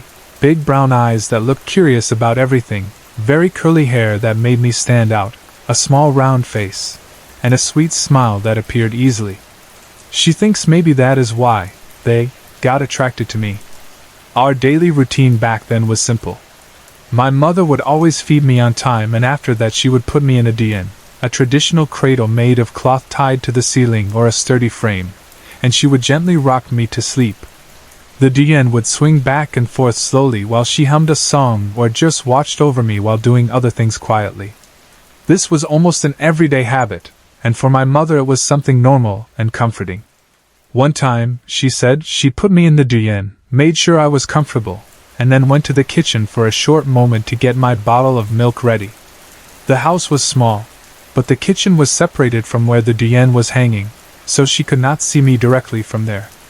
While she was in the kitchen, she suddenly heard me laughing and giggling loudly, that kind of baby laugh that sounds full of joy, as if someone was playing with me and making me very happy. At first she was glad, thinking maybe one of my stepsisters or cousins had gone inside and was amusing me while she prepared my milk. But when she came back to the place where the dian was, she saw that I was alone. There was no one beside me, no one standing nearby, and nothing unusual placed close to my cradle that could have caused that kind of reaction. The strange thing, she said, was that the dian was still rocking quite strongly, like someone had just been pushing it or had just left it a second ago. It was moving more than it normally would if only the wind had touched it, and there was no strong wind inside the house at that time. My father was not home. He had gone out to fix someone's car that had broken down somewhere, and was late coming back. My stepsisters were all outside, playing with our cousins, and there was nobody else in the house except my mother and me. She looked around, checked the doorway, looked behind things, but found nothing that could explain why I had been giggling so much and why the cradle was still swinging. She felt a little strange, like someone had just been there but had quickly slipped away. But she tried to shrug it off and told herself that maybe the dian had just moved because of something she didn't notice, or maybe she was just imagining things. After all, when you are alone with a baby in a quiet house near the river at dusk, your mind can easily play tricks on you. The same kind of thing happened again, but this time with a witness. My aunt was there one day, helping my mother with some chores, and she was in the room when my aunt saw the dian rocking on its own while I laughed at something none of them could see. Both of them heard my happy giggles and saw the dian moving, but there was no one touching it. My aunt, who also grew up hearing stories about encantos, felt uneasy and told my mother that maybe others were playing with me. There were also other times when the scene was the exact opposite. Instead of laughing, I would suddenly cry at around the same time every day, always around 6 in the evening. That time became important in the story. Every 6 p.m. Because it happened so often that my parents could not ignore it anymore. At that hour, just as the sky outside was shifting from light to dark and the shadows of the mangroves were merging together, I would start crying hard. They would give me my bottle, thinking I was hungry, but I would ignore it and keep crying. They would check my diaper, my temperature, my clothes, and everything seemed normal. I was not hungry, I was not sick, and there was no physical reason they could see. My face, they said, sometimes looked scared or as if I was upset about something only I could sense. They tried to comfort me, but my crying seemed to have no clear cause, and what made it more unsettling was that it always happened around 6 in the evening, that time of day when people say different kinds of spirits are more active. Because they were responsible parents, they first brought me to the doctor to see if there was something wrong with my health. The doctor examined me, checked my ears, eyes, stomach, and so on, but found nothing wrong. I was a healthy baby according to the medical test. Still, the pattern of my behavior did not change. There were evenings when I would be giggling and laughing, as if someone was entertaining me, even if everyone around me was busy and not paying attention to me at that moment. Then there were evenings when I would be crying non-stop at the same hour, my body tensed, my face showing fear or discomfort even when nothing seemed to be bothering me physically. My parents did not know what to do anymore. It reached a point where every day, as 6 in the afternoon came closer, they began to feel anxious, wondering which version of me they would see, happy with an invisible playmate, or terrified and crying as if someone was scaring or hurting me. That repeated pattern and the strange behavior of the DN made them think that maybe what was happening was not something a regular doctor could explain. So finally, after seeing that nothing physical was wrong with me, they decided to go to an albulario, a witch doctor or traditional healer, because that is what people in the province usually do when they feel that someone in the family is being affected by things beyond the physical world. In our dialect we also call the process he does, pagdatawas, or simply, tawas. Tawas, in English, is alum, and in these traditional practices it is used in a ritual way to find out the cause of illnesses or strange behaviors. During the blackout story nights, my parents would sometimes explain this process slowly, and I learned to imagine it clearly even though I had not seen it done to me at that time. The Taoist process begins with the albulario holding a piece of alum, usually shaped like a small crystalline stone. He uses it to make the sign of the cross on the forehead and other parts of the body that might be affected while whispering prayers quietly. These prayers are sometimes a mix of Catholic words and older, traditional phrases. Then the Taoist is placed on glowing embers, usually charcoal, until it starts to crack from the heat. When that happens, the albulario removes it and drops it into a small container of water, often a clear glass or bowl. As the hot alum cools down in the water, its form softens and spreads across the surface, creating shapes. The healer looks at those shapes carefully and interprets them, saying that they show the cause of the illness or disturbance. Many times the shapes are believed to represent different indigenous forces, dwarves, devils, spirits living in trees, or other entities. Depending on the image, the albulario will say if the person is nanuno, disturbed dwarf, nakalam, bewitched, or nademonio, troubled by a demon, and so on. Afterwards, the water where the tawas was placed is used to anoint the parts of the body that are believed to be affected to counteract or lessen the influence of those forces. Finally, the piece of tawas is thrown away, usually westward toward the setting sun, which is believed to help drive away the negative influence. In my case, they said that when the albulario did the tawas ritual for me, what formed on the surface of the water were 6 little figures. To him, it was clear. He confirmed that those shapes represented unglo in our dialect, which means dwarves. He said there were 6 of them, and he even described them in 2 groups. 3 of them were white dwarves, the good ones, and 3 were black dwarves, the bad ones. According to his explanation, the white dwarves were the ones who liked me and played with me gently, which was why I would sometimes be heard giggling and laughing happily even when no visible person was entertaining me. They saw me as a cute baby, and maybe my curly hair and big eyes attracted them. The black dwarves, on the other hand, were the ones who scared me. They were also playing in their own way, but it was rougher, darker, and that might be why I sometimes cried at 6 in the evening as if something was bothering me, making me uncomfortable or afraid. For them, I was like a little toy they could tease. The albulario told my parents that these beings did not exactly want to harm me seriously, but they were disturbing me because they liked my company and did not care how it affected the humans around them. To help solve the situation, the albulario advised my parents to give offerings to those dwarves, as a sign of respect and an apology for any disturbance our family might have caused in their place, and as a request for them not to bother or harm me anymore. This kind of offering is also something common in folk beliefs, a way of saying, "We recognize you are here, we are sorry if we stepped on your home or offended you, please leave our child in peace." My father followed this advice seriously. He prepared an offering, which involved using an inning manak, a mother hen. The details, my parents said, included a ritual where my father had to slit the chicken's throat. I cannot remember the exact reason for every step of that ritual because my parents only explained some parts to me when I was older, and now that I am away from them, I cannot easily ask again to confirm. But from what I understand, it was mainly the blood of the chicken that served as the offering, maybe sprinkled in a certain place or used together with a prayer.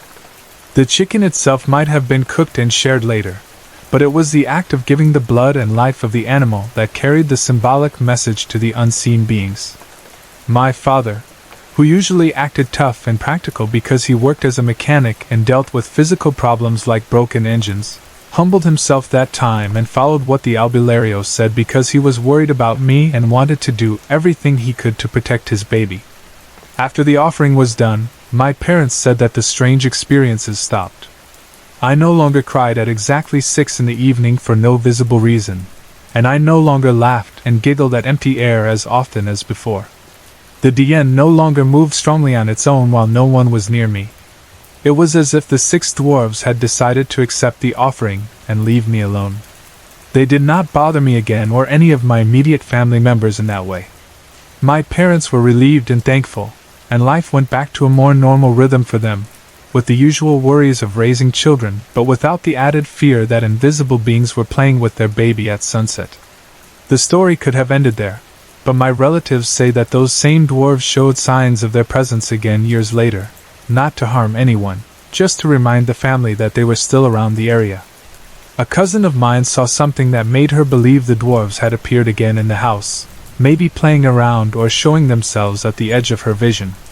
By that time I was older and no longer a baby, and they did not bother me the way they did before, so the feeling in the story is less fearful and more like a strange reminder that the unseen world might still be sharing space with us.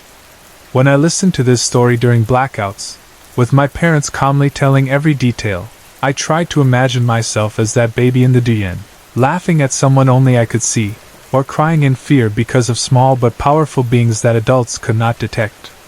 I do not know for sure if everything happened exactly as they believe, and some people would say there are other explanations, but the way my parents and relatives tell it, with the same timing, the same look in their eyes, and the same emotions, they truly believe that 6 little dwarves once took interest in me and that it took both medical help and traditional spiritual help to finally keep them away.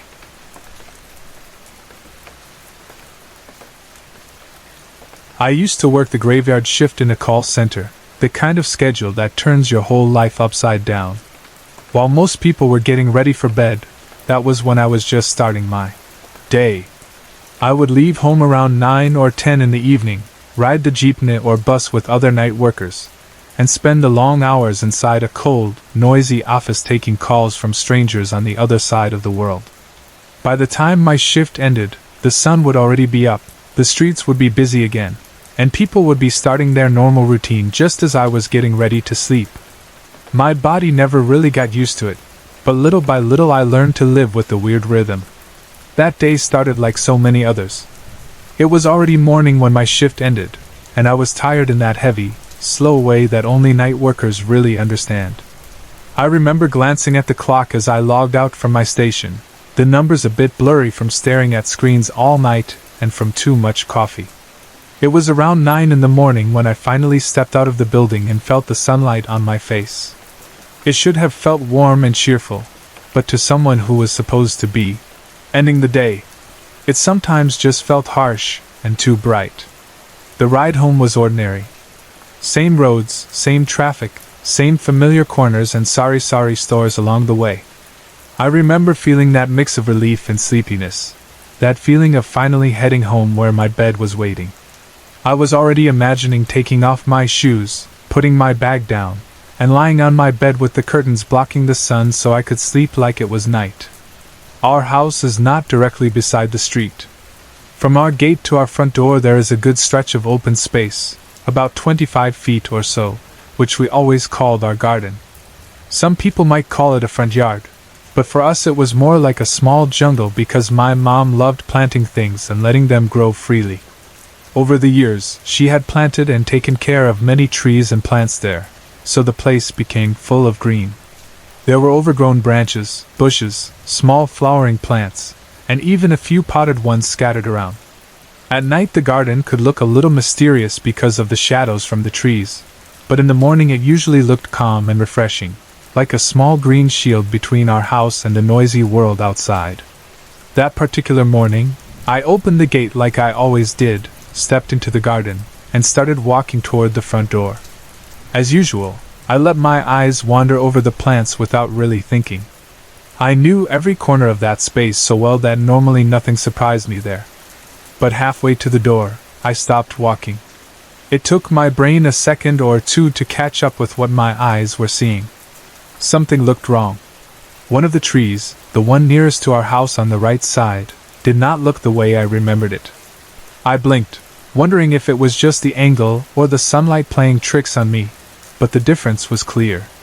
The branches on the right side of that tree had been chopped off. Not just a little trimming here and there, but a whole section was cut. It looked like someone had sliced away a third of the tree's crown. The left side of the tree was still full and heavy with leaves, but the right side looked strangely bare and uneven. It gave the tree an unbalanced appearance, as if it were leaning or reaching more to one side.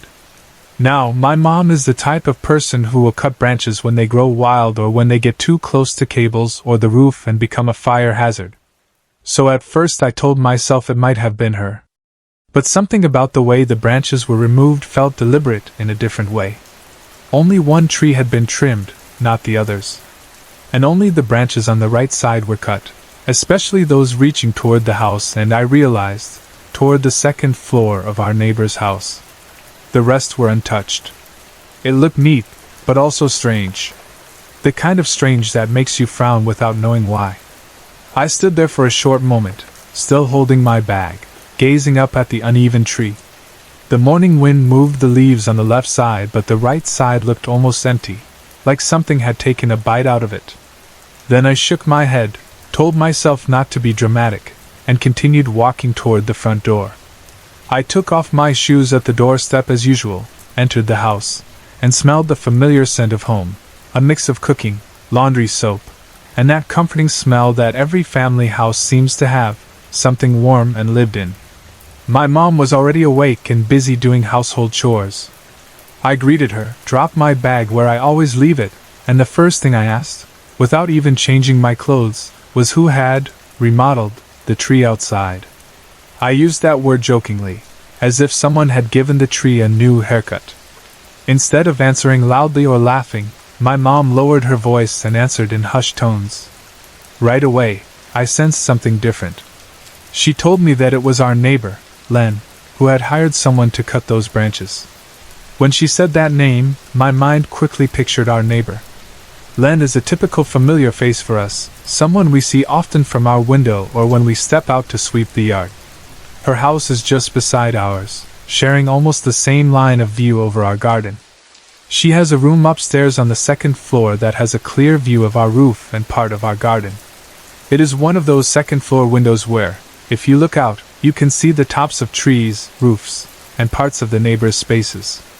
Mom told me that Len had come over to talk to her about what happened the night before. Len's nephew, who was staying with her, had been down with a fever.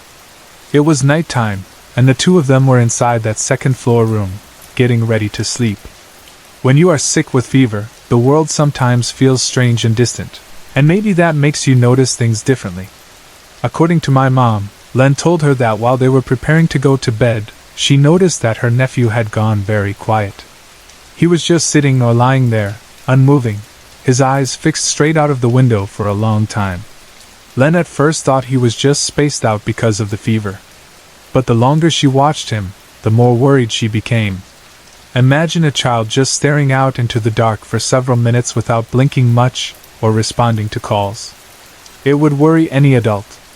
She moved closer to him, stood beside him, and tried to see what he was looking at. From that window, you can see our roof and the top parts of our trees, especially that same tree whose branches were later cut. Len asked him, Anong tinitingnan mo Diane? Which means, what are you looking at out there? He answered in a quiet, serious way that made her blood run cold. Young maming nak item, nakatinjan sa akin, he said. The man dressed in black, looking at me. He was pointing directly at the tree. Imagine being in a dim room, with a sick child pointing at a dark shape outside, saying that there is a man in black staring at him from the tree. Len was shocked. She looked outside but could not see anything clearly. The night can trick your eyes, and sometimes tree trunks and shadows can look like people. But there was something in the child's voice and expression that scared her more than anything she could see. She did not want to encourage the fear, so she told her nephew to stop looking at the window and to lie down and sleep. She comforted him, hoping that rest and medicine would make both the fever and the strange sight go away. The next day, Len related that story to my mom. They were talking outside, near the garden, and Len was still disturbed by what her nephew had seen. She asked my mom if it would be alright for her to cut the branches of that tree, especially the ones that were nearest to their window. She was afraid that maybe whatever her nephew had seen was using the branches as a place to stand or to hang around, and she wanted to remove that path or hiding spot. My mom agreed to let her cut the branches, but being someone who believes in spirits and elementals in nature, she advised Len to do it politely. Mom told her to offer some food and to talk to the tree spirit or elemental before cutting off the branches. She did not know the right name to call it, tree spirit, elemental, duende, or something else, but she believed that there was something there that should be respected.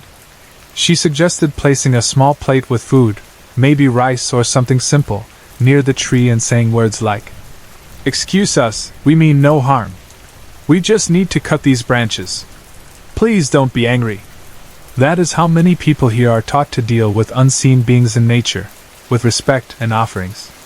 According to my mom, Len did what she suggested.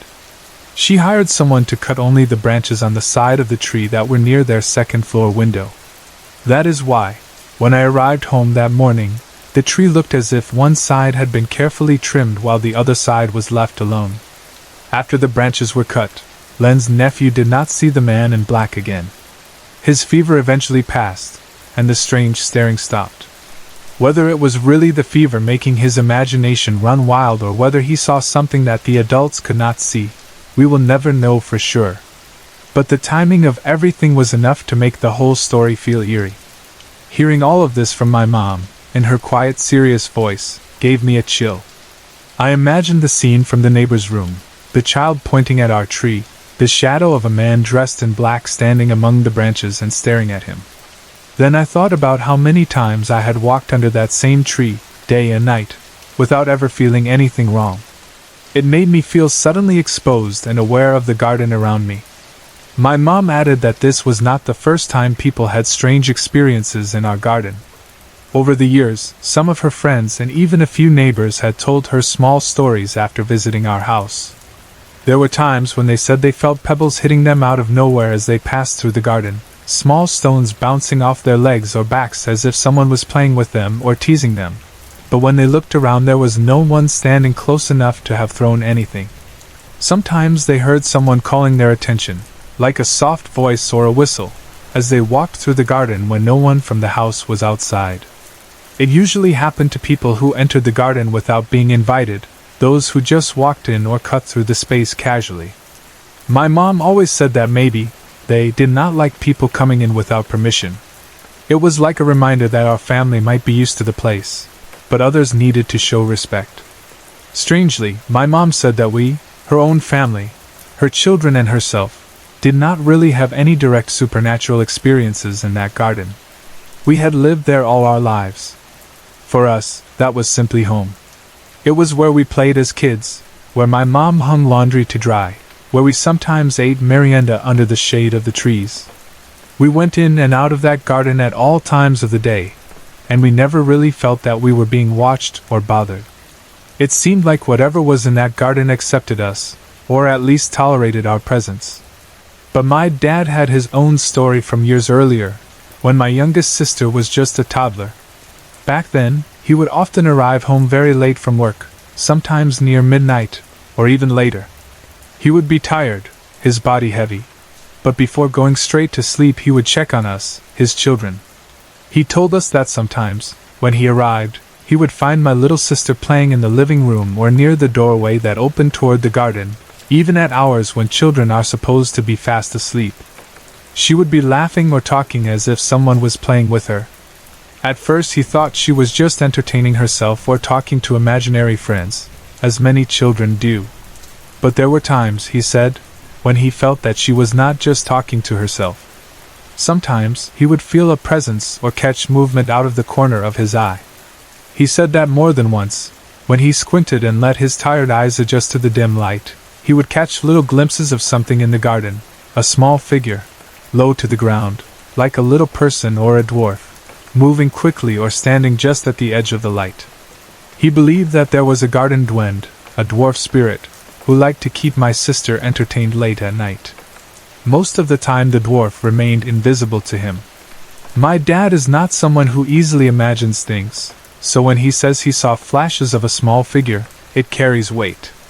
When he told us this story, he described the dwind as playful, not threatening, like a small neighbor who came to play with a child when adults were too busy or tired.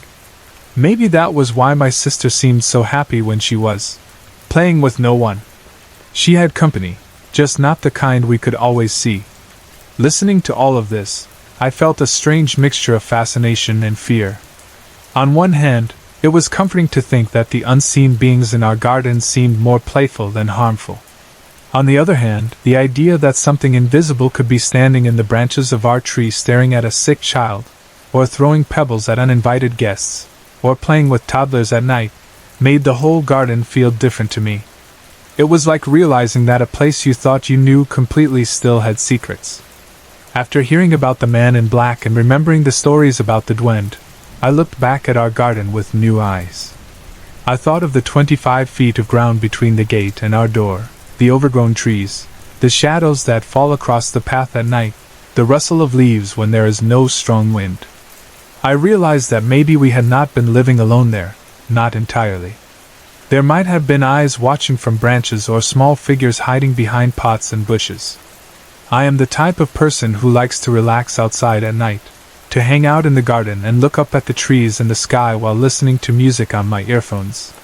Sometimes, after getting home from a night shift, I would sit there in the darkness, letting the cool air touch my skin, staring at the stars or the outlines of the trees, trying to clear my mind. It was my way of calming myself and washing away the stress of work. It was quiet and peaceful, or at least it felt that way before. After learning about the man dressed in black and remembering that there was a dwind in the garden too, I could not help but feel a little more nervous during those times. I started imagining what it would be like if I looked up from my music one night and saw a figure standing among the branches, a man in black clothes staring straight into my eyes.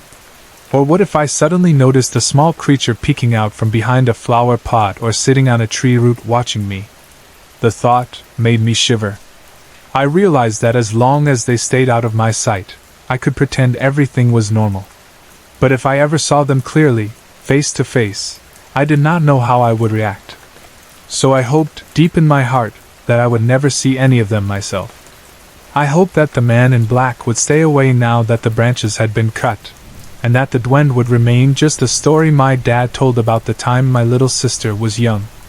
I still wanted to be able to look up at the trees and the sky at night and feel calm, not watched. So I told myself that respect is enough. As long as I respect the garden, as long as I greet it silently when I pass, as long as I do not act too proud or careless when I am there, maybe whatever lives in that space will let me exist peacefully beside them. Even now, when I walk through our garden, I sometimes remember the chopped branches on the right side of the tree, the feverish child pointing out the window at a man in black, the pebbles thrown at uninvited visitors, the tiny dwarf that played with my sister, and my mom speaking in a low voice about offerings to tree spirits. Those memories sit quietly in my mind, like shadows under the leaves, reminding me that there are things in this world that we cannot see, but that sometimes see us very clearly. I have carried this memory with me for almost 20 years now, and sometimes it still sits in my mind like an unanswered question that refuses to fade. Maybe that is why I feel the need to tell it properly, from the beginning, including where I came from and what kind of family I belong to, because all of that, in a way, is connected to what happened that night. My mother is the eldest of 9 children, 3 boys and 6 girls, and whenever I think of our family gatherings, I always picture a house full of voices and laughter, cousins running around, and aunties talking in corners while uncles share their own stories. My grandmother once told us that there were supposed to be 11 children, but she lost 2 in unfortunate miscarriages, and even though those two were never born into the world, they were still remembered in her quiet way. There is also my great-grandmother, the one we called Apoy, and the stories of her family, who came from a Spanish clan. People said she carried that Spanish blood strongly in the way she looked and spoke. Even in her last years here, she still spoke in Spanish, her tongue gliding over words I could not understand as a child. I do not remember ever having a real conversation with her simply because of that language barrier, but I remember her presence and the way adults showed her respect. As for my great-grandfather, I never met him, but I grew up hearing his name and the stories attached to it. He had been the mayor of our small city in his time, and was known as someone with a good reputation, a man people respected. Those old family stories made our roots feel deep and strong, like we were connected not only to each other but to generations behind us. Whenever we visited my mother's old house, the one she grew up in, it felt like stepping into a piece of that history. That house was a two-story, Spanish-style home with large windows, wooden details, and that special kind of presence old houses often have, like they are quietly watching everything. The rooms were big, the ceilings a bit higher than in modern houses, and the floors made a soft sound when you walked on them. At the back there was a yard with several trees, the kind of place where children could play and hide and imagine all sorts of things. Going there was always an event, not just a simple visit, because that house held our elders, our memories, and also a sort of gentle dignity that came from its age and design. Each time we arrived, my mother would remind us of our manners. One of the first things we had to do was to go upstairs to greet my great-grandmother. "Go to Apoy and Magbless," my mother would say, using our word for great-grandmother and telling us to do mano, our Filipino sign of respect where we take the hand of an elder and touch it to our forehead. As a child, that act felt both formal and warm at the same time. We would climb the stairs, often in a little group of cousins, and approach her where she usually sat, and we would gently take her hand and bow our heads to place it on our foreheads.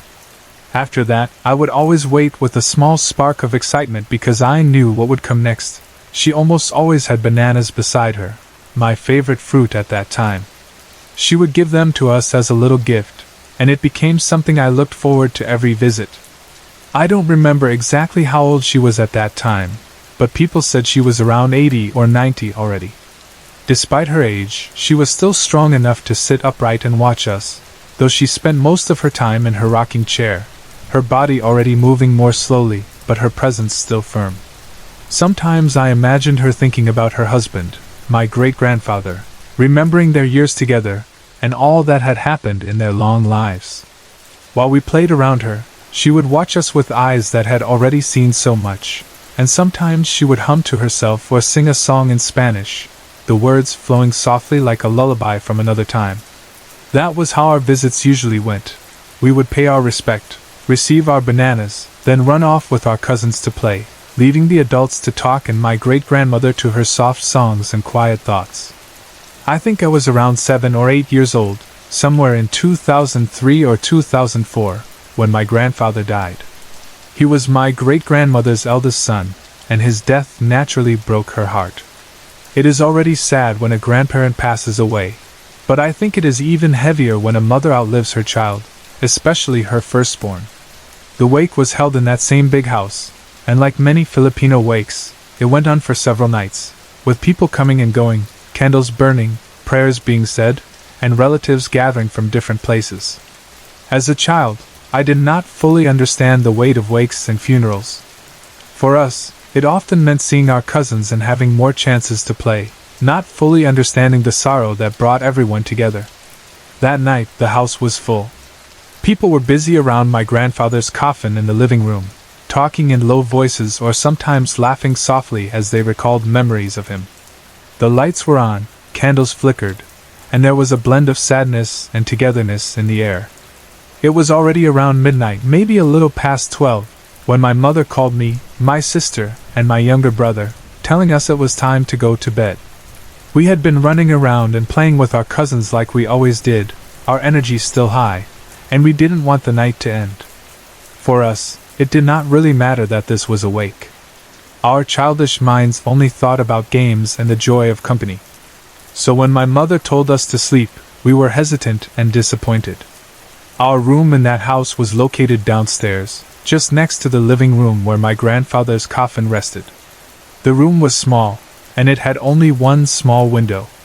That window faced a wall belonging to the neighbor's house, and the space between the window and that wall was only about a step wide. It was so narrow that only a child could squeeze into that gap, not an adult. From inside the room, if you looked out, you wouldn't see anything except that wall and a sliver of sky above, especially at night. The narrowness of that space always gave it a slightly closed-in feeling, like a little trapped corner between two worlds. That night, when my mother first asked us to go to bed, we still did not move quickly because we were enjoying our games too much. But the second time she approached us, her voice was more serious, and she also told our cousins to go home or to their own sleeping places. This time, I knew she meant it, so even though I was disappointed, I walked toward the room. My sister and younger brother said they still needed to pee, so my mother went with them to the bathroom. That left me walking to the room alone. I reached the doorway and saw that the door was open, but the light inside was off, leaving the small room in darkness. The only light reaching it came from the hallway and from the glow of the living room where my grandfather lay. I was still too small to reach the light switch easily, so I stood there for a moment in front of the open door, feeling unsure. I did not really want to step into the dark room alone. Because of that, I decided to wait by the door for my mother, sister, and brother to return so I could enter with them when the light was already turned on. I remember standing there at the threshold. The sounds of people talking and moving around the wake just behind me, while the darkness of the room seemed to sit quietly in front of me. A minute passed, maybe less, maybe more. Time feels different when you are a child alone in front of a dark room. Then I suddenly got the strong feeling that someone was watching me. It was not just a vague feeling. It was sharp and clear, like a point between my shoulder blades or a weight on my face. My skin prickled, and I felt goosebumps rise on my arms. Slowly, my eyes lifted toward the place where I felt the gaze was coming from. My glance moved from the doorway into the room and then toward the small window on the side. And that was when I saw her. There, outside that small window, in the narrow space between our house and the neighbor's wall, someone was staring straight at me. She was not squeezed or struggling in that tight space. Somehow she just seemed there, fitting into that narrow gap in a way that did not look natural. I knew immediately that what I was seeing was not something ordinary. I could not move for a moment. My eyes locked on her face and figure. The strange thing was, even though the room was dark and the narrow space outside the window should have been darker, I could see her clearly because she seemed to be faintly glowing. It was not a harsh light, more like a soft shine that outlined her presence against the darkness. Her glow made her face visible, her features gentle yet intense. I remember feeling torn between fear and fascination. As a child, I had heard many stories of spirits and supernatural things. But when you actually come face to face with something you cannot explain, everything feels unreal and too sharp at the same time. I knew I should be scared, and part of me was, but another part of me was almost drawn to her because she did not seem monstrous or bloody or anything like that. She did not look terrifying in the way horror movies show ghosts. She was not smiling, but she was not making a frightening expression either. Her face was calm, but there was no warmth in it. She just looked at me with a blank, steady gaze, her eyes on mine, as if she was trying to tell me something without words or as if she was waiting for my reaction. For a few seconds, I could not take my eyes off her. It was like my fear needed a moment to catch up. I simply stared and stared, every hair on my body standing up, my heart beating faster. The room behind me seemed to disappear. Even the noise from the wake softened in my ears. It was just me and that face outside the small window. Then, like a wave crashing over me, fear finally hit. I realized that what I was seeing was impossible. No one could really stand in that narrow space so perfectly like that, and there was no reason for anyone to be there, especially not glowing softly in the dark. I wanted to scream or run, but my voice and legs did not obey right away. At that moment, I heard footsteps and felt hands on my shoulder. My mother had returned with my sister and brother, She saw me standing frozen by the door, and told me again to go inside and lie down. I did not want to move, but she was already guiding me. I started refusing, telling her I did not want to sleep yet, and at the same time I was pointing my finger toward the window, trying to show her what I was seeing. She kept asking me what was wrong, her hand almost dragging me inside the room, my feet digging into the floor, my eyes still fixed on the small window. I kept insisting, saying that great-grandma was there, outside the window, watching me. Siapoi, nasa betana, I told her in my own words, trying to explain even though I was shaking. My mother followed my pointing hand and looked at the window, but she could not see anyone there. For her, it was just the same small window facing the wall. There was nothing in sight, nothing glowing, nothing staring back. But when I looked again, she was still there, the same glowing figure, unmoving, gaze still locked on me. I was the only one who could see her. That made the fear even worse, because it meant that what I was experiencing was no longer something shared with the people around me. It was just mine, my own private encounter with something beyond normal sight, and no one else could confirm it. My mother must have sensed how frightened I was because she did not scold me harshly. Instead, she quickly closed the window, even though she did not see anything there. It was her way of calming me down, and maybe also respecting the possibility that there was something there she could not see. She told me firmly that Apui was upstairs, already sleeping, and that what I saw must not be real. But in my heart, I knew what I had seen. My body felt weak, and even after the window was shut and I was inside the room with the light finally turned on, my fear did not completely go away. That night, I developed a fever. My body temperature rose, my head ached, and I felt heavy and hot.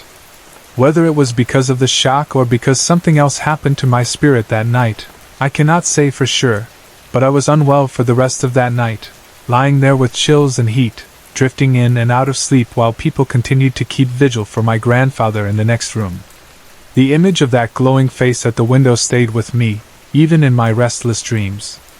Thankfully, it did not happen again after that. I never saw her at the window again, never felt that same intense gaze from that narrow space. But the memory stayed. After that night, each time we visited the house and my great-grandmother was still alive, I would look at her from a distance with puzzled eyes, wondering if the one I saw was really her or something else entirely. I would still do mano and greet her when my mother told me to, but there was always a little hesitation inside me, a strange mix of respect and quiet fear. I did not feel afraid of her as a person. When I sat near her rocking chair and watched her, I felt the same gentle presence as before. She was the same great-grandmother who gave us bananas and hummed Spanish songs. But in the back of my mind there was always a question, was it really her spirit that had appeared to me that night at the window, maybe in her grief over her son, or had something else borrowed her image to show itself to me? Just a few months after my grandfather's death, my great-grandmother also passed away. It was another loss for our family, another set of candles and prayers, another wave of relatives arriving to say goodbye. I was sad when I heard the news. I realized that I would no longer climb those stairs to greet her, no longer take her hand and press it to my forehead, no longer wait for the familiar gift of bananas she always kept near her. Only later, as I grew older, did I notice how my love for bananas quietly disappeared too. I no longer asked for them, and they no longer felt like my favorite fruit. Maybe, without planning it, my mind had connected bananas so strongly with her that eating them after her death made me think of her, and that strange night. She was the first person whose gifts felt special to me, and losing that simple routine left an empty space that even the taste of the fruit could not fill anymore. Now, after almost 20 years, I still do not know for certain what I saw that night. Maybe it was my great-grandmother, her soul wandering in her grief and confusion after her eldest son died, checking on those of us who would someday grow up and remember her. Maybe it was some other spirit, choosing a familiar face so I would not be too terrified. Maybe it was a mix of my young mind, the atmosphere of the wake, the darkness, and my fear, forming an image I was not ready to understand. But one thing I know is that what I felt was real. The gaze, the glow, the fear, the sickness after. Those things were not imagined. They happened to me in a very real way. Telling this story now is my way of laying it all out, piece by piece, and softly asking the past to loosen its grip on me. I want to believe that if it was truly my great-grandmother, she meant no harm. Maybe she was just looking at her great-grandchild one more time, curious or concerned, standing between here and there during a time when death had already entered our house through her son's passing. And if it was something else, then I hope that by remembering it calmly, without anger or panic, I can finally have some peace of mind and let that glowing figure at the window stay where it belongs, in the past, in memory, in a story that has finally been told. I am a mother now, and I like to think I am a practical person, but I have also seen and felt enough strange things in my life to accept that there are things around us we cannot see, and that there is a world that exists beside the world of the living. Because of that, I tend to be tuned in to the paranormal, and I do not say that lightly, since earlier experiences already pushed me to believe that spirits and energies are real. But even with that background, what happened on that particular night was still the scariest thing I have ever gone through. At that time I was still working as a stage actress, often coming home late from long and tiring rehearsals, and one evening, after another exhausting day, I decided to sleep over at my mother's house with my then 5-year-old daughter. My mom's house was like a second home to me, full of familiar corners and memories from my own childhood, and sleeping there had always felt safe and ordinary, not something that would make me think of ghosts or anything frightening. That night, we were using my old room, the same room where I had slept as a teenager, and nothing seemed out of place. My daughter was with me, lying on the bed and watching television, completely absorbed in whatever children's show was on. My younger sister was also in the room, already asleep on her side of the bed, turned away, breathing evenly. The room was dim except for the light of the TV, and I remember feeling that pleasant heaviness in my body that comes after a full day of moving, speaking, and performing. I lay there beside my child, telling myself I would just rest my eyes for a moment while she finished her show, but I was more tired than I thought, and I did not notice that I had started to drift off too. Just seconds before my eyes fully closed, something strange happened. It was like a dream, but it was also too sharp to feel like an ordinary dream. I suddenly saw a clear image of my co-actor, a woman I had worked with on stage, someone I knew personally, who had died just a few months earlier. She appeared in front of me, not like a blurred dream figure, but with the same face and expression I remembered from real life, and she spoke to me in a firm, serious voice. In Tagalog she said, "Magangat kake Lando, mamamate dao yen," which means, "Be careful with Lando, he is a killer." The way she said it was not casual at all, not like a joke or a passing comment. It sounded like a warning, something important, like she had come only to deliver that single message. Before I could even fully process her words, before I could think of why she would say that or what exactly it meant, something else happened that pulled me out of that moment. I suddenly felt a huge weight slam down on my body, specifically across my hip, as if something heavy and invisible had sat on me or pinned me to the mattress. It was so strong and unexpected that my breath caught in my chest. I could not move. I could not even twitch. At first I thought my body was just reacting to sleep, but immediately I knew this was something different because my mind was completely awake. I could see everything around me clearly. The tricky, terrifying part was that my eyes were open, and everything in the room looked normal. My daughter was still right there, sitting up and watching the television like nothing was happening, the light from the screen flashing on her small face. My sister was still beside us on her side of the bed, curled up in sleep, not moving. The only thing that was wrong was me. My body from the waist up felt paralyzed, but my thoughts were racing. My heart started pounding. As the heavy pressure stayed on my hip and lower body, panic rose in my chest because I began to realize I could not call out. I tried to speak. I tried to shout my daughter's name, to tell her to look at me, to tell her that something was wrong, but when I opened my mouth, no sound came out. It was like my voice was locked inside my throat.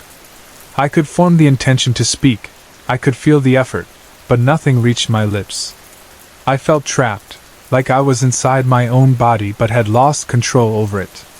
That feeling is hard to describe unless you have gone through something similar. But imagine being wide awake inside a body that refuses to obey you. I tried again and again to push out words, to force a scream or even just a whisper, but it was useless. My heart raced even more and I could feel sweat forming on my neck and back, even though the room temperature itself had not changed. My thoughts were very clear. I remember thinking, if I cannot get anyone's attention, what is going to happen to me? Will I be stuck like this? Will I die here with my daughter just beside me watching TV and not knowing? I tried to move my arms. They felt like they were stuck under something heavy. I tried to lift my head, but it felt almost glued to the pillow. At some point, I realized that while my upper body was completely pinned, I might have a chance with my lower body, so I tested my feet and legs. At first they also felt heavy, but after struggling with all my strength, I managed to move my foot just a little, like a small kick. That tiny movement was enough to give me a little hope. I focused all my energy on trying to move again, to kick harder, to make the bed shake so that my daughter would notice and turn to look at me. Slowly, and with great effort, I was able to move my foot more and then my lower leg. My chest was still tight, like something was sitting on it, but that small victory helped me keep fighting.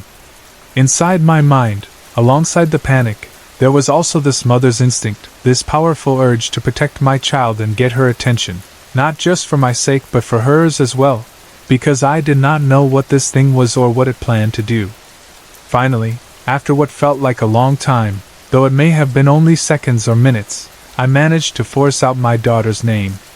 It came out weak at first, but it was enough.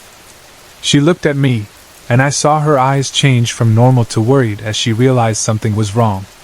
She slid off her spot and moved toward me, and I heard my own voice, thin but clear, say, Tawajan mo yung tita mo, hindi ako makagalaw. Which means, call your aunt, I cannot move. I will never forget the way my little girl's face changed in that moment. The fear that spread across her features is something no mother ever wants to see.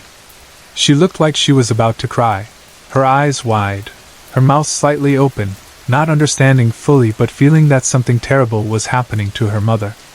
She turned and called out for my sister, and by that time my sister was waking up, maybe because of the movement, or maybe because she sensed my struggle. The next thing I remember is my sister leaning over me and then the sharp sting of teeth as she bit my finger. It shocked me, and at the same time I heard her saying, in a firm, trembling voice, In Jesus' name, get out! That confused me for a moment because I had been thinking, Wake me up, help me move.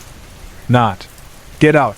But that phrase, those words, matched exactly what I felt, like something that did not belong in me or on me was finally being pushed away. The moment she said those words and bit my finger, it was like something broke. The pressure on my body lifted. Air rushed into my lungs as if I had been underwater and had finally come up for air. I felt my chest expand, my muscles loosen, my fingers twitch on their own. My whole body tingled with life, and that first full breath felt like I was breathing for the first time. My daughter was standing right by the bed, still frightened, and my sister was pale, her eyes wide and staring at me like she did not fully recognize what she had just seen.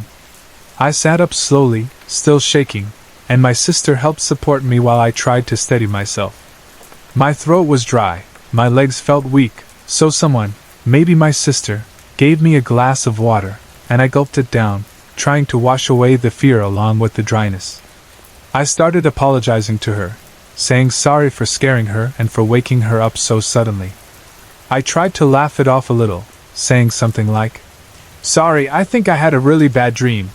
Because at that moment, that was the easiest explanation to reach for, the one that sounded less frightening than the idea of spirits or possession. But my sister did not accept that explanation so easily. She looked at me with real fear still on her face and said, What was that? Like she wanted me to name it, to confirm that it was something more than just a nightmare. I answered quickly, It was just a bad dream, hoping that if I insisted, it would become true for both of us. But she shook her head firmly, her expression not changing. No, she said, still clearly shaken. 8. Your eyes were white. You didn't have pupils. You looked like you were dead. Hearing that made my blood run cold. I had felt trapped and silent inside my own body. But in my mind, I thought I was looking at her normally, that my eyes were open and focused on her and on my daughter. To hear that from her point of view, my eyes had turned white, with no pupils, made everything much more serious and terrifying. It meant that while I felt awake inside, my outward appearance was something else, something not normal, something that had frightened my own sister to the point that she resorted to biting me and praying aloud just to get whatever it was to leave. I told her, a bit weakly, I could see you. I was looking at you and talking to you. She shook her head again and said, Yes, I could hear you, I heard your voice, but your lips were not moving. That detail shook me even more. She had heard me speaking, but it was like the sound was not coming from my physical mouth. It was as if my voice existed only in her head or in the room, not connected with my body. That idea, that separation between my awareness and my physical form, made me wonder if what had happened was more than just a simple sleep problem. My sister started to cry, still obviously disturbed by what she had seen. I could see that she was reliving the image in her mind and trying to understand it. I put my arms around her and my daughter, trying to comfort both of them even though I was still shaken myself. We ended up praying together that night, holding hands and asking for protection, for peace, for whatever it was that had come near us to stay away. We decided not to tell our parents about the incident because we did not want to worry them or cause a big commotion. Maybe part of us also hoped that if we did not talk about it too much, it would simply fade away like a dream. But inside, in my mind and heart, the questions did not fade.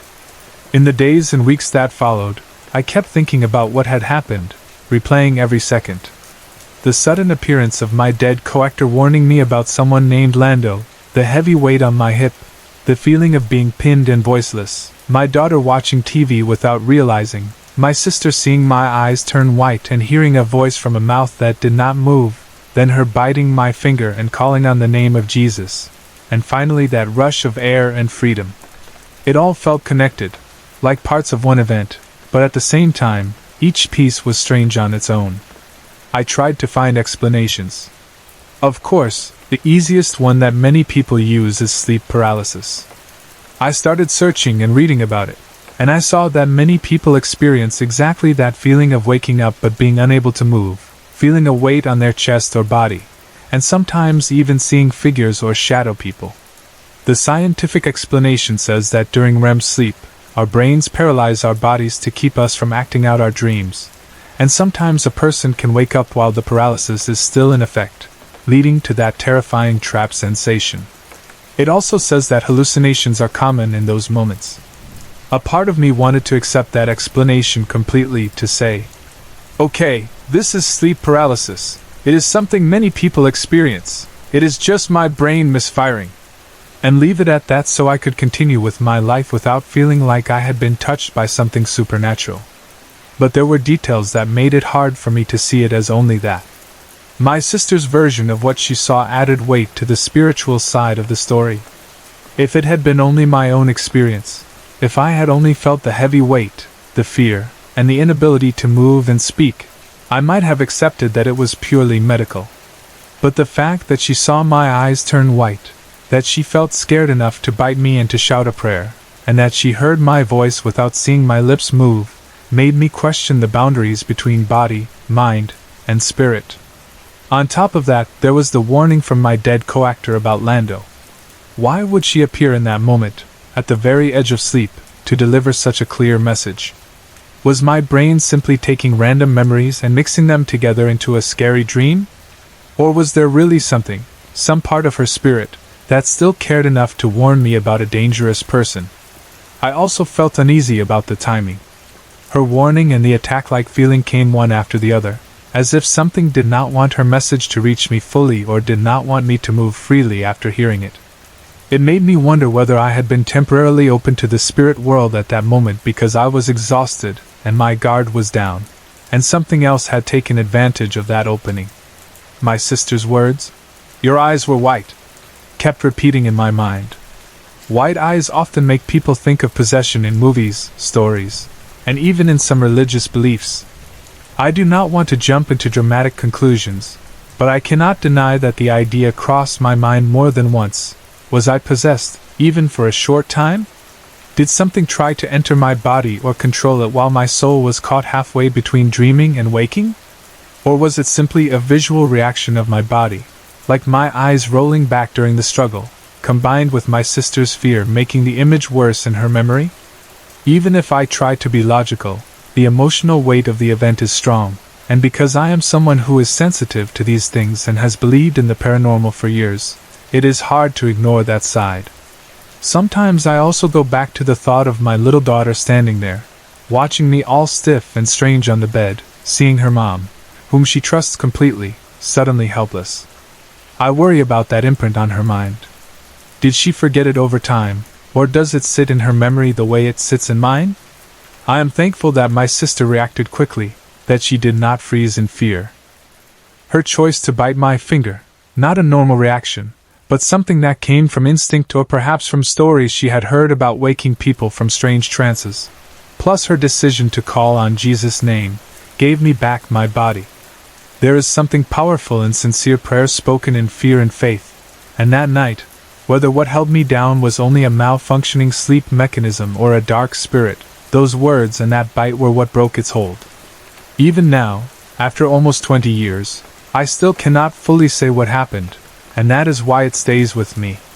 On some days, I tell myself it was sleep paralysis with vivid hallucinations, made more dramatic by my belief in spirits and my past experiences. On other days, especially when I remember my sister's pale face and trembling voice telling me that my eyes looked dead and that my voice came from nowhere, I feel that it was something more, something that touched the line between this world and the next. I think about my co-actor who died, and I wonder if she really did reach out from wherever she is to warn me about someone dangerous named Lando, and if that warning itself somehow stirred up other forces that night. I cannot be completely sure if I was possessed or if it was purely a sleep phenomenon, but I know how real it felt, and I know it changed the way I look at sleep, at strange feelings, and at the thin wall between our world and the unseen. In the end, maybe I will never have a clear, 100% answer, but I carry the memory with a mix of fear and respect, and whenever I sense something off in a room or feel that familiar heaviness as I am about to sleep, I remember how my sister said, "In Jesus' name, get out!" And I quietly repeat those words too, just in case.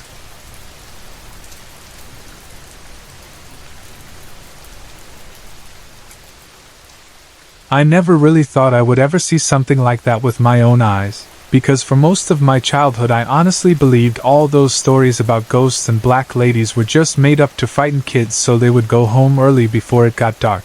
I'd always heard the grown-ups talk about white ladies on the road, or black shadows in old houses, but in my mind those were only like scary bedtime tales. The kind you whisper at night so everybody will scream and then laugh together. And I truly believe that if I just did not think about them too much then nothing would ever show itself to me. And if something did happen it would surely be at night, maybe on a quiet road or beside a creepy tree, not in the middle of the afternoon, while I was busy playing like any other child. Back then I was around 8 years old, very active and very boyish because I was surrounded mostly by male cousins and their friends. So instead of playing with dolls or doing girly things, I loved running out into the street with them, climbing, shouting, and playing hide and seek until we were all sweaty and breathing hard. Our street felt like our small kingdom. We knew every corner, every gate, every tree where we could hide, and we were always outside as long as the sun was up and even a little after that if no one called us home yet. That day was one of those ordinary afternoons that start out like nothing special. Our house had just gone through some repairs, so some parts still looked a bit unfinished. The front looked decent enough, but the back part, especially the kitchen area, was still not completely done. We had a small metal gate in front, and once you opened that you had to go a few steps up to reach our veranda. From there, if you looked straight ahead and a little to the side, you could see an open doorway that led into the kitchen. Another door near it led to the comfort room. At that time the comfort room itself was kind of exposed because the house was still being fixed. it did not have a proper separate hallway yet, so when you stepped through the small gate and climbed those few steps, you could almost see the open door of the comfort room immediately, with only one wall dividing it from the kitchen area. Behind that wall were our bedrooms on the second level. If you stood inside the comfort room and tilted your head slightly up, you would be able to see the floor area of the upstairs rooms because the way the house was made. You could actually climb from the comfort room up toward the rooms if you were flexible and brave enough, especially if you were a child who liked to climb and explore. The room just above that section was my stepsister's room, and next to it, a little farther down, was the room my parents shared with me, my sister, and my brother. The upstairs floor in that area formed a kind of edge so that if you were a small kid, your eyes would be almost level with the floor of the rooms when you looked up from inside the comfort room. If the door to my stepsister's room was open, you could see inside that room from that angle. Directly opposite that door was a sliding wooden window, the kind that makes a soft scraping sound when someone pulls it open or closed, and that window faced toward the outside where light from the sun could come in during the day.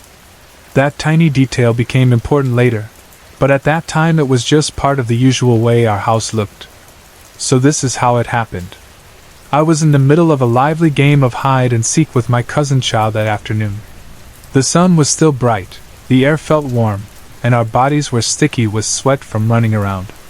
We had been hiding behind cars, crouching behind walls, squeezing into corners, and laughing as we tried to outsmart each other and the others who joined the game. We were so excited and full of energy that we did not stop until we both suddenly felt that heavy urgent feeling in our stomachs and realized we badly needed to pee. Because we were still children and always waited until the last second, we both gasped and started laughing while holding our bellies, saying we had to hurry or we would end up peeing in our shorts right there in the street. Our house was the closest one to where we were playing, so we agreed to run to my place quickly, use the comfort room, and then come back to the game. When we got near our house, the small gate in front was open as usual. In our town, people did not always bother to lock their gates or doors during the day, especially when they knew their neighbors so well. Everybody knew each other, and there was a sense that if something went wrong someone would see it and call for help, so for us it felt completely normal to just push the gate and walk in. As we stepped through the gate and up the few steps to the veranda, I noticed how quiet the house was. There were no voices, no sound of plates clinking in the kitchen, nothing from the radio or television. I knew who was supposed to be where that day. My mother and my younger sister had gone out to the grocery store to buy supplies. Both of my stepsisters were still in school because their classes finished later than ours. My little brother was not home either because he had gone with my father on a short business trip to a small town nearby. That meant I was certain the house was empty, and the only people inside at that moment were the ones who had just entered, me and Cha. Still, I did not feel afraid as we rushed in. It just felt like we were sneaking into a quiet place for a quick bathroom break. We were laughing a little, trying to move fast but also still talking about where we had hidden earlier, and who we thought would win the next round of the game. The comfort room door was wide open, and we hurried to get inside before our bladders gave up. Because we were still children, we did not have the shame or carefulness of older girls. We ran into the comfort room together, pulled down our underwear at the same time, and squatted there side by side while still chatting, which was such a normal thing for us then. I was facing the direction of my stepsister's room, which meant that as I squatted, my eyes were naturally lined up with the small open view where I could see the upstairs floor across that gap. At first nothing seemed strange. I was still talking to Cha, still half laughing and half relieved that I was finally peeing. Then, out of nowhere, I sensed a movement above and in front of me, something slow that caught my eye. Without even thinking, I lifted my head and looked up toward my stepsister's room. That was the moment my breath stopped. For a second I could not even feel the pee coming out anymore because my whole body froze. The sliding wooden window of that room was half open, which allowed light from outside to enter. The sunlight was not direct, but it made the room bright enough to see shapes and outlines clearly. However, the usual simple view of a quiet room and an empty bed was not what greeted my eyes. Instead, I saw that the light from the window was being blocked by a figure sitting on the edge of my stepsister's bed. There, in that room I knew was supposed to be empty, I saw a woman. She was sitting calmly, facing slightly away from me, and she was brushing her hair in slow, steady strokes. The strange part, the part that made my blood feel like ice, was that I could not see her face at all. It was not just that her head was turned away from me. It was that there was no visible face, no features, nothing I could recognize as human skin. Her entire form was black. Not black like she was wearing a black dress or black pants, not black like a woman in dark clothes, but black like a shadow that had gathered itself into the shape of a person and sat there on the bed. The only thing that had any clear detail was her hair. It was very long, straight, and so dark it almost looked shiny, even though everything else about her was like a hole where light disappeared. As her hand moved through her hair, I could see the motion very clearly, as if she had weight and presence, but still I could not make out her face, her eyes, or any part of her body.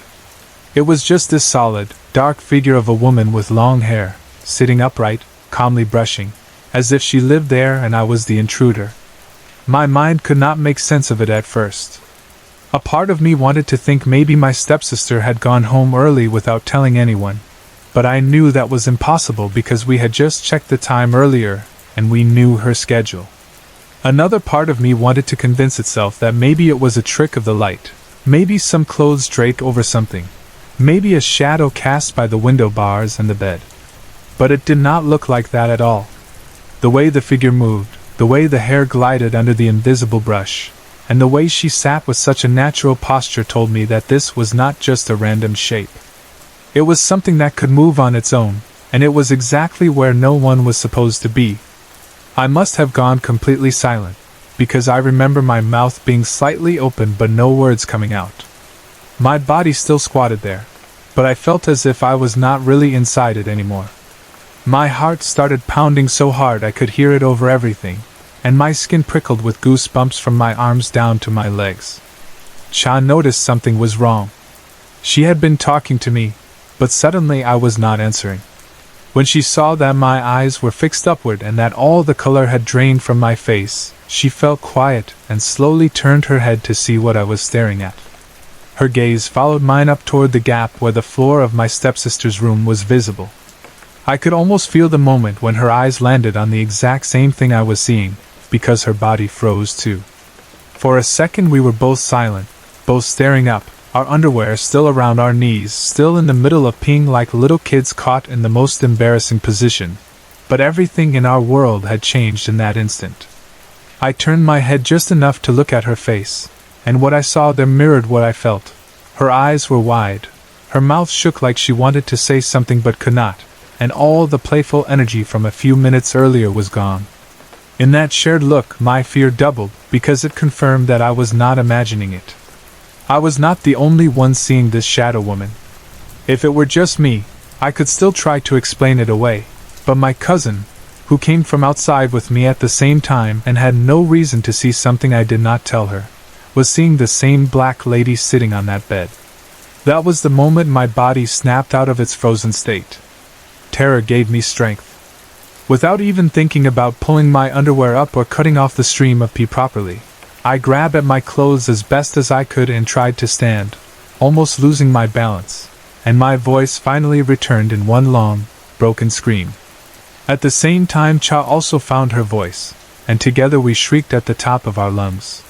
"Black laddie! Black laddie!"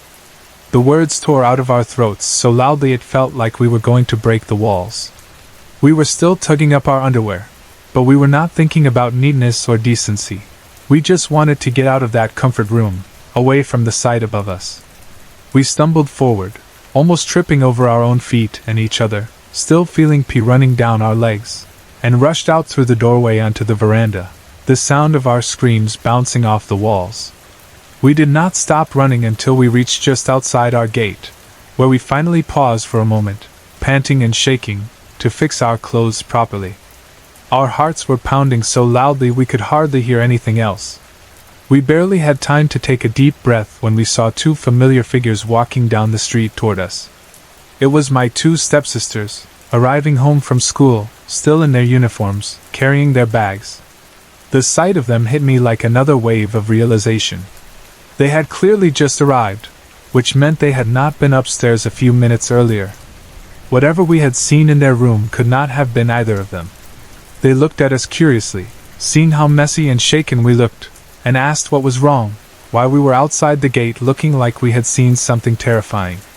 The knowledge that they were coming from outside, at the exact time we had seen the black figure sitting on one of their beds, made all the hair on my arms stand up again.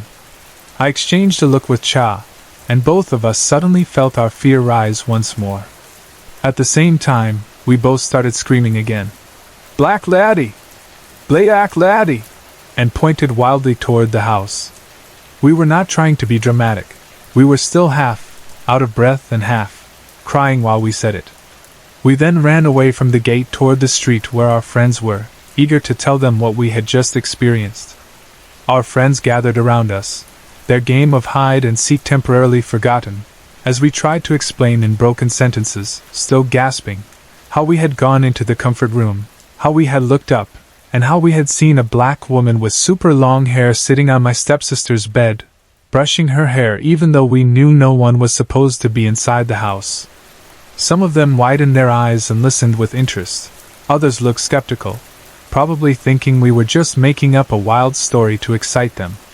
A few even laughed a little nervously, and said maybe we were only joking because we wanted attention. When they followed us back toward our place to check, my stepsisters stopped us at the gate, and would not allow anyone to enter the house, probably because they did not want a bunch of kids running around inside when no adults were home yet. Because of that, our friends did not get to see anything, and of course by the time the adults returned, everything inside looked normal again. No one saw a black lady. No strange figure sat on the bed. There was only the usual furniture, and the beds with their sheets slightly messy from before. Later on, as more time passed, some of our friends began to refer to that day as the time we made up a story. They jokingly called us pretty little liars, because they insisted we had only invented the black lady to scare them or to make ourselves sound special. It hurt a little to hear that, because I knew, and I also knew that Cha knew, that what we had seen was real to us. We had not planned a trick. We had been in the most unglamorous position possible. Squatting in the bathroom, trying to relieve ourselves, not in a mood to invent ghost stories. We had no reason to lie, and the fact that we both saw the same thing at the same time, without warning, made it even more convincing in my heart and mind. Even if other people did not want to believe us, we could not forget it. As the years went by, that was not the only strange thing that happened in our house, though nothing else felt as close and personal to me as that first black lady encounter. Our family always believed that we had dwarves or dens living around our place, especially in the yard or near certain corners of the house. There were little signs from time to time, lost objects that turned up in odd places, small sounds in the walls or under tables, shadows that seemed too short and too quick to belong to any human. My parents and older relatives would sometimes talk casually about asking permission from the dens before moving furniture or cleaning certain spots, and we grew up hearing those beliefs as normal. But the black shadows we encountered inside the house felt different, heavier somehow, and not really playful like the stories about dwarves. It was not just my experience either. Years later, my younger brothers, who spent many nights sleeping in the living room or different spots around the house, began to have their own stories. They would talk about seeing dark shapes moving just at the edge of their vision, or about feeling watched while they were lying down. The figures they described were often shaped like men, tall and shadowy, standing in corners or beside doors, or moving silently past the edge of the light from the television. My youngest brother especially seemed sensitive to these things. Before he would fall asleep, he would sometimes say he saw a man standing by the doorway or a shadow passing in front of the window even when no one else was there. He also had a habit of sleepwalking, which made everything more unsettling. We would sometimes find him standing in the hallway at night, eyes half open, mumbling or just staring, and he would not remember anything the next day. One of the more recent experiences happened around 2 years ago, when my older brother Ian was sleeping on the floor in our living room. He is not the type of person who scares easily, and most of the time he makes jokes about ghosts, but that time, when he told us about what he saw, there was no joke in his voice. He said he had been lying down on his mat, already half asleep, when he suddenly felt as if someone was standing very close to him on one side. When he forced his eyes open and looked, he saw a solid black figure of a man standing right next to him, leaning slightly over as if watching him sleep. There were no features, no face, no details, just a dark body, shaped shadow in the exact place where no one should have been at that hour. When he blinked, it vanished. He tried to tell himself it was just his imagination, but the chill that ran through him was real, and that night he had trouble going back to sleep. For my youngest brother, the fear of these shadows has never really gone away. Even now that he is already 15, he still refuses to sleep alone in his own room with the lights off. He always wants at least a small lamp on, or he chooses to sleep in the same room as someone else, because he says that when the room is completely dark and silent, his mind begins to see the black figures again, standing near his bed or by the door. As for me, I still think about that afternoon sometimes, the way the light filtered through the half-open window, the slow, steady motion of the long black hair being brushed, the empty face, and the feeling of being looked at even though I could not see eyes.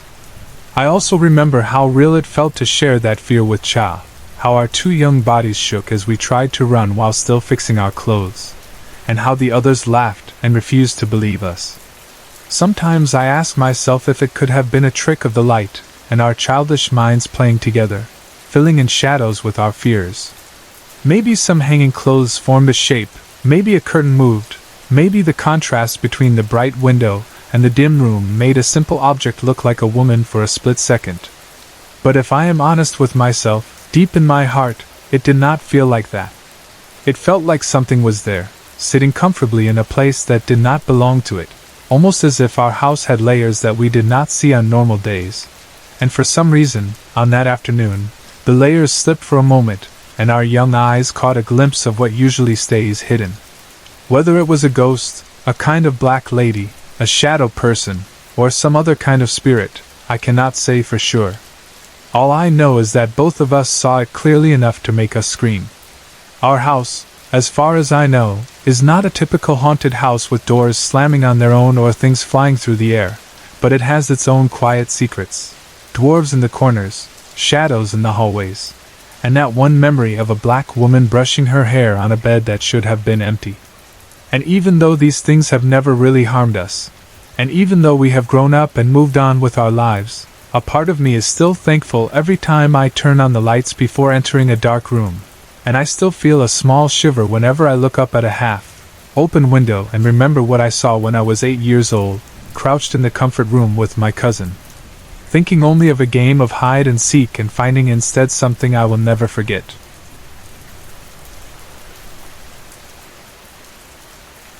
I was still a kid living in San Juan City when this strange thing happened to me, and even now, when I think about it, I still feel a little shiver because at that time it seemed like just a small, simple event about a toy and a visit to a friend's house. But later I realized there was something very wrong with what I saw and who I thought I was talking to. Back then I was the type of kid who was really attached to my toys, and my favorite one at that time was a small portable computer, one of those VTech learning toys that look like a tiny laptop. I loved that thing so much. I would sit on the floor or on the bed tapping its plastic keys, pretending I was doing very important work like a real grown-up, even though most of the time I was just playing games or answering simple quizzes it gave me. It made me feel smart and a little proud, because not everyone in our Escanita had something like that, and sometimes my friends would gather around me to watch the screen light up and make little beeping sounds. We lived in a narrow alley, the kind you often see in crowded parts of the city, where houses on both sides are close together, neighbors can hear each other's conversations through thin walls, and children run up and down the passageway all afternoon, using every corner as a place to play. The alley might look dirty or cramped to some people, but to us kids it was like our small world, complete with secret hiding spots, favorite steps to sit on, and familiar faces everywhere. At the very end of that alley lived one of my close friends. His house was in the farthest part, with big trees growing behind it, taller than the rooftops, their branches stretching over parts of the backyard and sometimes over the alley itself. During the day those trees gave a bit of shade and looked normal, but at night they made that side of the alley look darker, and people sometimes joked or whispered about strange things living in the branches or among the roots. We were too young to really understand, but we heard those stories and they stayed at the back of our minds. One day around lunchtime, my friend came over and asked if he could borrow my little computer. He was really excited about it, and said he wanted to show it to someone at his house or play with it quietly in his own room. I trusted him and I liked sharing my things with close friends, so I said yes and handed it over, reminding him in a playful but serious way to take care of it because I really loved that toy. He nodded and promised he would, and then he ran back down the alley, the small computer clutched in his hands.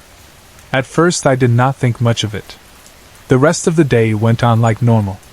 I did some other things at home, helped with small chores when my mom asked, watched a little television, and maybe went outside for a bit too. Time passed without me noticing it too much, and soon I realized that the light outside was starting to change from bright afternoon to that soft, dim color that comes just before evening sets in. The sky was getting darker, and in our alley, that meant shadows stretched longer, and some areas looked much less friendly than they did in the middle of the day. It was at that point that I suddenly remembered my computer and felt a strong urge to get it back. I knew my friend probably wasn't doing anything bad to it, but I was the kind of kid who could not fully relax when something precious to me was not in my hands or in our house. My mom always told me not to stay out too late, but this was still early enough that it felt acceptable, and she knew where I was going anyway. So I decided to go to my friend's house and politely ask for my computer back, or at least check on it, and maybe bring it home for the night. I stepped out of our house and into the alley. The air was cooler now, and there was that familiar mix of smells, food cooking from different homes, a bit of dust, and a faint scent from the trees at the far end. Some kids were still playing outside, but many had already gone home for dinner. I walked down the narrow path toward my friend's home, passing by doors that were partly open, letting the light from small living rooms spill into the passage. At the very end of the alley, his house stood a bit quieter than the others. As I came closer, I noticed that their front door was not fully closed. It was slightly open, just enough to show a slice of the inside. That alone was not completely strange, because in places like ours, people often left their doors partly open to let air in or to show that someone was home and visitors were welcome. Still, I felt it was polite to knock and not just walk in. So I reached out and gave the door a couple of gentle knocks while pushing it open a bit more, and as it swung outward, I saw my friend sitting on a couch near the door, close enough that he must have heard my footsteps as I approached. He looked at me and I stepped inside, feeling relieved to actually see him there. The house was fairly simple, with a small living area near the entrance, a dining table a bit farther inside, and beyond that, an open area that led toward the kitchen. From where I stood, I could also see the dining table clearly. I greeted my friend and started talking to him about my little computer, asking if I could get it back already or if he still wanted to use it a bit longer. While we were talking, my attention was suddenly drawn to someone else in the room. There was an old woman at the dining table, standing beside it, and arranging clothes laid out on the surface.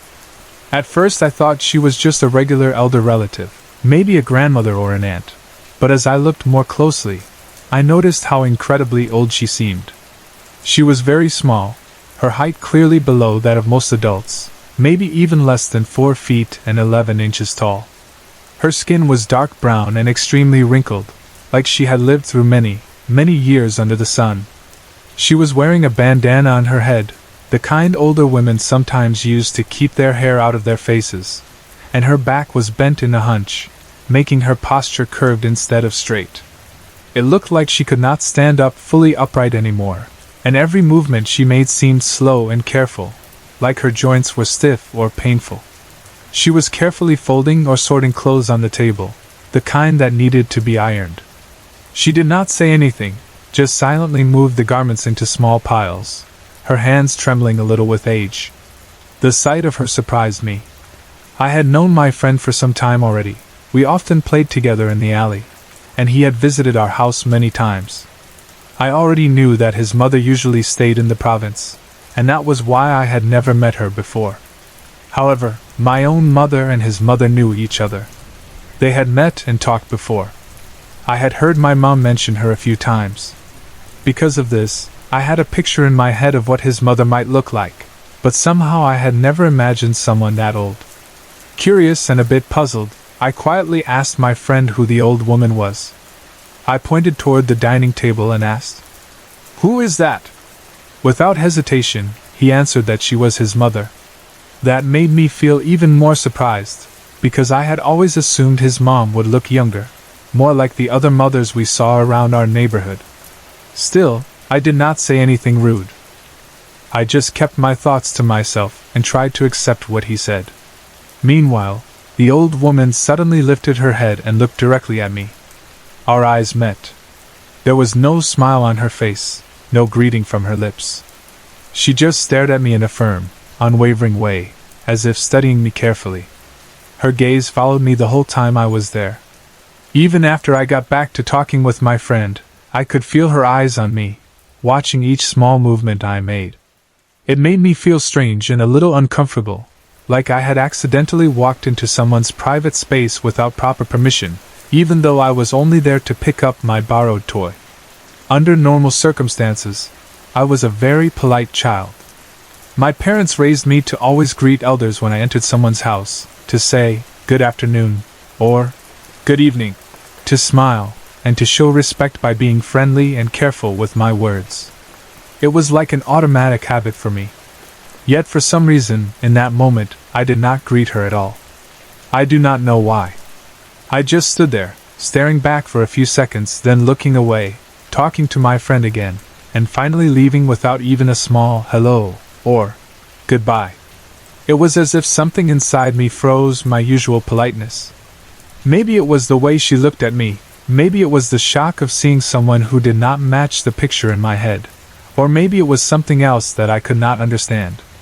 All I know is that I walked out of that house with my computer, feeling her eyes still on my back until I stepped outside and the door closed behind me.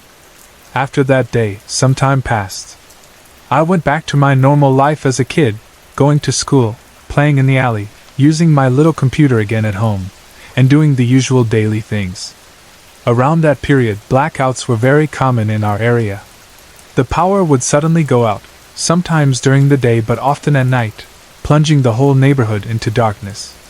We were kind of used to it, but it was still inconvenient and sometimes a bit scary, especially for children. To help with the heat when there was no electric fan and to let a bit of light or air in, people would usually leave their doors open during blackouts. That way, any breeze could pass through the house, and the faint glow from candles or from the street could at least help us see a little. Our own house was like that too.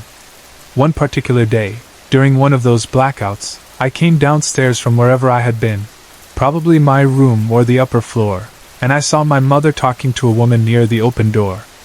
The power was out, so the only light came from outside and maybe some candles, but I could see enough of the woman to notice her clearly. She was tall, probably around 5'7" or 5'8" in height, much taller than I expected. Her skin was fair, lighter than many of the women in our area, and she looked healthy and relatively young, not like an elderly person at all. Her posture was straight, and her face looked fresh and normal, like she was in her 30s or early 40s, not someone whose back was bent with age. My mother turned to me and introduced her. In Tagalog, she said something like, "Ito si my name," and then to me, "This is the mother of my friend, the one who borrowed your computer." The woman smiled at me and said, "So you're my name? I'm the mother of your friend, the one who borrowed the computer from you." The words hit me like a small shock. I stared at her, confused. My mind quickly flashed back to that afternoon in their house, to the old woman at the dining table, hunched over the clothes, and my friend telling me that she was his mother. Without thinking, I blurted out in Tagalog, "Ko pa mama and I, friend? As sino pa yung matandang babi na nakita ko sa bahay enyo nung kinaho ko yung computer?" In English, it was something like, "You're my friend's mother? Then who was the old lady I saw at your house when I went to get the computer?" The moment I asked that, the woman's face changed slightly. Before answering, she looked a bit puzzled. Then she replied, still in Tagalog, "Sinoing matanda? Ako yung nandun ng kinaho amo yung computer. Nakatingin pa na ako sayo nun, pero hindi amo ako binabati. Akala ko nahihiya ka lang. Wala naman ibang tao dun ng kinaho amo yung computer kundi kaming dalawa lang and I, friend." In English, what she said was more or less, "What old woman? I was the one there when you came to get the computer. I was even looking at you that time, but you didn't greet me. I thought you were just shy. There was no one else in the house when you got the computer except me and my son." Her answer made everything inside me go quiet for a moment. I remembered very clearly what I had seen, the very old woman with the wrinkled brown skin, the bandana, the hunched back, the height below 4'11", folding clothes on the table. I remembered how she had stared at me without looking away, and how for some strange reason I had not greeted her. And now here was my friend's real mother, clearly not that old, tall and fair, saying that when I visited their house that time, it had been only her and her son inside. No grandmother, no relative, no house helper, no other old woman at the table. Just the two of them. My mind tried to fit the two images together but failed. How could the person I saw and the person standing in front of me now be the same woman? They looked completely different. There was no way anyone could grow younger or change that drastically in such a short time. I felt a chill run down my spine. It was not the kind of cold you feel from the weather, but a strange, uncomfortable feeling that something was very wrong with the picture in my memory compared to what I was being told. My friend's mother looked at me for a long second, and I could see that my question had made her uneasy. Her expression turned serious and thoughtful, and she seemed to be turning my words over in her mind, comparing them to her own experience. After a moment she spoke again, but this time her tone was different, a little heavier. She said that it was a good thing I had not spoken to the old woman I thought I saw in their house. She told me that if I had greeted that old woman or tried to talk to her directly, something bad might have happened to me. She explained that because of the big trees behind their house, their place was known to have many elementals, spirits or beings that are not human but live close to nature, especially in old trees. She said that in their area, those unseen beings sometimes like to show themselves to certain people, especially children, and sometimes they like to pretend to be normal humans or relatives. According to her, these beings can be dangerous if you pay too much attention to them or accept them as part of your normal world. She believed that what I had seen that day was not her, and not any real person from their family, but most likely one of those elementals that had taken on the shape of an old woman so it could appear inside their house. She told me that the fact I had not greeted or spoken to the old woman might have saved me from something worse, because by not talking to it, I had somehow refused its invitation to interact. She said that if I had started a conversation with that old woman, if I had looked her in the eye and talked to her as if she were just another person, it might have become more attached to me or followed me, or done something more physical. She did not go into very graphic detail about what something more physical meant, but the way she said it and the seriousness in her eyes made it clear that she believed it could have harmed me in some way, made me sick, or caused trouble for my family. Because of that belief, she gently but firmly advised me not to go to their house for a while. She said it would be better if I kept my distance, at least for some time, so that the elemental, if it really had noticed me, would lose interest and stop trying to show itself near me. I listened to her carefully, the childish curiosity inside me now mixed with genuine fear.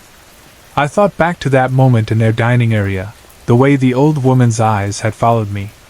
The memory made me uneasy in a way I could not fully explain as a child, but I knew it was not a normal experience.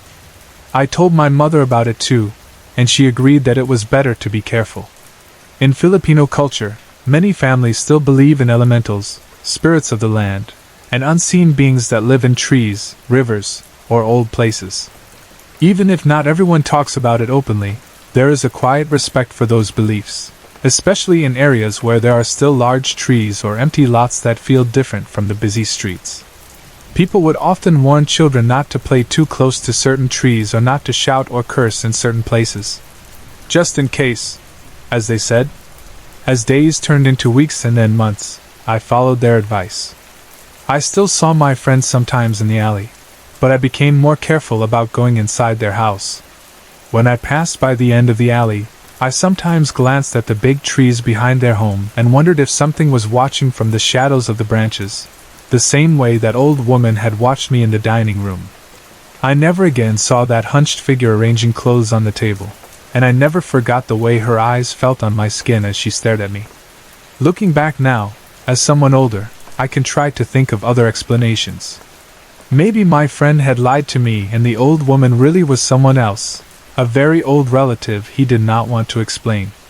Maybe his mother had forgotten or not noticed that another person was inside the house that day. But then I remember her serious face, the way she insisted there was no one else there, and the way she reacted when I described what I had seen. It did not feel like a simple mix-up. It felt like she, too, believed that something from the trees, something not human, had come close to us that day and slipped into the house, letting me see it even though I was not meant to. And so, even if a part of me wants a safe, logical answer, another part accepts that in that little alley in San Juan City, in that house at the far end with the big trees behind it, I might have met something that did not belong to our world, something that wore the shape of an old woman only for a moment, stared at me to test me, and then left without a trace when I walked out with my small computer held tightly in my hands. When our daughter was born in 2006, my wife and I were both excited and scared in that normal new parent way, thinking about diapers and milk and late nights, not ghosts or anything strange, and because of that practical mindset we decided it was time to move out of the cramped little studio unit we were renting and find a slightly bigger place where our baby could have a bit more space and light.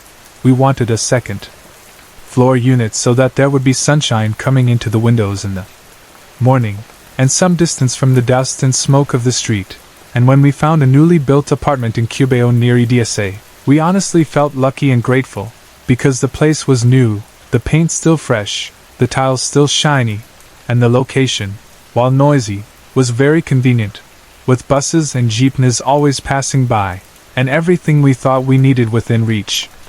The first time we entered that unit, I remember the way the sounds of the highway below came up like a constant low roar, buses coming from provincial terminals nearby, engines rumbling at almost all hours of the day and night, horns blowing, people shouting, vendors calling out, and because it was so busy and alive, I automatically assumed nothing remotely paranormal could be there, in my mind.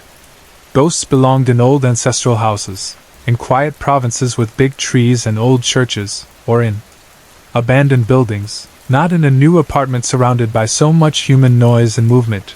And my wife felt the same way, I think, because when we talked about the move, all we discussed were practical problems like where to put the crib, how to arrange the small living area, how to make sure the balcony was safe, and how to keep the baby comfortable even with all the noise outside.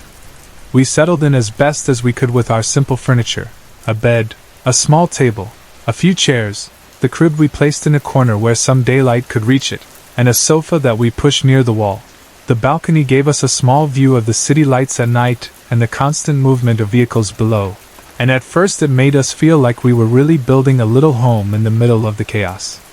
The first few weeks passed in the usual blur of new parenthood, short broken sleeps, midnight feedings, diapers changed half asleep, and quick conversations about bills and work squeezed in between the baby's cries and the rare quiet moments when everyone was resting. Because we were both tired most of the time, small things that might have seemed odd could be easily explained away as simple confusion or lack of sleep. And that is exactly what happened the first time my wife mentioned seeing something strange. One evening, after I came home from work and we had finished eating a light dinner, my wife told me in a casual but slightly uneasy tone that she thought she had seen a woman walking into our bathroom earlier that day. She said it in the way people share something they are not sure about, almost like a question, as if she was asking me to confirm if I had gone to the bathroom without her noticing or if a neighbor had somehow entered, but she knew that was impossible because we always kept the door locked, and there was no reason for anyone else to be in our unit. I laughed it off at first, and told her that maybe she was just tired, maybe she only caught a glimpse of her own reflection in the corner of her eye, or maybe a shadow moved in a way that looked like a person, but deep inside I felt a tiny prick of recognition, because I had sometimes sensed movement toward the bathroom too, almost like a figure passing by the door, and I had always assumed it was her. I did not say that immediately, though, because I did not want to scare her. Instead I said something like, "I sometimes think I see you going in there too, but then I realize it's just my imagination." Even though, as I said those words, part of me whispered that now maybe it was not only in my head.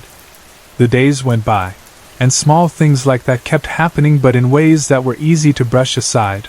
A sense of someone crossing the hallway, a fleeting shadow at the edge of the eye, the feeling that someone was standing just outside the open bathroom door when no one was there when you turned to look, and we were so focused on our daughter's routine, her feeding schedule, her naps, her little noises, that we did not give these details too much attention, telling ourselves that we were just not yet used to the new place.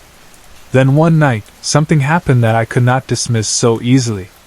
I was in the living area at that time, and my wife and the baby were in the bedroom, the door slightly ajar so that I could hear if our daughter cried, and I suddenly had this strong urge to walk toward the balcony, maybe to get some air or just to look at the street lights below. As I turned my head in that direction, my heart almost stopped, because I clearly saw a man standing out there on our balcony, his lower body visible, his upper body hidden by the darkness of the night and the angle of the balcony wall. It looked for a split second exactly like a real person who had climbed up and was now standing there, and my first thought was not about ghosts at all, but about thieves or criminals, because we had heard stories about people climbing up the sides of buildings to break into second-floor units, especially in busy areas where they could quickly disappear into the crowd. My body reacted before my mind had fully understood what it was seeing. I rushed to the kitchen, grabbed the first thing I could use as a weapon, which happened to be a cleaver, and moved quickly toward the balcony door, my heart hammering, a mix of fear for our safety and anger that someone would dare trespass into a home where my infant daughter was sleeping. As I approached the balcony, however, something even stranger happened. The darkness around the figure seemed to shift, and I realized that what I had thought was the upper part of his body being hidden in shadow was not a simple trick of the light. It was like his head and upper body were simply not there, not just obscured, not covered, but missing, while his lower body still stood there on the balcony floor. For a moment I froze, unsure if my eyes were playing tricks on me or if my mind was mixing fear and imagination, but I still shouted, my voice shaking between anger and confusion, demanding that he tell me who he was and what he was doing in our place. At my shout, the figure moved in a very clear, very deliberate way that removed any doubt that this was a static shadow. He hopped up onto the balustrade, balanced there for a second with movements that looked natural and human, and then jumped off the edge. I rushed forward, forgetting my fear of heights, and looked down. As I saw him falling, there was a brief moment when his face turned upward toward me, and I caught a glimpse that I can still remember, the smiling face of a man who looked Chinese, his features distinct and almost friendly, not angry or twisted, and then the darkness swallowed him up and he was gone. There was no sound of someone hitting the ground, no shout, no one running away below, nothing that matched the action I had just seen. When I leaned over the balcony and looked around, there was only the usual night scene of Cubale, buses passing, horns, voices, the glow of lights, but no sign of a man who had just jumped from our balcony. Slowly, I backed away, my hands still gripping the cleaver, my mind racing to find a reasonable explanation, but nothing made sense. Later that night, when I told my wife what I had seen, she did not laugh or brush it off. Instead, I saw fear enter her eyes as she made a connection I had not yet made fully. If there were unseen people or spirits around us, could they be attracted to our daughter, to that new, fragile life in the crib? She had already been worried about the glimpses of the woman she thought she saw going to the bathroom, and now, hearing about the invisible man on the balcony who smiled as he fell, she became even more anxious. She started to watch our baby more closely when the room was quiet, sometimes staring at a corner where there was nothing visible, and then glancing back at our daughter as if wondering if someone else was there, someone we could not see. We both grew uneasy, and for the first time since moving in, I began to think that maybe my early assumption, that a new building in a busy area could not be haunted, was wrong. Because we did not know what else to do, I decided to consult a friend who was known to have psychic sensitivity. He was not someone dramatic or theatrical. He was quiet, even shy, and I trusted him enough to share what had been happening. I told him about my wife seeing a woman going to the bathroom, about the man on the balcony, about my fear for our daughter. He listened carefully and then said that spirits are not limited to old houses or quiet places. They can linger or be drawn to any location, depending on what happened there before or what kind of energy exists in the present. He suggested something simple yet very specific: hang red objects above the crib, things that were bright and clearly red, because he said this color could help ward off spirits who might want to disturb a child. It was a common belief in many cultures, he explained, that red protects babies from envy or harm from the unseen. Even though there was no scientific proof for this, I was willing to try anything that might give us peace of mind, so we hung small red ribbons and other red items above and around our daughter's crib, arranging them so that they did not pose any danger but were clearly visible. The splashes of red looked almost cheerful in the simple room, and for a while just knowing they were there made my wife feel slightly calmer. In addition to this, we decided to ask for a blessing from a Catholic priest. We invited a priest to come to the apartment, and he walked through the rooms, sprinkling holy water, praying, asking for protection for our family and especially for our child. We followed him as he moved from the living area to the bedroom, then to the bathroom and the balcony, and even though he did not say anything about sensing anything unusual, his presence and his prayers helped us feel that we were not totally helpless. After the blessing, things were quiet for a while. There were still noises from the street, of course, and the usual challenges of life with a baby, but there were no strong sightings or experiences, at least none that we were aware of, and we began to hope that whatever had been in the apartment had either left or been pushed away from our space. That hope did not last long. Around August of 2006, something happened that pushed my wife beyond her limit and made her decide, very firmly and without any hesitation, that we had to leave that apartment no matter what, even if it meant breaking the lease or having an argument with the landlord. One evening, she went to take a bath while I was in the living area, maybe watching television or doing something on the side. Our daughter was asleep in her crib in the bedroom, under the small red decorations we had put there, and everything seemed normal. When my wife finished her bath and stepped out, still drying her hair and body, she glanced casually toward the crib to check on the baby, the way any mother does, expecting to see only the small sleeping figure. Instead, she froze in the doorway, her heart pounding, because hovering over the crib she saw something black, like a dense shadow that did not match any object in the room. At first she thought it was just a trick of the light or her wet hair falling in front of her eyes, but when she took a step closer, the shape seemed to solidify, and she could see that it was the outline of a man, a shadow in roughly human form, bent over the crib as if looking down at our daughter. He had no visible features, nothing that she could clearly describe later beyond that he was dark, bent forward, and clearly separate from the crib and the rest of the room. It did not move like a regular shadow would move when light shifts. It stayed there in a way that made her feel that it was very real, and that it was aware of our child. Fear rose up in her, and she did not think about anything except protecting the baby. She ran forward, and as she rushed toward the crib, the shadow man disappeared, vanishing quickly as if it had never been there at all. By the time she reached our daughter, the only thing she could see was the sleeping baby under the red ribbons, breathing softly and innocently. When she told me about it later that night, her voice shook and her eyes filled with tears, not just from fear but from anger that something unseen would dare come near our child. For her, that was the final sign that whatever was in that apartment was not just passing through or harmlessly wandering around. It was capable of standing over our baby's crib in the form of a dark man, and that was not something she was willing to ignore or endure. That same night she told me, in a firm and very serious tone, that we had to cancel our lease and move out as soon as possible, no matter what arguments or excuses our landlord might give us, no matter how inconvenient it would be. She was shaking, and I could tell that this was not just an emotional reaction. It was a decision coming from a deep instinct to protect our child. I agreed, because although part of me wanted to reason things out, another part of me felt the truth in her fear. When we informed our landlord, he denied knowing anything about any paranormal incidents in his apartment. He said no one had ever complained about anything like that in the years he had been renting out units, and he looked genuinely surprised and maybe a bit annoyed that we were talking about ghosts or spirits instead of plumbing or electrical problems. Still, whether he knew something and did not want to admit it, or whether he truly had no idea, it did not change the fact that we no longer felt safe there. As part of the moving process, I took our clothes and some linens to a nearby laundry shop to have them washed and folded, thinking that it would be easier to pack clean clothes in the new place. The laundry shop was small and typical, with washing machines lined up and the owner sitting at a small desk with a receipt pad and a pen. When it was my turn, I handed over our bag of clothes, and the owner asked for my name and address so she could write it on the claim slip.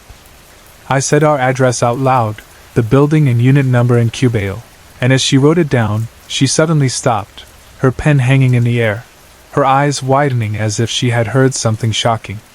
She looked up at me with a surprised and somewhat frightened expression, and I noticed that her hand shook slightly as she held the receipt. I asked her why she reacted that way, why she looked scared, but she quickly shook her head and refused to explain, saying something like, "Walla walla," as if telling me it was nothing, but her face and her eyes said otherwise. That reaction bothered me a lot. If someone who lived and worked in the area heard your address and automatically looked fearful, it usually meant they knew some story connected to that place. When I got back to the apartment, I told my wife about what had happened at the laundry shop, and together we decided to ask around more directly, talking to our neighbors and people who had been living there longer than we had. At first, people were hesitant or vague, but after we asked a few times in different ways, pieces of information began to come out. We heard that our landlord had not always had that shiny new apartment in that exact spot. Before this building was constructed, there had been another structure there, an older one, and something terrible had happened in it. The words came out slowly, in whispers or careful phrases. A gruesome murder, they said, something bloody and violent that had shocked the people living nearby at the time. Some said it involved more than one person. Others did not know the details, only that the previous building had been the scene of a very dark event, and that after that, it was eventually demolished. According to what we were told, our landlord had later rebuilt on the same lot, putting up this new apartment, clean and fresh on the surface, with new walls and tiles that showed no trace of what had happened before. The physical structure was new, but the ground beneath it had already absorbed a history of violence and fear and maybe even unfinished stories of the dead. Hearing that, my wife and I felt a chill that had nothing to do with the electric fan or the evening breeze. Things began to fall into place in our minds. The woman going to the bathroom, the man on the balcony whose head was missing and who smiled as he fell, the shadow man over the crib, the uneasy feeling, the laundry shop owner's reaction. Whether or not every story we heard was completely accurate, it was enough for us to feel sure that the place we were living in was not simply an ordinary new apartment. It was built on top of something painful, and maybe whatever remained there did not care that fresh paint had been applied or new tenants had moved in. The decision to move out, which my wife had already made emotionally, now became even more urgent and solid. In the next 3 days, we did everything we could to find a new place to live. We searched for apartments in other areas, called numbers from for rent signs, and visited units quickly, trying to balance budget, safety, and location. Finally, we found a place in Marikina, a commerce city compared to Cubale, with a different atmosphere and quieter streets.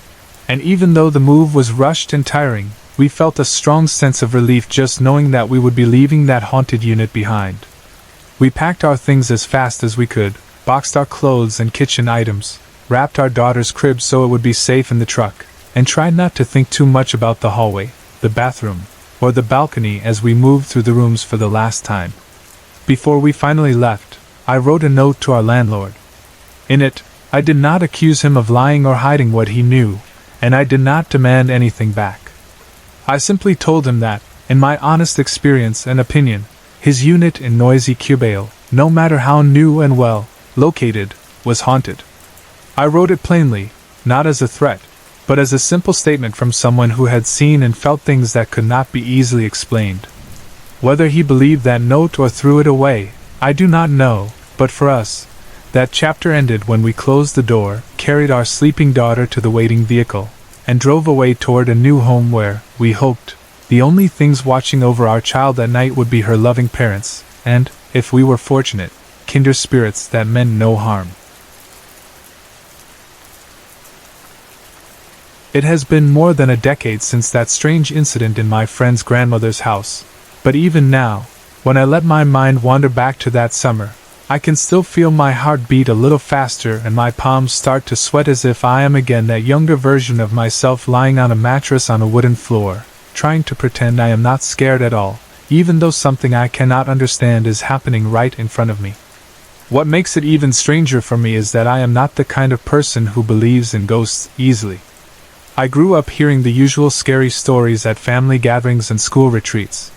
But I always took them as just stories, something people like to tell when the lights are off and everyone wants to feel a little thrill.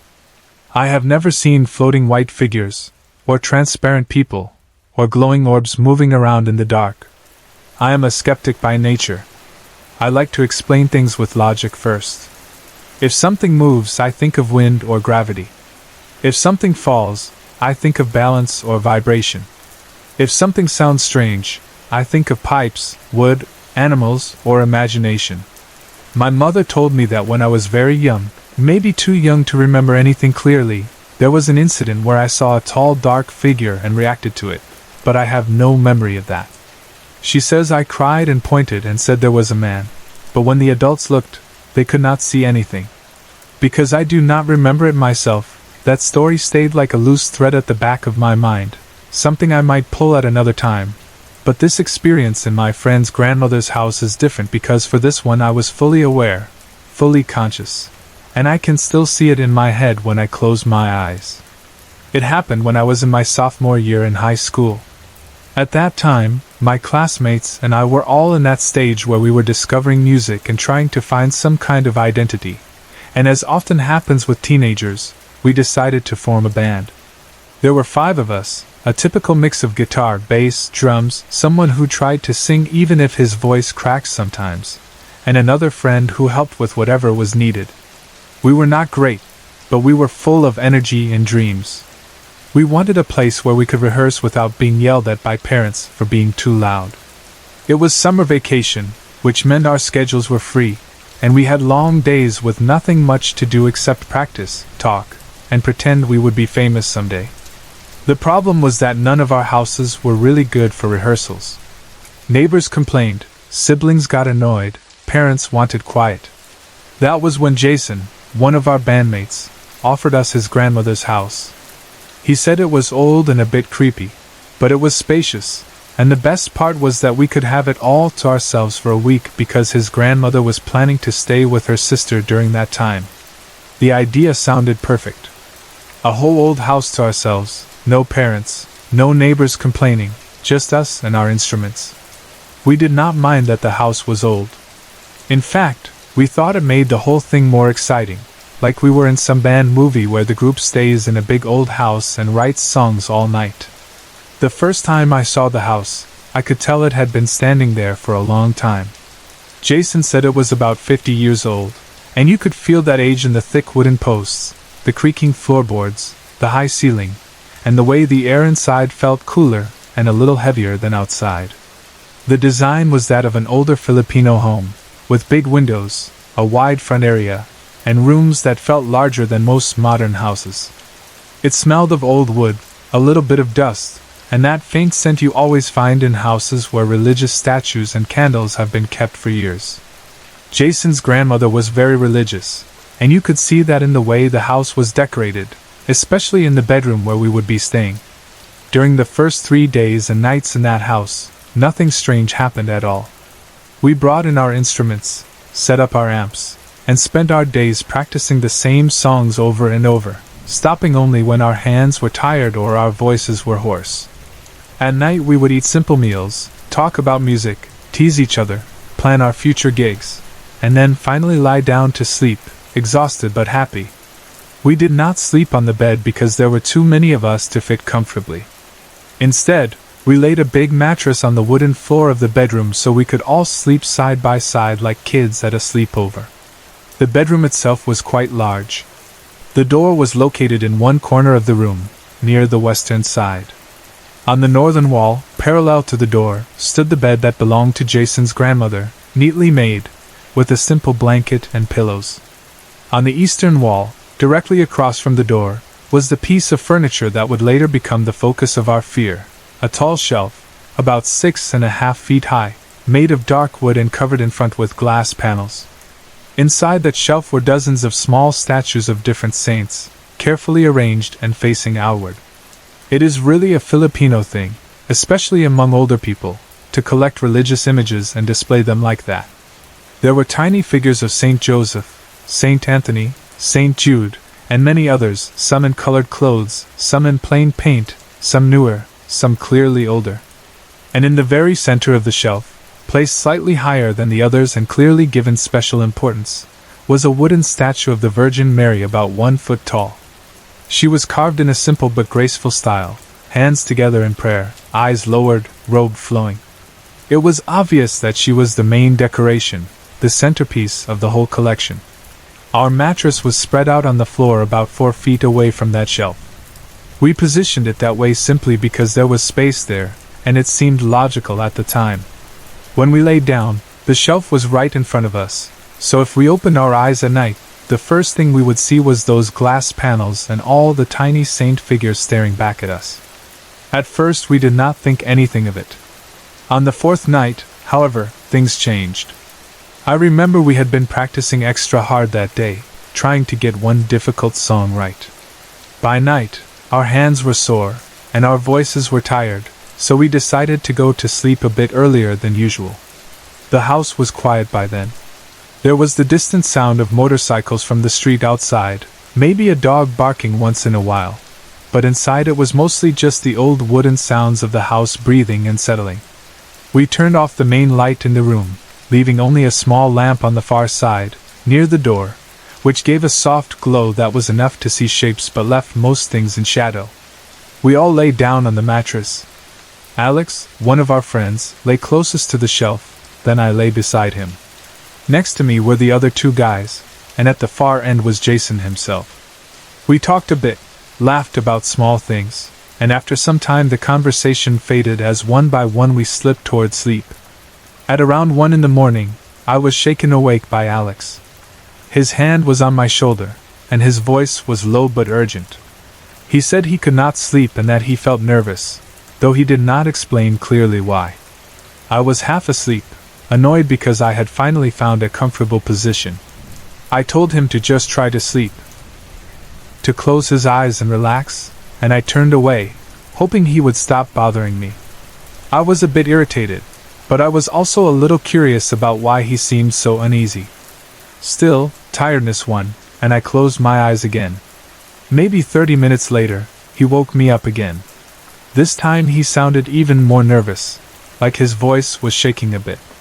He said he still could not sleep and that he felt like the statues inside the shelf were looking at us, watching us while we lay there. When he said that, a small shiver went down my spine. It was such a simple thing to say, but the way he said it, mixed with the dim light and the silence in the room, made it sound wrong and creepy. I was annoyed, but at the same time a tiny bit freaked out. I did not want to show it, so I tried to act calm. Instead of arguing with him, I reached over and shook Jason awake. I figured, if there was something strange about the house, Jason would know, since it was his grandmother's place, and he had been there many times. When Jason woke up, rubbing his eyes sleepily, I asked him if there was anything weird about his grandma's house that we should know about, anything like strange noises or stories. He did not seem surprised by the question. He just looked in the direction of the shelf, then gave a small shrug, as if to say, yes, something happens, but it is nothing new to him. The way he reacted, so casual, so used to it, made me feel both relieved and uneasy at the same time. Relieved because he did not look terrified, which meant maybe it was not dangerous, but uneasy because that shrug meant there really was something happening there, something he had accepted as part of the place.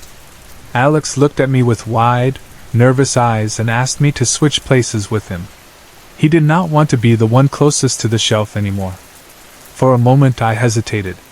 Part of me wanted to refuse and tell him to stop being silly.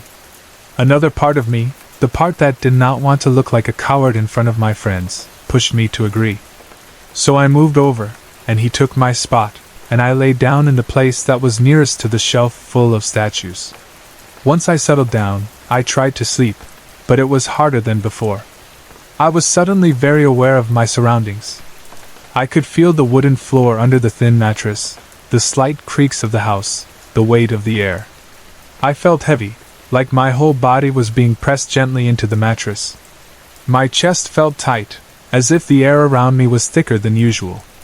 The usual small background noises seemed to fade, and the silence grew deeper. All I could clearly hear was Alex's breathing beside me, a little uneven, and the slow breathing of the others. From his breathing I could tell Alex was still awake and probably as tense as I was. Then it started. At first, I thought it was my imagination, but the sound was too distinct. It was a faint tapping sound on the glass panels of the shelf. It was not loud, but it was clear, like something small and hard was hitting the glass gently. Tick, tick, then a short pause, then tick, tick, tick, in a pattern that did not match any normal random noise. It was not like branches scraping outside or insects tapping. It sounded like deliberate taps, as if someone was using a finger or a small object to tap on the glass repeatedly. My whole body went cold. I was too afraid to open my eyes. I lay there, as still as I could, pretending to be asleep, hoping that whatever it was would lose interest if it thought we were all sleeping. The tapping went on for a few seconds, maybe longer, though it felt like a long time to me. My heart was racing, but outwardly I did not move. Then I felt the mattress dip right in front of my face, as if something heavy had been placed on it, right between me and the shelf. It was a clear, physical sensation, like when someone puts their knee or hand on the same bed you are lying on. The weight created a slight pressure on the mattress, and that pressure pushed the fabric toward my cheek, brushing my skin. Whatever it was felt solid and cold through the blanket and the mattress, and that was the moment my fear overpowered my attempt to stay still. My reflex took over, and I opened my eyes. The first thing I saw was the shelf in front of me. I expected to see the glass, the statues inside, all in their usual places. But the one thing that should have been impossible to miss, the 1-foot-tall wooden statue of the Virgin Mary in the center, was gone. The space where she normally stood, raised a little above the other saints, and clearly in the middle, was empty. My breath caught in my throat. My mind scrambled to find possible explanations. Maybe my eyes were still adjusting. Maybe someone had moved the statue earlier during the day and I just had not noticed. Maybe I was mistaken about where exactly it was placed. But deep inside I knew I had seen it there clearly many times in the previous nights and earlier that day. It had always been in that same spot, looking over the smaller statues. Now, suddenly, in the middle of the night, while the mattress in front of me dipped from an invisible weight, it was gone. I turned my eyes slowly toward Alex, who was lying just beside me.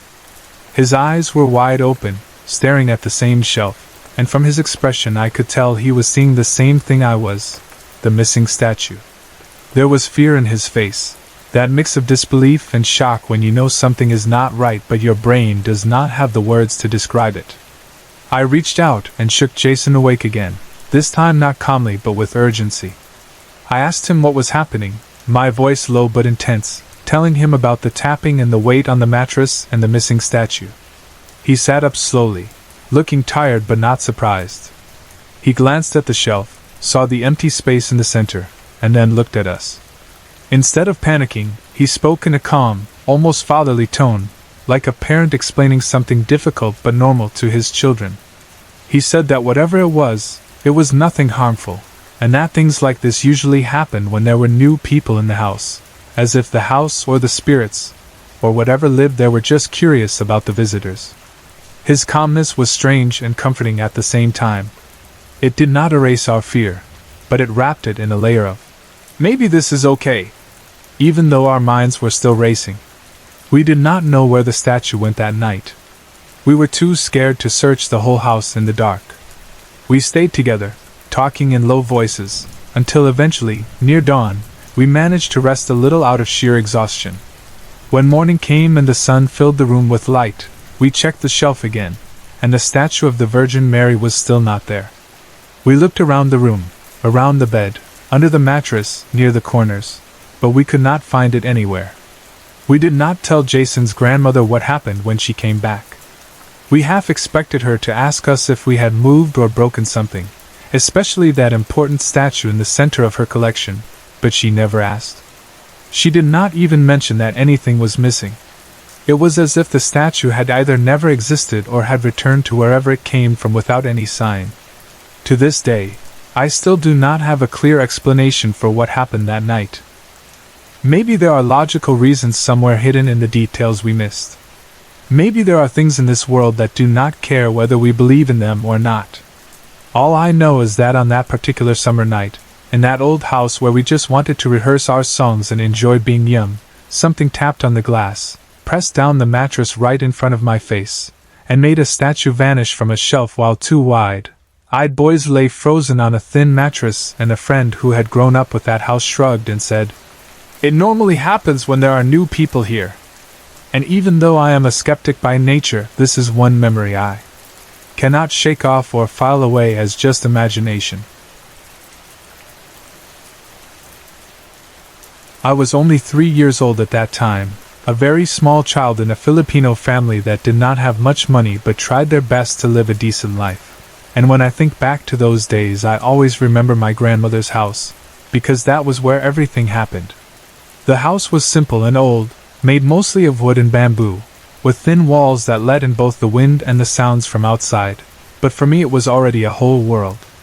From Monday to Saturday, everyone in the family went out to work very early in the morning. My parents would leave while the sky was still a little dark, my aunts and uncles would follow soon after, and the house would slowly grow quiet until I realized I was the only one left inside. I was the only child, so there were no brothers or sisters to keep me company. And in those days there were no gadgets, no TV always turned on for noise, just a few simple toys and the sound of the outside world. Before they left, they would always make sure there was food ready for me, usually rice with something simple like dried fish or eggs, enough for me to eat until they came back home at around 4 or 5 in the afternoon. They loved me in their own way, but they did not have the choice to stay. They had to work so that we would have food at all. Because of that, they also made sure to lock the doors before leaving, turning the key carefully and checking twice, so that no stranger could enter while I was alone inside. I remember my aunt bending down to my level many times, her face serious as she explained to me what to do in case of emergency. She would take me to the bathroom, point at the small open window above the toilet, and say that if something bad happened, like a fire, they always mentioned fire first. Or if I needed to get out for any reason and the doors would not open, I only needed to grab the plastic chair, pull it under the window, climb on it, and crawl through the opening. She made me practice it several times so I would remember, and I did it with the simple obedience of a small child who did not fully understand danger but wanted to please the adults. Our house stood in an area that people in our place called Dawes. To some it might sound like just another name, but to those who lived there it carried a certain feeling. Dawes was small in terms of houses and roads, but in another way it felt huge because it was surrounded by nature. My rough guess now is that the area stretched about 7 square kilometers, filled with large old trees, wild plants climbing over rocks and fences, and different kinds of animals like birds, lizards, frogs, and sometimes even stray cats and dogs that seemed to appear from nowhere. The earth smelled damp, especially after it rained, and when the wind blew you could hear the leaves brushing against one another like whispers. For adults it was just a rural place, but for a small child it was a jungle, and people in that neighborhood did not believe that only animals and insects lived among the trees. They believed, with serious faces and hushed voices, that there were other things, older things, invisible to most eyes but still very present, watching and sometimes approaching the people who shared the land with them. When I was 3, I did not fully understand all these beliefs, but I heard them in bits and pieces. I would hear my grandmother talking to a neighbor about them, about how one should say, "Tabi tabi pa," when passing a certain tree, or leave a little food on the ground sometimes to show respect. At that age, I thought of them as stories, like the tales adults tell to scare children into coming home early or to keep them from wandering too far into the thick trees. I did not know that one day I would become part of those stories. One morning was just like all the others in the beginning. I woke up alone, as usual, lying on my back in my grandfather's room. That room was different from the others because the bed there was made of woven bamboo, the kind that feels cool to the skin when you lie on it, especially in the heat. The bamboo strips were tied together tightly to make a firm base, but the spaces between them were still fine lines of shadow if you looked closely. My small body rested flat on that bamboo bed, and I remember that my right arm was hanging over the edge, fingers relaxed and almost touching the hard wooden floor. The house was strangely quiet in that way it always was in the middle of the day, when everyone was at work and only distant sounds could be heard. The faint crowing of roosters from another yard, the far rumble of a tricycle passing on the main road, the occasional bark of a dog. No one was talking, no radio was playing, no pots and pans were being moved in the kitchen. It was that kind of silence that usually makes a child either fall back to sleep or get up to search for food or toys. But this time, the silence was broken by something else, by a sound that did not belong to the normal morning noises. It was a very sharp kind of laughter, small but clear, like a giggle that came not from the chest but from the throat, high-pitched and strange, and the moment I heard it, even at that young age, something inside me felt wrong. It was not a happy child's laugh. It was more like a sound from somewhere deeper and darker, what I can only describe now as a voice from a place I did not know, as if the laughter came from a mouth that should not be laughing at all. The strange thing was that in my memory, that sound was so strong, but at the same time the house remained quiet.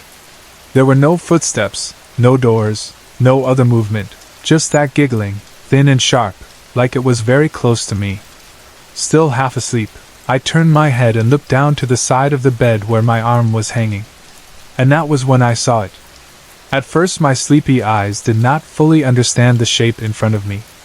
It was small, and the house was not fully bright yet, so for a second it was like a lump of darkness standing by the edge of the bed.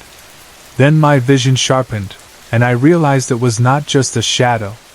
It had a body, but that body was covered from head to foot with its own hair, thick and rough-looking, almost like an animal's fur except that it stood upright like a person. It was only about 2 feet tall, so its head reached only a bit higher than the level of the bed where I was lying. All I could really see clearly on its face were its eyes, which were completely black, without any white part at all. When it smiled, its mouth stretched so wide that it almost seemed to split its head in half, the lips pulling all the way to the sides of its face in a way that no human mouth can move naturally. Inside that mouth were rows of tiny, sharp teeth, so many of them that they looked like the teeth of a small predator, all pointed, ready to bite and tear. As I stared at it in shock, it stared back at me, and in its gaze there was something playful but also something cruel, like a child who enjoys hurting insects just to see them suffer. Then, without any warning, it reached out its hand. Its fingers, thin and covered in hair, wrapped around the flesh of my hanging arm and pinched me hard, harder than any adult had ever pinched me when they were angry. At the same time, it made that giggling sound again, that same sharp laughter that seemed to crawl under my skin. Even now, when many years have passed, every time I remember that sound, a shiver runs down my spine, and the hairs on my arms stand up. It is the kind of sound that does not leave your memory easily. But in that moment, I was still heavy with sleep. My body felt slow, and my mind was not fully awake yet. Instead of screaming or jumping up, I did something that now seems strange to me when I think about it. I did not become hysterical or try to run away immediately. I simply looked at it, clutching the painful spot on my arm, and asked in my small child's voice how it had gotten into the house and where it came from. It might sound funny to imagine a 3-year-old calmly asking questions to a creature like that, but that is what I remember doing, because at that age, fear and curiosity often mix together. When I asked that question, the creature stopped laughing. It did not answer with words, but slowly raised one of its hands and pointed a finger downward, to the floor, as if to say that it had come from below, or that the answer was down there. The gesture made the air feel even heavier. I started to move, pushing myself up from the bed, my plan not even clear in my own head, only knowing that I needed to sit up or get away. The moment the creature saw me moving, it reacted with sudden alarm. The playful look left its face, and in an instant it turned around and ran. But it did not run toward the door or the window. It ran straight toward the wall that led to our backyard, and instead of stopping or crashing into it, it passed through the wooden planks as if they were made of smoke. One moment it was there, the next it was gone, melting into the wall and disappearing from sight. The spot where it vanished was solid, just part of the house, with nothing unusual about it, and seeing something go through it like that made my heart pound in a way I had never felt before. While it was in front of me, I had been too sleepy to react properly, but after it disappeared I felt a slow wave of realization and fear. At that age, I did not know the word impossible, but my body understood that what I had just seen did not follow the rules of ordinary things. I do not remember if I cried right away, or how long it took before my parents came home that day, but I do remember the marks that were left on my skin. On both my left and right arms, dark bruises appeared where I had been pinched, as if small hands had grabbed and squeezed me with strong force. When my parents came home and saw those marks, their faces filled with worry and anger, not at me but at the thought that something had hurt their child while they were away. They asked me what had happened, and in my simple way I told them that a small hairy thing had been beside my bed, that it had laughed, pinched me, and then run through the wall. At first, I think they did not know how to react. On one hand, I was only 3, and children have wild imaginations. On the other hand, the bruises were real. There was no way I could have pinched myself that hard in both arms, and all the doors had been locked from the outside, as usual, before they left. Slowly, the story spread to the rest of the family. My grandmother, my aunts, my uncles, they all heard that I had seen something small and strange in my grandfather's room, and that I had been left with bruises because of it. Some shook their heads and said it must be Sila, the ones people in Dawes always talked about, the unseen beings that lived among the trees and around the houses. Some of them said I was lucky it had only pinched me and not taken me away or caused me to become very sick. After that day, the atmosphere in the house began to change.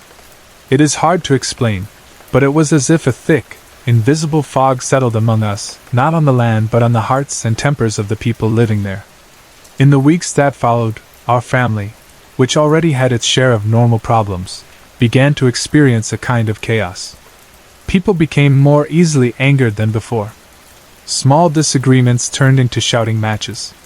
Old issues that had been buried suddenly surfaced again, and arguments would start over simple things like food, money, chores, or even who would sit where at the table. My father snapped at my mother, my aunts yelled at my uncles, my grandparents raised their voices in ways I had not heard before. As a child, I did not fully understand the causes behind all these conflicts, but I could feel the heavy mood. There were nights filled with angry words, days with cold silence, and a general sense that harmony had been pushed aside. Some of the older relatives began to say that the thing I had seen was not just a random creature but something that had attached itself to our home or our family, bringing with it not only physical harm in the form of bruises, but also emotional disturbance, feeding on our anger and confusion. The tension grew so strong that finally someone suggested what many Filipino families do when they feel that something unseen is disturbing their home. They decided to ask a priest to come over and bless the house again. My grandmother agreed quickly. She believed deeply in God and in the power of blessing and holy water. She said that maybe the house needed to be cleansed, that maybe some spirit had taken residence there or had been awakened, and that it needed to be told to leave in the name of something stronger.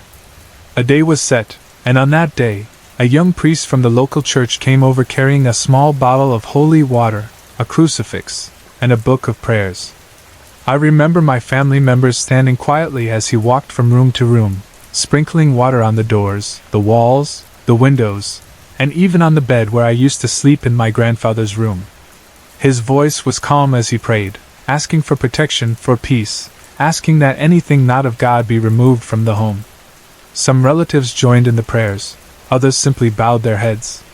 The house, which had felt heavy and tense for weeks, seemed to listen in its own way, the air shifting slightly with each word spoken aloud. After the blessing, life did not become magically perfect, and normal problems still existed, but the strange edge of chaos seemed to soften. People argued less, the mood at home turned lighter, and most importantly for me, I never saw that small hairy creature again. I still sometimes woke up alone, still lay on the bamboo bed with my arm hanging over the side, still listened to the quiet and the sounds from outside, but that sharp, unnatural giggling did not return. The wall stayed just a wall. My arms healed, the bruises faded, leaving only faint shadows that eventually disappeared. What remained clear was the memory in my mind. Even now, after many years, when I close my eyes and go back to that morning in my thoughts, I can see the image of that small being by the bed, its eyes black, its mouth stretched wide, its finger pointing down, and I can hear its strange laugh echoing in the silence of my grandfather's room. People can explain it in different ways.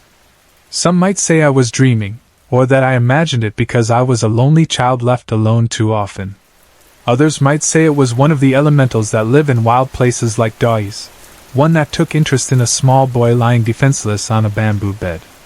For me, what matters is that it felt real, it left marks on my skin, and its appearance came together with changes in our family that only calmed down after the house was blessed. I have never seen it again since that day, and I hope I never will, but that experience stays with me, a story that reminds me that sometimes the old beliefs people hold in small places, the ones about things living in the shadows of trees and walls, might be closer to the truth than we want to admit.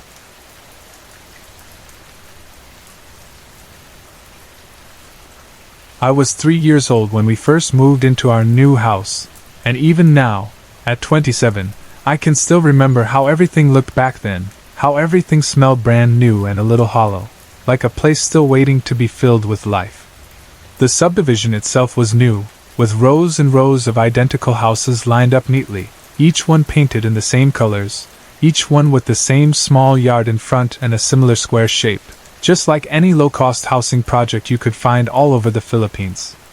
From the outside, if you didn't know which was which, you could easily mistake someone else's door for your own. But at that time there weren't many people living on our street yet. Only 3 families, including us, had moved in. The rest of the houses stood empty, with dark windows and locked gates, like they were sleeping and hadn't woken up yet to the sound of daily life. I remember the first few years there as quiet ones. I played inside most of the time, or in the small yard out front, or in the narrow street when some neighbors' kids came out. At first, there was nothing strange, nothing that would make you think the house or the place was anything but normal.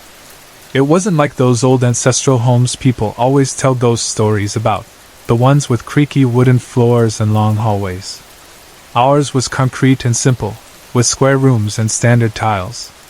If someone had told me then that I would grow up believing there was something else sharing that house with us, I would probably have laughed. But all of that changed the night I turned 6. That first scare is burned into my memory so clearly that even the smallest details still come back easily. It was nighttime, and I was in the bedroom I shared with my sister, facing the window. We had those metal bars installed for safety, like everyone else in the area did, because people were afraid of burglars. The window glass was cool against my cheeks, because I liked pressing my face against it, and making funny shapes, smearing my breath all over it, trying to distort my reflection and make my cousin laugh. My cousin was sitting on my right side on the bed, hugging her Rainbow Bright or Little Twin Stars doll. I can't remember exactly which one now, just that it was something bright and cute. We were in the middle of our silly game, me singing nonsense songs with my face flattened on the glass, her laughing at how ridiculous I looked when it happened. From nowhere, an impossibly pale hand appeared, reaching up from outside and grabbing one of the metal bars on the window. It was so sudden that I didn't even have time to scream at first. The hand was not the color of normal skin. It was dead white, like it had never seen the sun, and it was stained with wet soil. Dark, moist dirt clung to the fingers in the back of the hand, and there were patches of green on it, like moss growing on rocks that sit too long in rainwater. For a second, my brain tried to tell me it was just someone playing a trick, maybe some boy outside trying to scare us, or someone's hand reaching up from the small strip of soil below the window. But the more I looked at it, the more wrong it seemed. That hand was too pale, the way the fingers curled around the bar was too slow, almost deliberate, and the way the dirt clung to it didn't look fresh, more like it had been in the ground for a long time. Instinct kicked in, and I pushed myself away from the glass, my heart pounding so hard I could hear it in my ears, but I couldn't look away. I kept staring at that hand, inching away from the window little by little without taking my eyes off it, like it would somehow pounce if I dared to blink. In my peripheral vision, I could see my cousin, completely frozen in place, her little hands clutching her doll tight against her chest. She wasn't moving or laughing anymore. Her eyes were huge, fixed on the same thing mine were.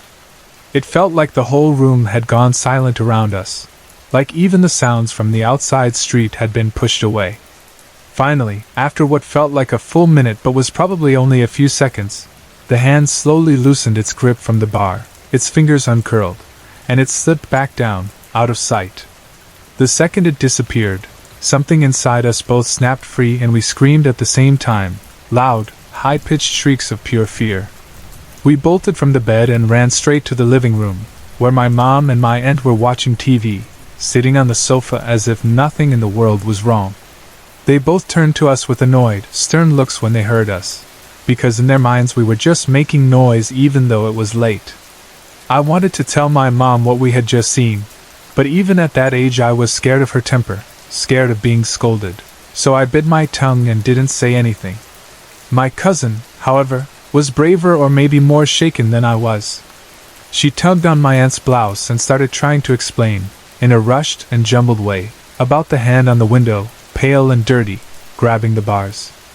Instead of comforting us, my mom's voice became sharper. "You girls better quit that right now," she said sternly, "or I will let you sleep outside with the dog. We told you to go to sleep. It came for you because you don't obey your parents." The way she said it made my skin prickle. The words, "It came for you," stuck in my head in a strange way, as if she was talking about something real. At that moment, whether or not she truly believed what she was saying, I felt like she knew something I didn't. But because she was angry and threatening punishment, we kept quiet. We went to bed without any more protests, crawled under the blankets, and covered ourselves almost completely, leaving only a small space to breathe, afraid that if we left even a little bit of our arms or faces exposed, the hand might come back and grab us again.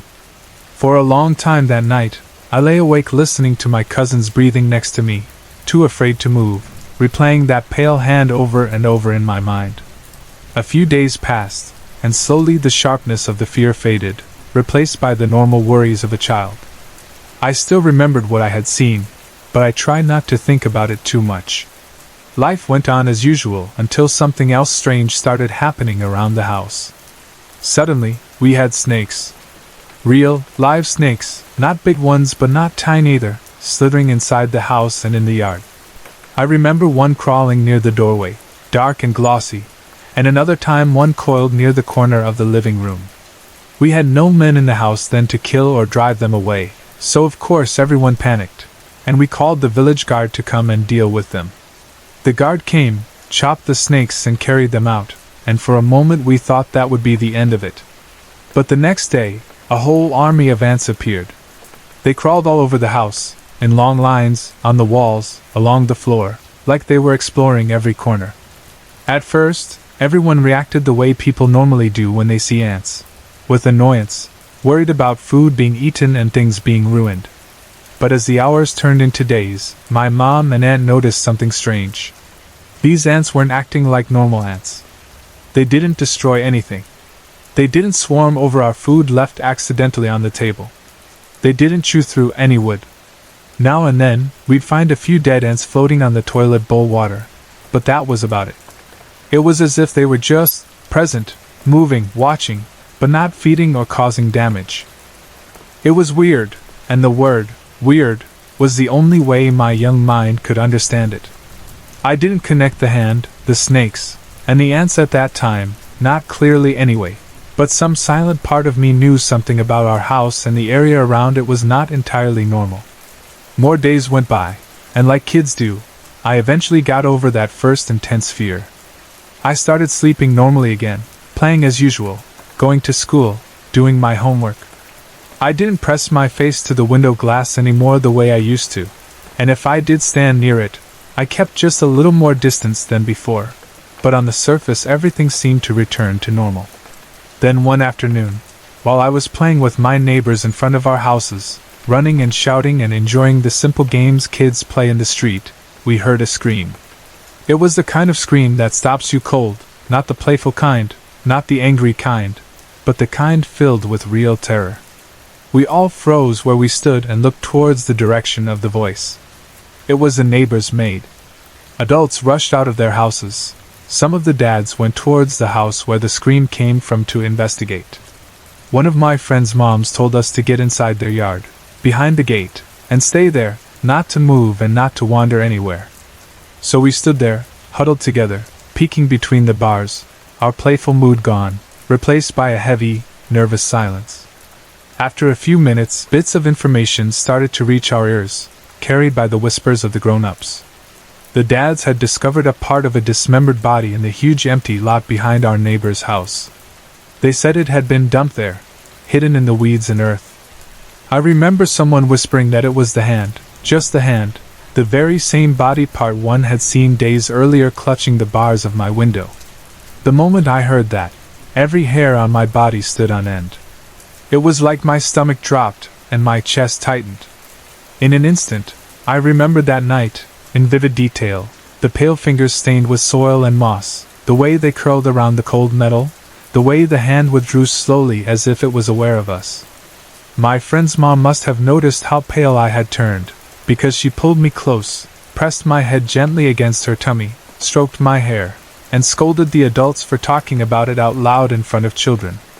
Soon, the quiet street that usually only saw kids playing and neighbors chatting turned into a scene straight out of the news. Police arrived, swarming the area, stepping carefully through the grass and dirt behind the houses, wearing gloves and holding gadgets I didn't recognize. They started putting up yellow tape, asking questions, looking serious. A few minutes later, some media people showed up too, with big cameras hanging from straps around their necks and notebooks in hand, talking in hushed and urgent tones as they prepared to report the story. Our village was suddenly on the news because of the crime, but of course, as a child, what shook me the most wasn't the case name or the headlines. It was the connection I felt between that dismembered hand they found and the hand I had seen on our window. That night, I couldn't go home at the usual time. Even our maid didn't want to be alone inside our house, knowing that a part of a body had been found in the empty lot behind a neighbor's place.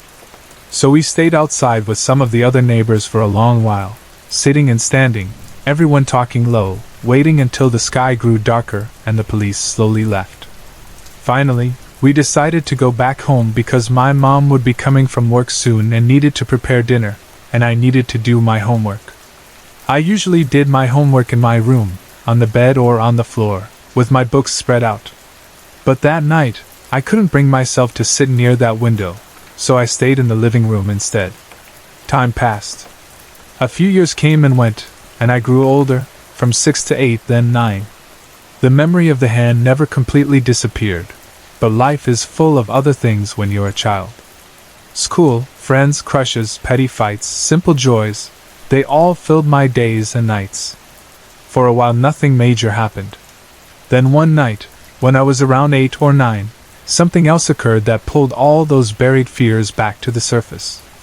My aunt had had a fight with her husband and needed somewhere to stay for the night, so she came to our house. We only had a few rooms, so the maid generously offered her own room to my aunt. saying she could just share a bed with me for the night. My bed wasn't very big, but we managed. The maid lay beside me and we both tried to sleep.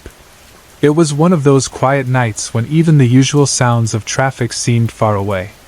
Sometime in the night, I was jolted awake by a scream. It was our maid. The sound ripped through my sleep and brought me rushing to awareness.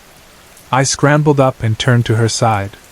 She was sitting up, her face pale, her eyes wide, staring at the window of the room. I followed her gaze and saw it.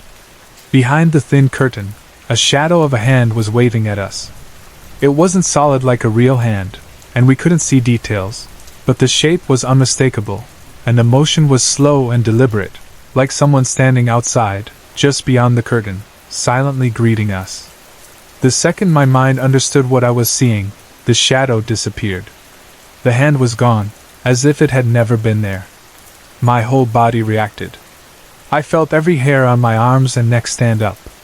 My heart hammered.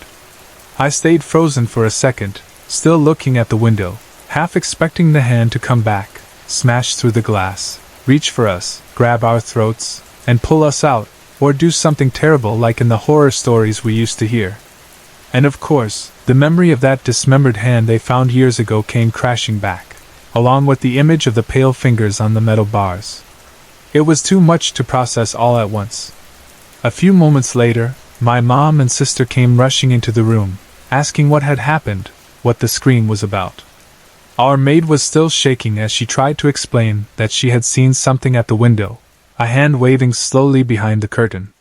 I nodded and backed her up, told them I had seen it too. My mom listened, and unlike that first time when we were 6 and she had scolded us, she didn't get angry. She just sort of acknowledged it, said we should ignore it, and then told us to try to go back to sleep. She didn't make a big deal out of it, but she didn't laugh it off either. It made me think that maybe, just maybe, she knew more than she ever said. More years passed. I finished grade school and went to high school, then to college. I became busy with other things. Exams, projects, friendships, heartbreaks, trying to figure out what to do with my life. All of that filled my days and nights, pushing the old stories to the background like faded photographs tucked away in a drawer. In college, a lot of things changed in my life, and one of the biggest was that I finally found my long-lost father. He had left when I was younger and disappeared from our lives for years. I grew up without him, and then, at 17, I was suddenly face to face with the man whose name I carried but whose voice I barely remembered. It's a long story by itself, but he and I slowly tried to build some kind of relationship again, awkward and emotional at times, but real. We never talked about ghosts or strange things then. We were too busy talking about the years we lost. One night, after a particularly long and tiring day, I came home from school completely exhausted. I didn't even bother changing out of my uniform. I just dropped onto my bed, still in my skirt and blouse, and let sleep take over. That's when I had the dream. In the dream, I found myself looking at a girl dressed in a beautiful white bridal gown. It was detailed and elegant, the kind of gown brides wear in churches, long and flowing, with delicate designs. Her left hand rested at her side, and her right hand was holding a bouquet of flowers, arranged neatly, like everything was prepared for a wedding. But she wasn't standing in a church or walking down an aisle. She was lying inside some kind of flower box, like a coffin decorated with blooms. And her body, it wasn't alive. Her skin looked withered and dry, her cheeks sunken.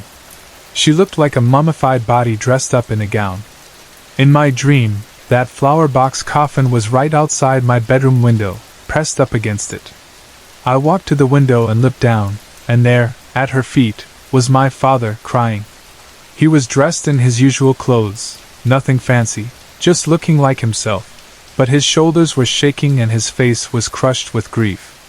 His hand rested on her shoe, touching it gently like he was saying goodbye. I asked him, "Dad, why are you crying?" In the dream, my voice sounded small and far away. He didn't answer me directly. He just cried harder and louder, and then he looked up at me with desperate eyes. At that exact moment, I noticed something moving. The bouquet in the woman's right hand shifted slightly, and her fingers began to flex, as if she was stretching them after a long time of being still. My father suddenly cried out, "No, no, don't go with her, don't go with her!" His voice was panicked and urgent. Then, slowly, her left hand began to rise, reaching upward toward me, toward the window, toward where I was standing, watching. As her hand stretched higher, the air around me filled with an awful sound. It was a deafening chorus of hissing, like the sound of 1,000 snakes all hissing at the same time inside my ears. It was so loud that it drowned out everything else. The sound pushed into my head and made my skin crawl.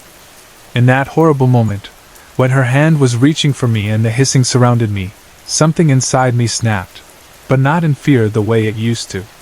Instead, a strange kind of anger came out. I did something I never would have expected myself to do, not even in a dream. I glared at that hand and at that face, and still in the dream, I raised my hand and flipped her the finger, a full, rude middle finger, and said clearly, "F*** you, I won't go with you." The words were raw and full of defiance. Right after that, I jolted awake. I was covered in sweat, my heart racing so fast I could barely breathe. My hands clenched tightly into fists, my whole body tense like I had been fighting physically.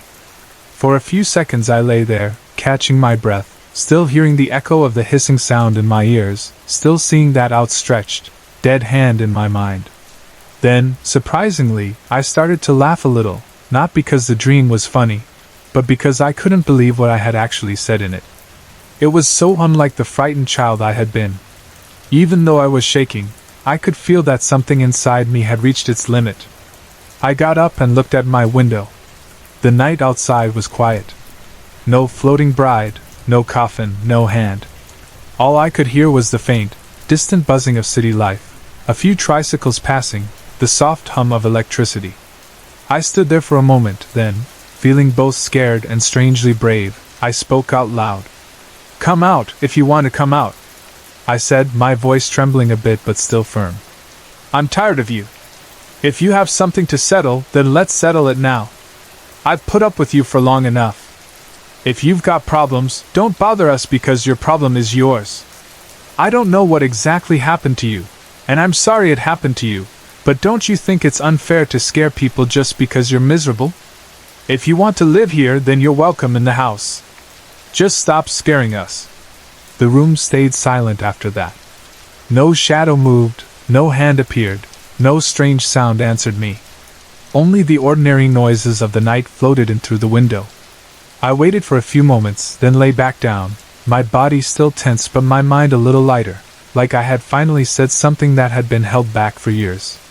That was the last time I ever saw that hand in any form, whether at the window, in the curtains, or in my dreams. Time moved forward again.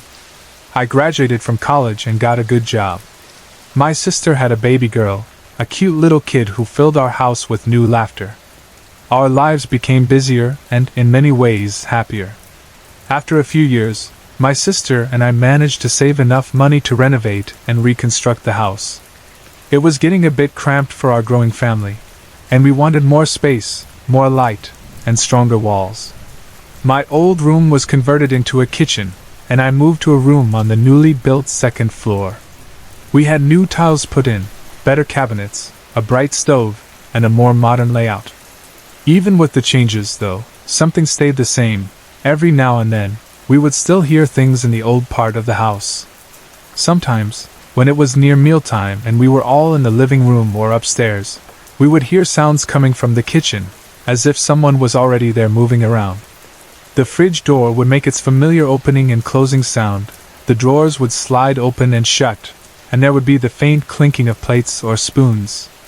It sounded exactly like what you'd hear if a person had gone in ahead of everyone to start preparing food or looking for something to eat. Many times, at first, we'd rush to the kitchen thinking someone had forgotten to turn off the stove or had left something open, but when we arrived there would be no one there. The fridge would be closed, the drawers neatly shut, and everything in place.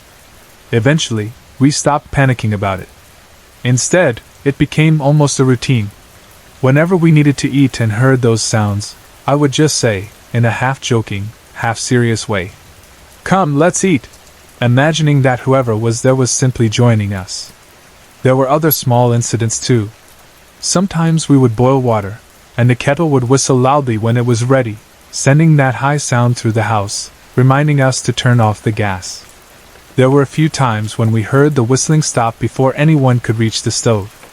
We would hurry into the kitchen, worried that maybe the flame had gone out on its own in a dangerous way, but we'd find that the gas had already been turned off cleanly, as if someone had gotten there first and taken care of it. Then there were the moments with my niece, when she was around 3 years old.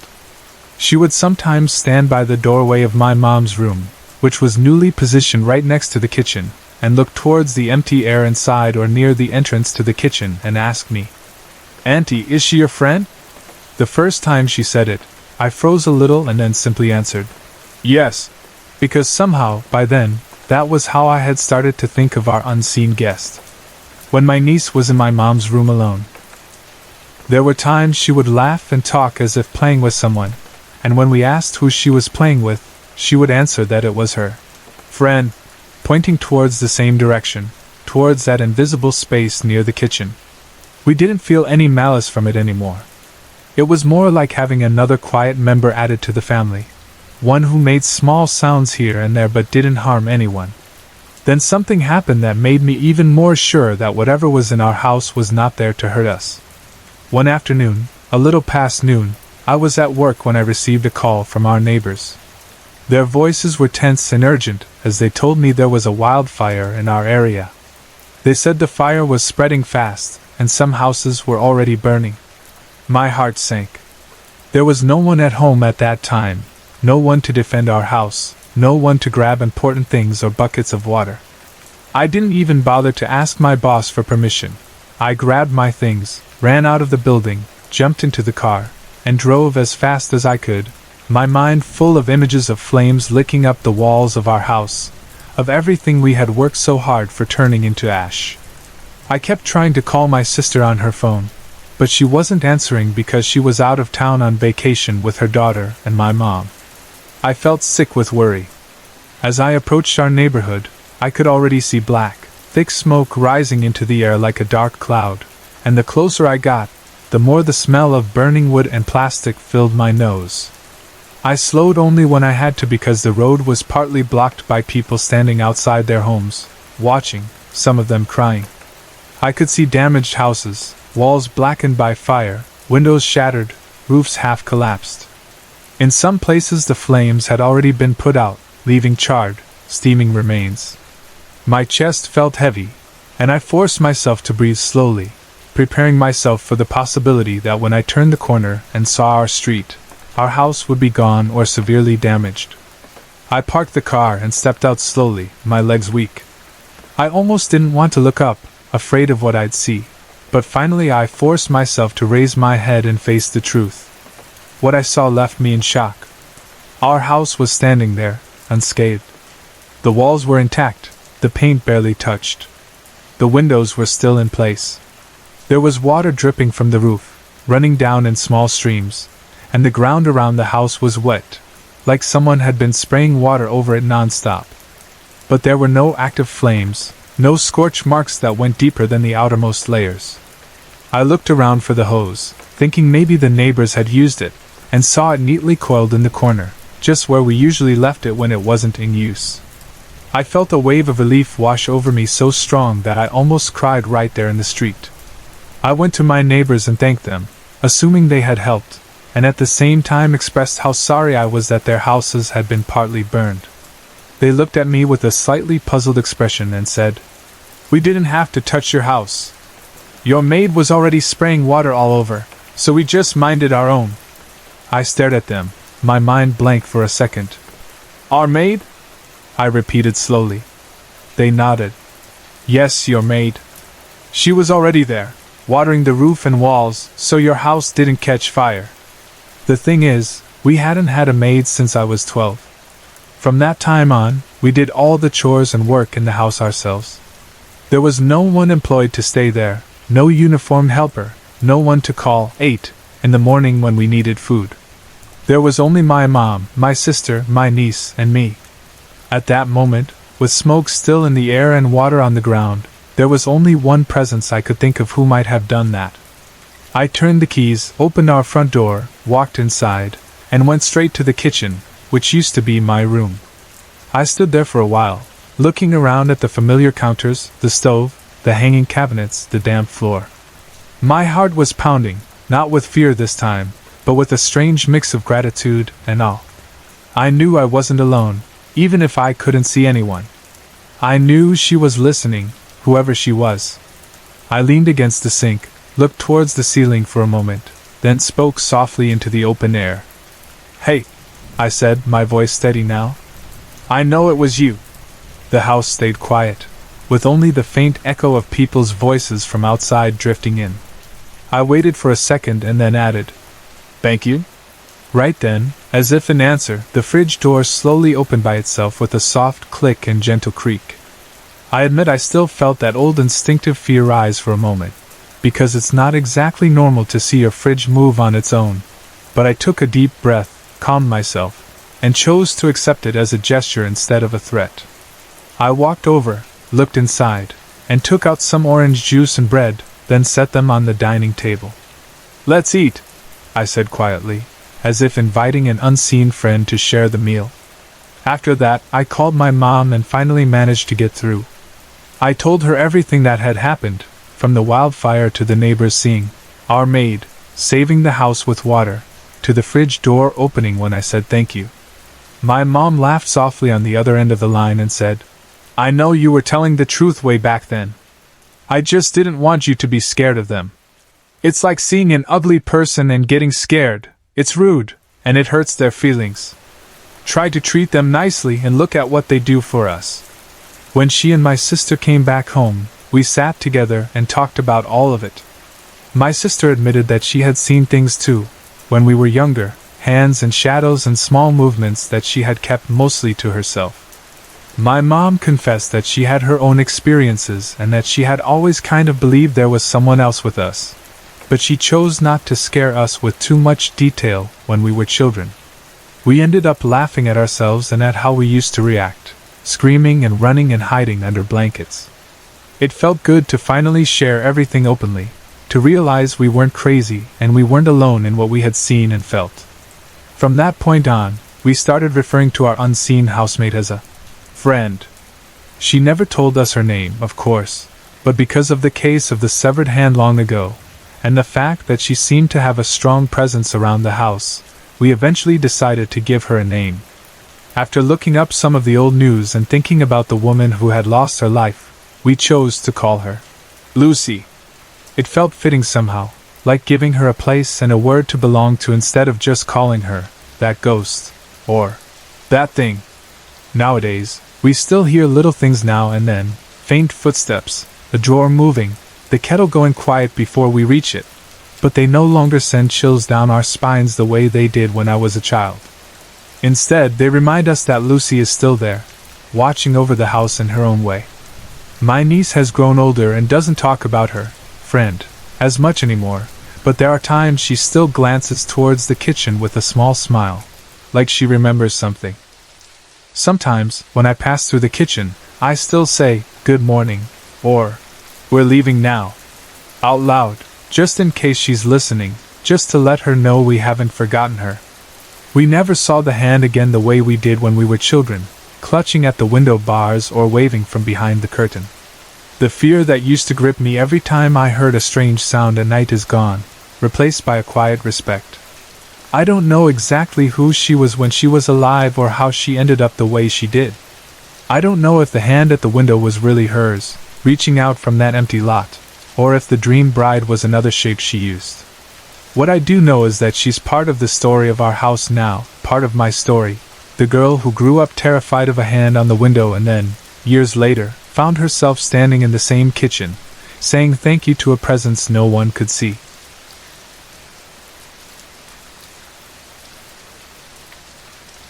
I work as a human resources officer in a call center in Eastwood City, Libby's, and I am also a psychology graduate, so most of my life I was trained to look for logical explanations, patterns, and scientific reasons for people's experiences. For years I always believed that if something strange happens, there is probably a rational answer somewhere.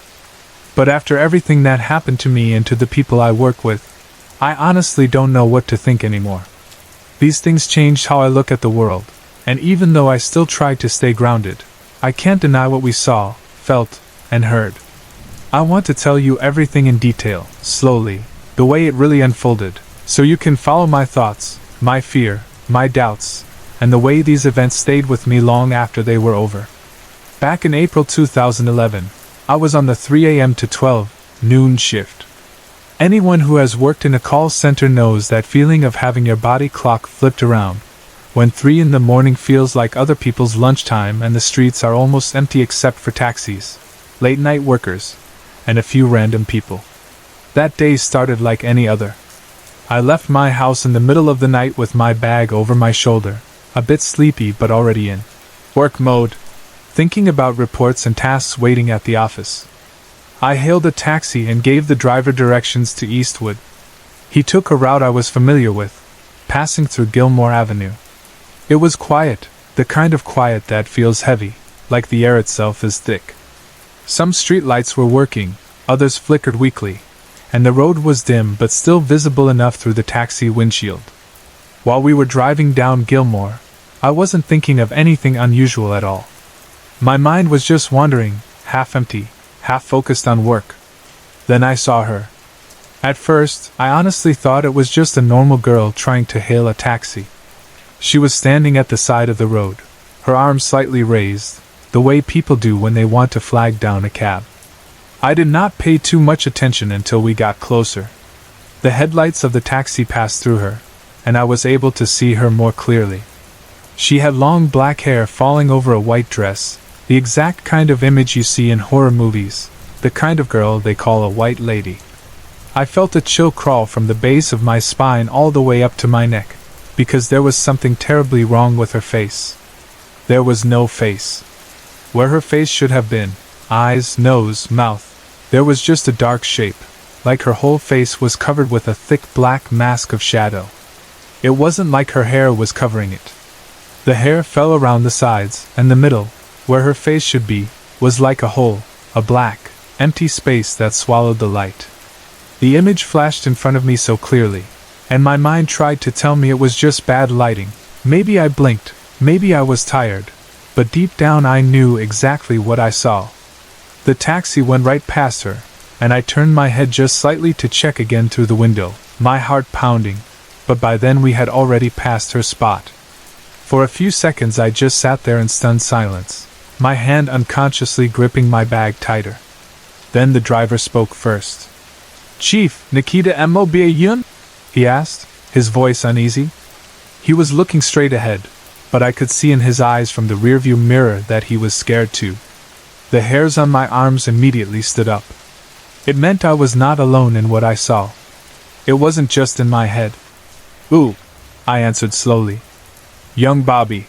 I didn't even finish the sentence. He just nodded and forced a small laugh, the kind of laugh people make when they are trying to brush off something they don't want to think too hard about. We both fell quiet after that, until we eventually reached Eastwood. I tried to just go on with my day, but the mental image of that white dress and that faceless head stayed with me. For days afterward, I kept thinking about her. At night, when I was trying to sleep, sometimes I dreamed of her, except in my dreams the picture was sharper and clearer. Sometimes she wore a white dress, sometimes red, sometimes yellow, but the same long hair, the same blank dark face with no features, just emptiness. In one dream I felt like she was beside my bed and I could almost feel a hand on my cheek, and I woke up with my heart racing. On one particular night, I even dreamt that she slapped me, and when I woke up my cheek felt hot and my skin was tingling, as if someone had really touched it. Because of my psychology background, I tried to explain these dreams as my mind processing fear or stress, but the problem was that it was all so vivid and connected to that one moment on Gilmore Avenue. I wish I could say that was the only strange thing that happened around that time, but it was only the beginning. In the office, in my role as HR officer, I worked closely with my HR manager and my HR representative. Let's call my manager my boss and my rep my staff, Our HR office had its own small area, and my boss had her own office room with a desk phone. We used AVIA phones for internal calls and operations, while my rep and I worked in the main HR room. It was a normal Friday when something very strange happened to them. According to my rep, she was busy doing paperwork at her desk when the HR desk phone rang. She looked at the caller ID on the AVIA unit, and it showed my manager's extension and name. The display clearly said it was my manager's line calling. She picked up the phone as usual and said hello. She heard my manager's voice on the other end, plain and familiar, the same tone she hears every day. My manager supposedly said, "Liquidito, Yuzapteyo," in a calm but slightly serious voice, the way she would sound when she needed to talk about something important. My rep didn't find anything strange about it. It was totally ordinary for my manager to call her. Without hesitation, she put down the phone, stood up, and walked over to the manager's office. She opened the door, expecting to see my manager at her desk, but the office was empty. The lights were on, the air felt normal, the chair was pushed under the table, and there was no one in there. She looked around, maybe thinking my boss had stepped out to the washroom or something, but the room was completely empty. She walked back to our area, a bit confused, and told us, "Wala naman si manager sa office naya." She didn't want to overreact, so she pulled out her cell phone and decided to text my manager to clarify if she really needed her. That is when things got even weirder. My manager replied to her text saying she was still stuck inside the elevator packed with employees. She explained that the elevator was crowded and she hadn't gotten out yet. She also said she hadn't called the office and didn't know what my rep was talking about. My rep got confused and a bit scared. She insisted that she heard my manager's voice clearly, and that the AVIA showed my manager's extension. My manager, on the other hand, was confused too and was almost annoyed at first, saying she literally couldn't have made that call because she was inside an elevator, squeezed between people, and her hands were full. When my manager finally reached the HR area and settled in her office, she checked the call history on her AVIA phone. To our surprise, there were no records for the time my rep said she got the call. All the logs around that time were suddenly empty, as if someone had cleared the history. But my manager never did that. To check even further, we asked security if they could review the CCTV footage of the HR area and the hallway leading to my manager's office. Security pulled up the footage for us. We watched the recordings from the time my rep said she received the phone call. We saw my rep working at her desk, then suddenly answering the phone, then standing up in a hurry to go to my manager's office. We could see her walk to the office door and go inside. But we did not see anyone come out of my manager's office before that. And there was one more thing that raised chills on my spine. At the exact time she answered the phone, there was a visible static or glitch on the camera recording.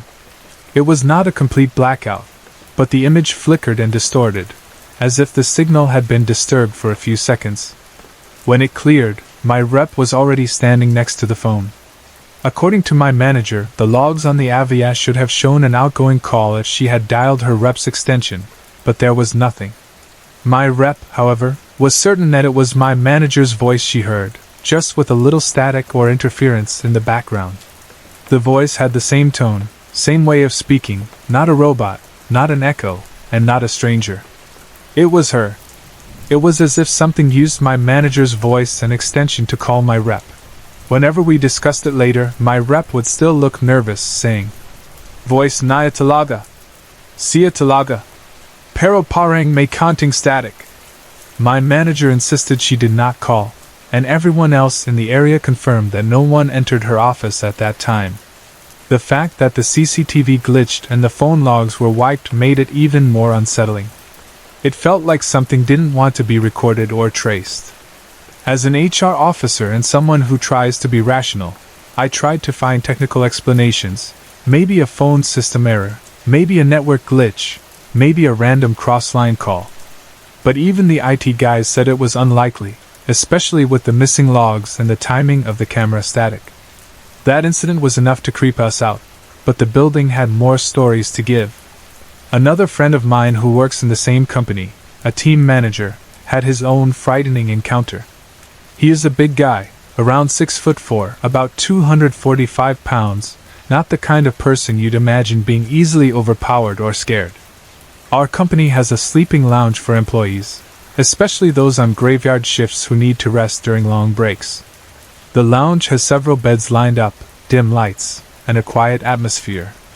One night, this team manager decided to take a nap there. He lay down in one of the beds and slowly drifted into that state between being awake and fully asleep. He described it later as that half-dreaming, half-aware stage, when you can still hear some sounds but your body is relaxed and starting to shut down.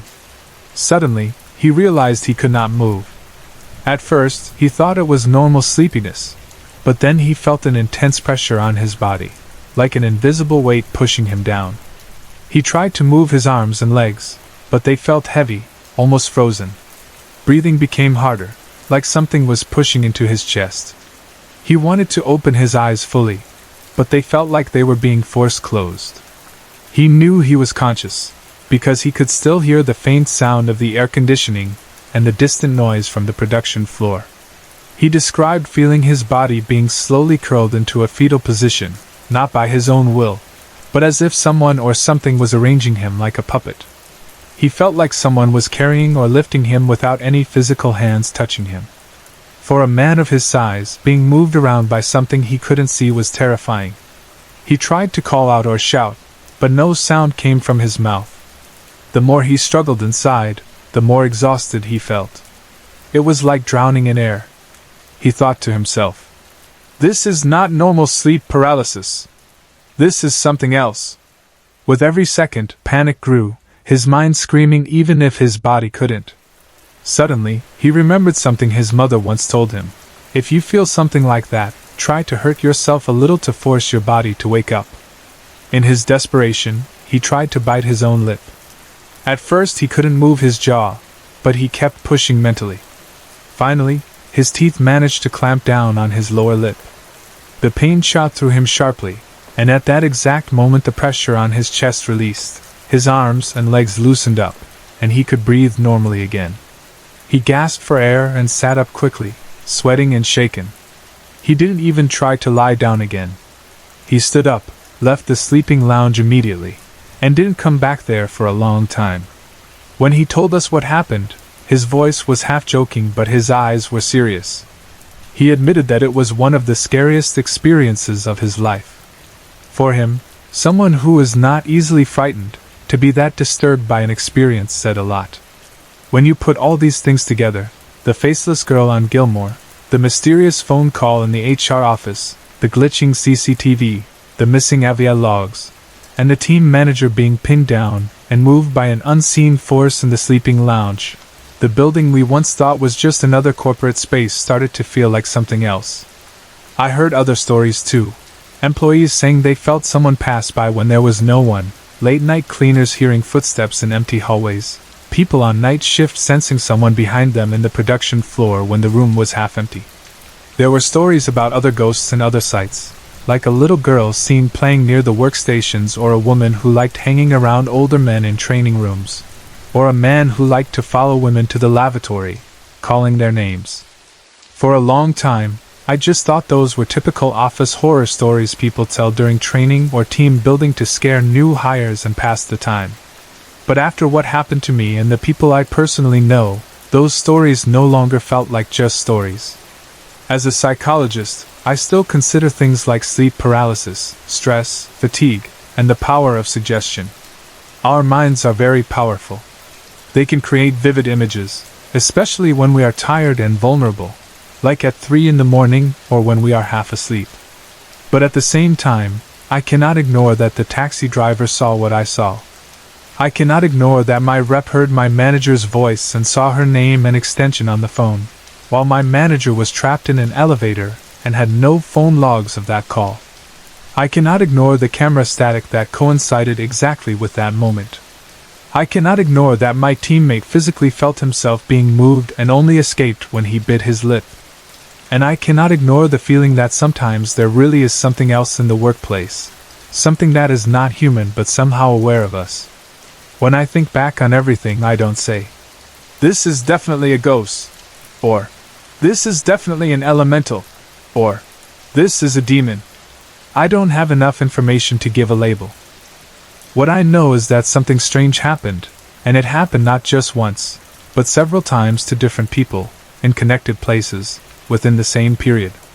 Sometimes I find myself remembering that faceless girl on the road, the way she looked like she wanted a ride but had no face to show, the way the driver and I both saw her and both chose to keep driving. Sometimes I remember the calm yet eerie moment my rep answered that call that was never really made. Sometimes I picture my friend in the dark sleeping lounge, helpless and pinned down. Now, whenever I pass through Gilmore at night or stay late in the office in Eastwood, I feel more aware of my surroundings. I listen more closely to strange sounds. I glance twice at dark corners and reflective windows. Still, I try to respect whatever is there. I don't challenge it. I don't curse it, I don't blame it. I just accept that maybe we share this space with other beings we don't fully understand. Maybe they are just passing through. Maybe they are curious. Maybe they are stuck. Whatever they are, humans are not the only ones working the graveyard shift.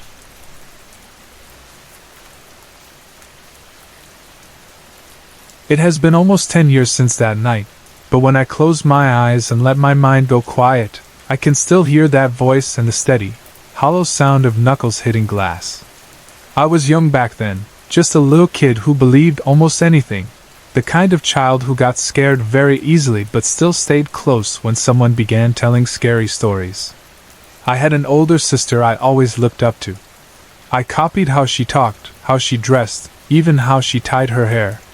When she wanted to tease me or scare me, it was always easy for her, because I trusted her and because I did not yet know how to separate jokes from things that might be real.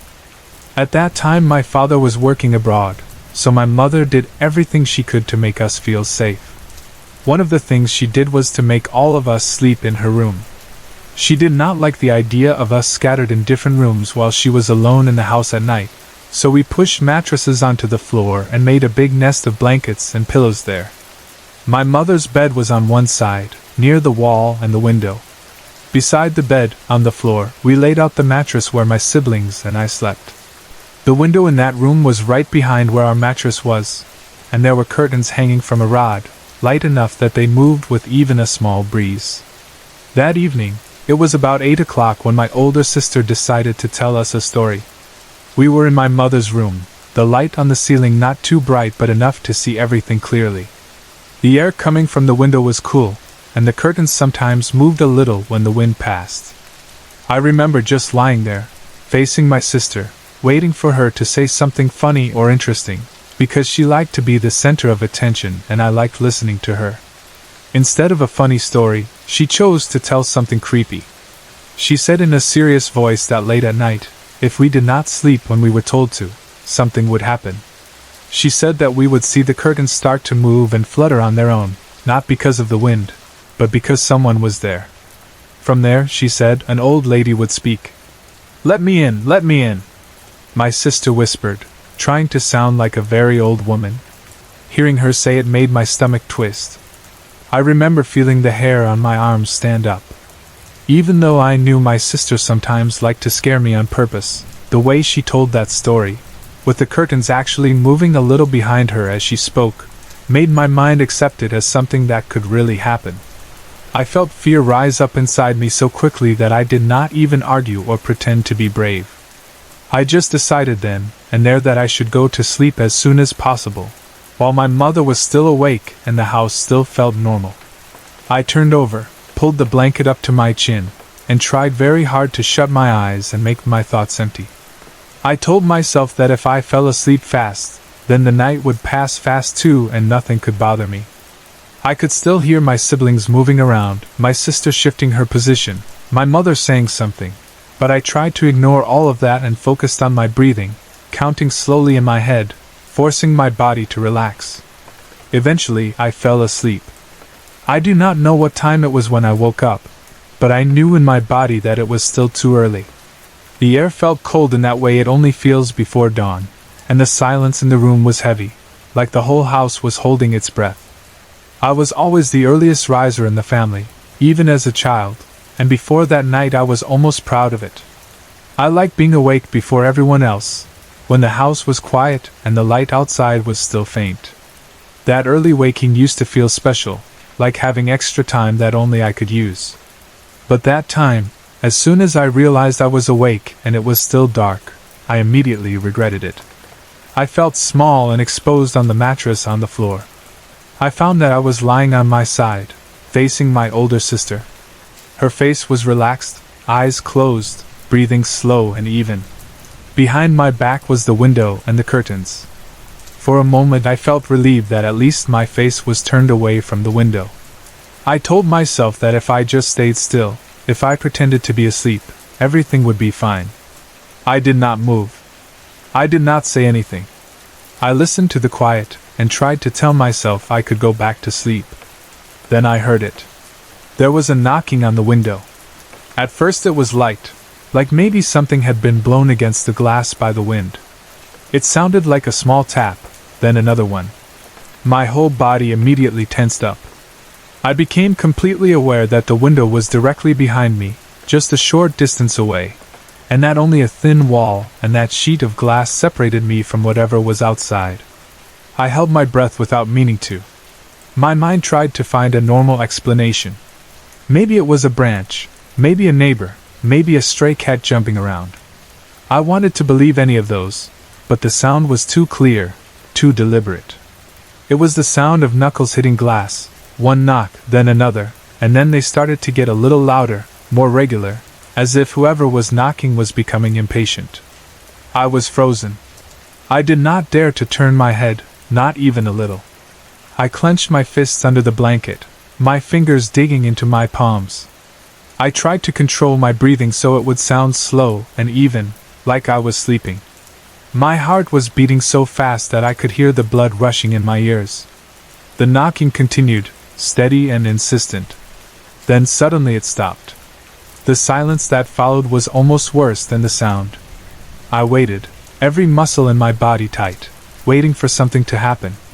When I almost let out a sigh of relief, that was when I heard the voice. Nung papasukin moako. Nang nung papasukin moako. The words were clear and close, spoken in a woman's voice that sounded old and tired, but also demanding. In English it would be, "Kid, let me in. Kid, let me in." The way she said "ning" was the way older people sometimes call younger girls, like a simple, casual term. But in that moment it felt heavy, like she knew me, like she was talking directly to me. The voice was not far away.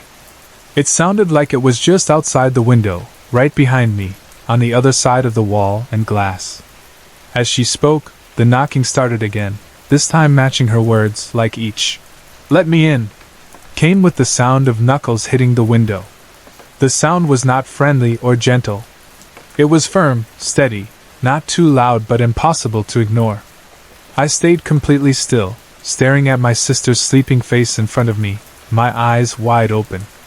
I did not even blink for a while because I was so scared that any small movement might give me away. The voice did not sound like my mother, or any neighbor, or any relative. It did not sound like someone playing a joke. It had the roughness of age, but there was a strange energy behind it, like she could keep repeating those same words for hours if she wanted to. I wanted to cry. I wanted to call my mother's name and wake everyone up. But something inside me said that if I made a sound, if I showed that I heard her, it would be worse. I felt that as long as I pretended to be asleep, maybe she would lose interest and go away. I do not know why I thought that. It was just a strong feeling. So I lay there, stiff as a piece of wood, my face turned toward my sister, my back turned to the window. The knocking went on. The old woman's voice kept repeating the same words in the same tone. Nung papasukin moako. Nang nung papasukin moako. Sometimes the knocking was a little faster, sometimes a little slower, but it did not stop. I could feel my throat tighten. Tears pricked my eyes, but they did not fall. It was as if even my tears were too scared to move. I did not know how much time was passing. It felt like the longest night of my life, even though it was actually already early morning. One thing that made it even more frightening was the fact that the window was behind me. That meant the old woman, whatever she was, could not see my face. She could only see my back, the shape of my body under the blanket. Yet somehow, her words made it sound like she knew I was awake. She was not saying, "Is anyone there?" or anything like that. She was talking directly to me, the way someone talks to a person they know is listening. That thought repeated in my mind over and over. How did she know? I had not moved. I had not spoken. I had not even changed my breathing on purpose. Still, she knew. In front of me, my sister did not move. Her face stayed peaceful, her eyelids closed. I could hear my other siblings' soft breathing and the gentle rhythm of my mother's breath from the bed. It was like I was in a different world from them, stuck in a strange bubble of sound that only I could hear. I wanted someone to wake up to ask, "What is that?" so that I would know I was not alone in hearing it. But nobody reacted. Nobody shifted. Nobody groaned or turned over. It was just me and that voice and that knocking. At some point, I tried to distract myself. I counted the knocks in my head. I talked to myself silently, saying things like, "Just a little more. Just hold on. It will be morning soon. Chickens will start making sounds. The sun will rise." In the darkness, time did not feel normal. I could not see the sky or the clock. All I had were those sounds and my own fear. I do not know how long it continued like that. It might have been minutes or even an hour. To my child mind, it felt like a whole lifetime of being stuck in that one position, listening to that one voice. Then, finally, I heard something else, the first clucking of the chickens outside.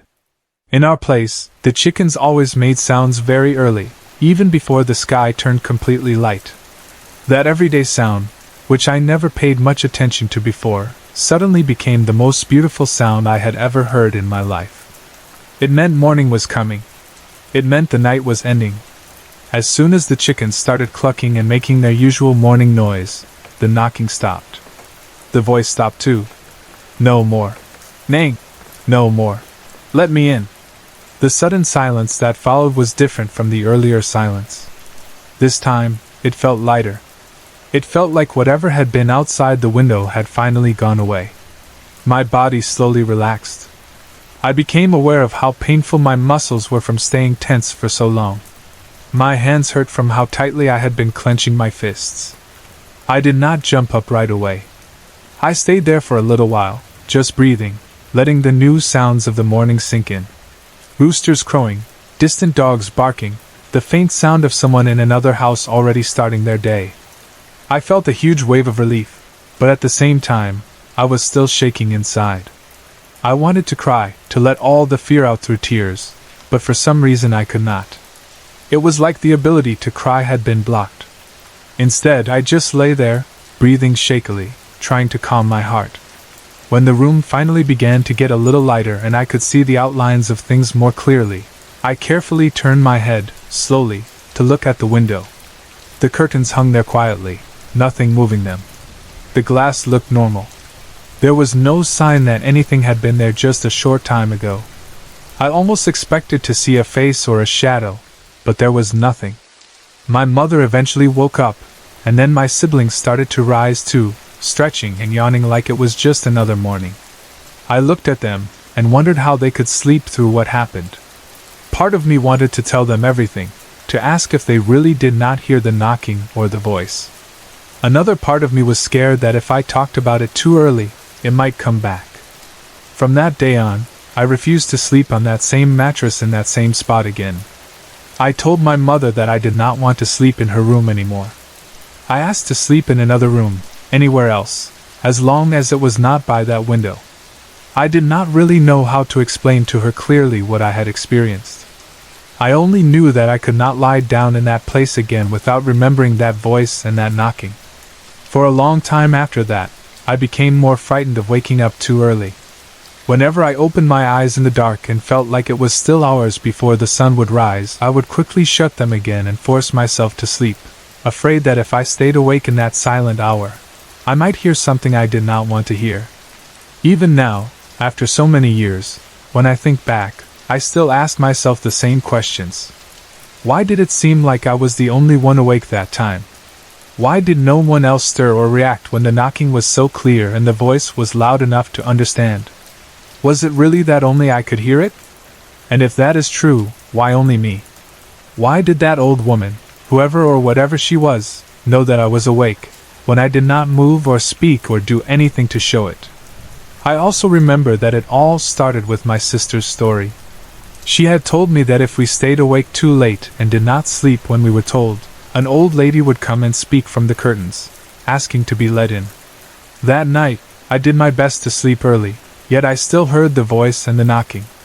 Sometimes I wonder if the old woman from my sister's story was just something she made up, or if my sister herself had once heard something similar and turned it into a story to scare me. Or maybe it was just my imagination shaping my fear into that form. But then I remember how real the sound was, how real the voice was, how clearly it said the words, and how my body reacted with such deep fear that it did not feel like a simple dream. It was the first and last night she ever visited me. I have not heard that voice again since then.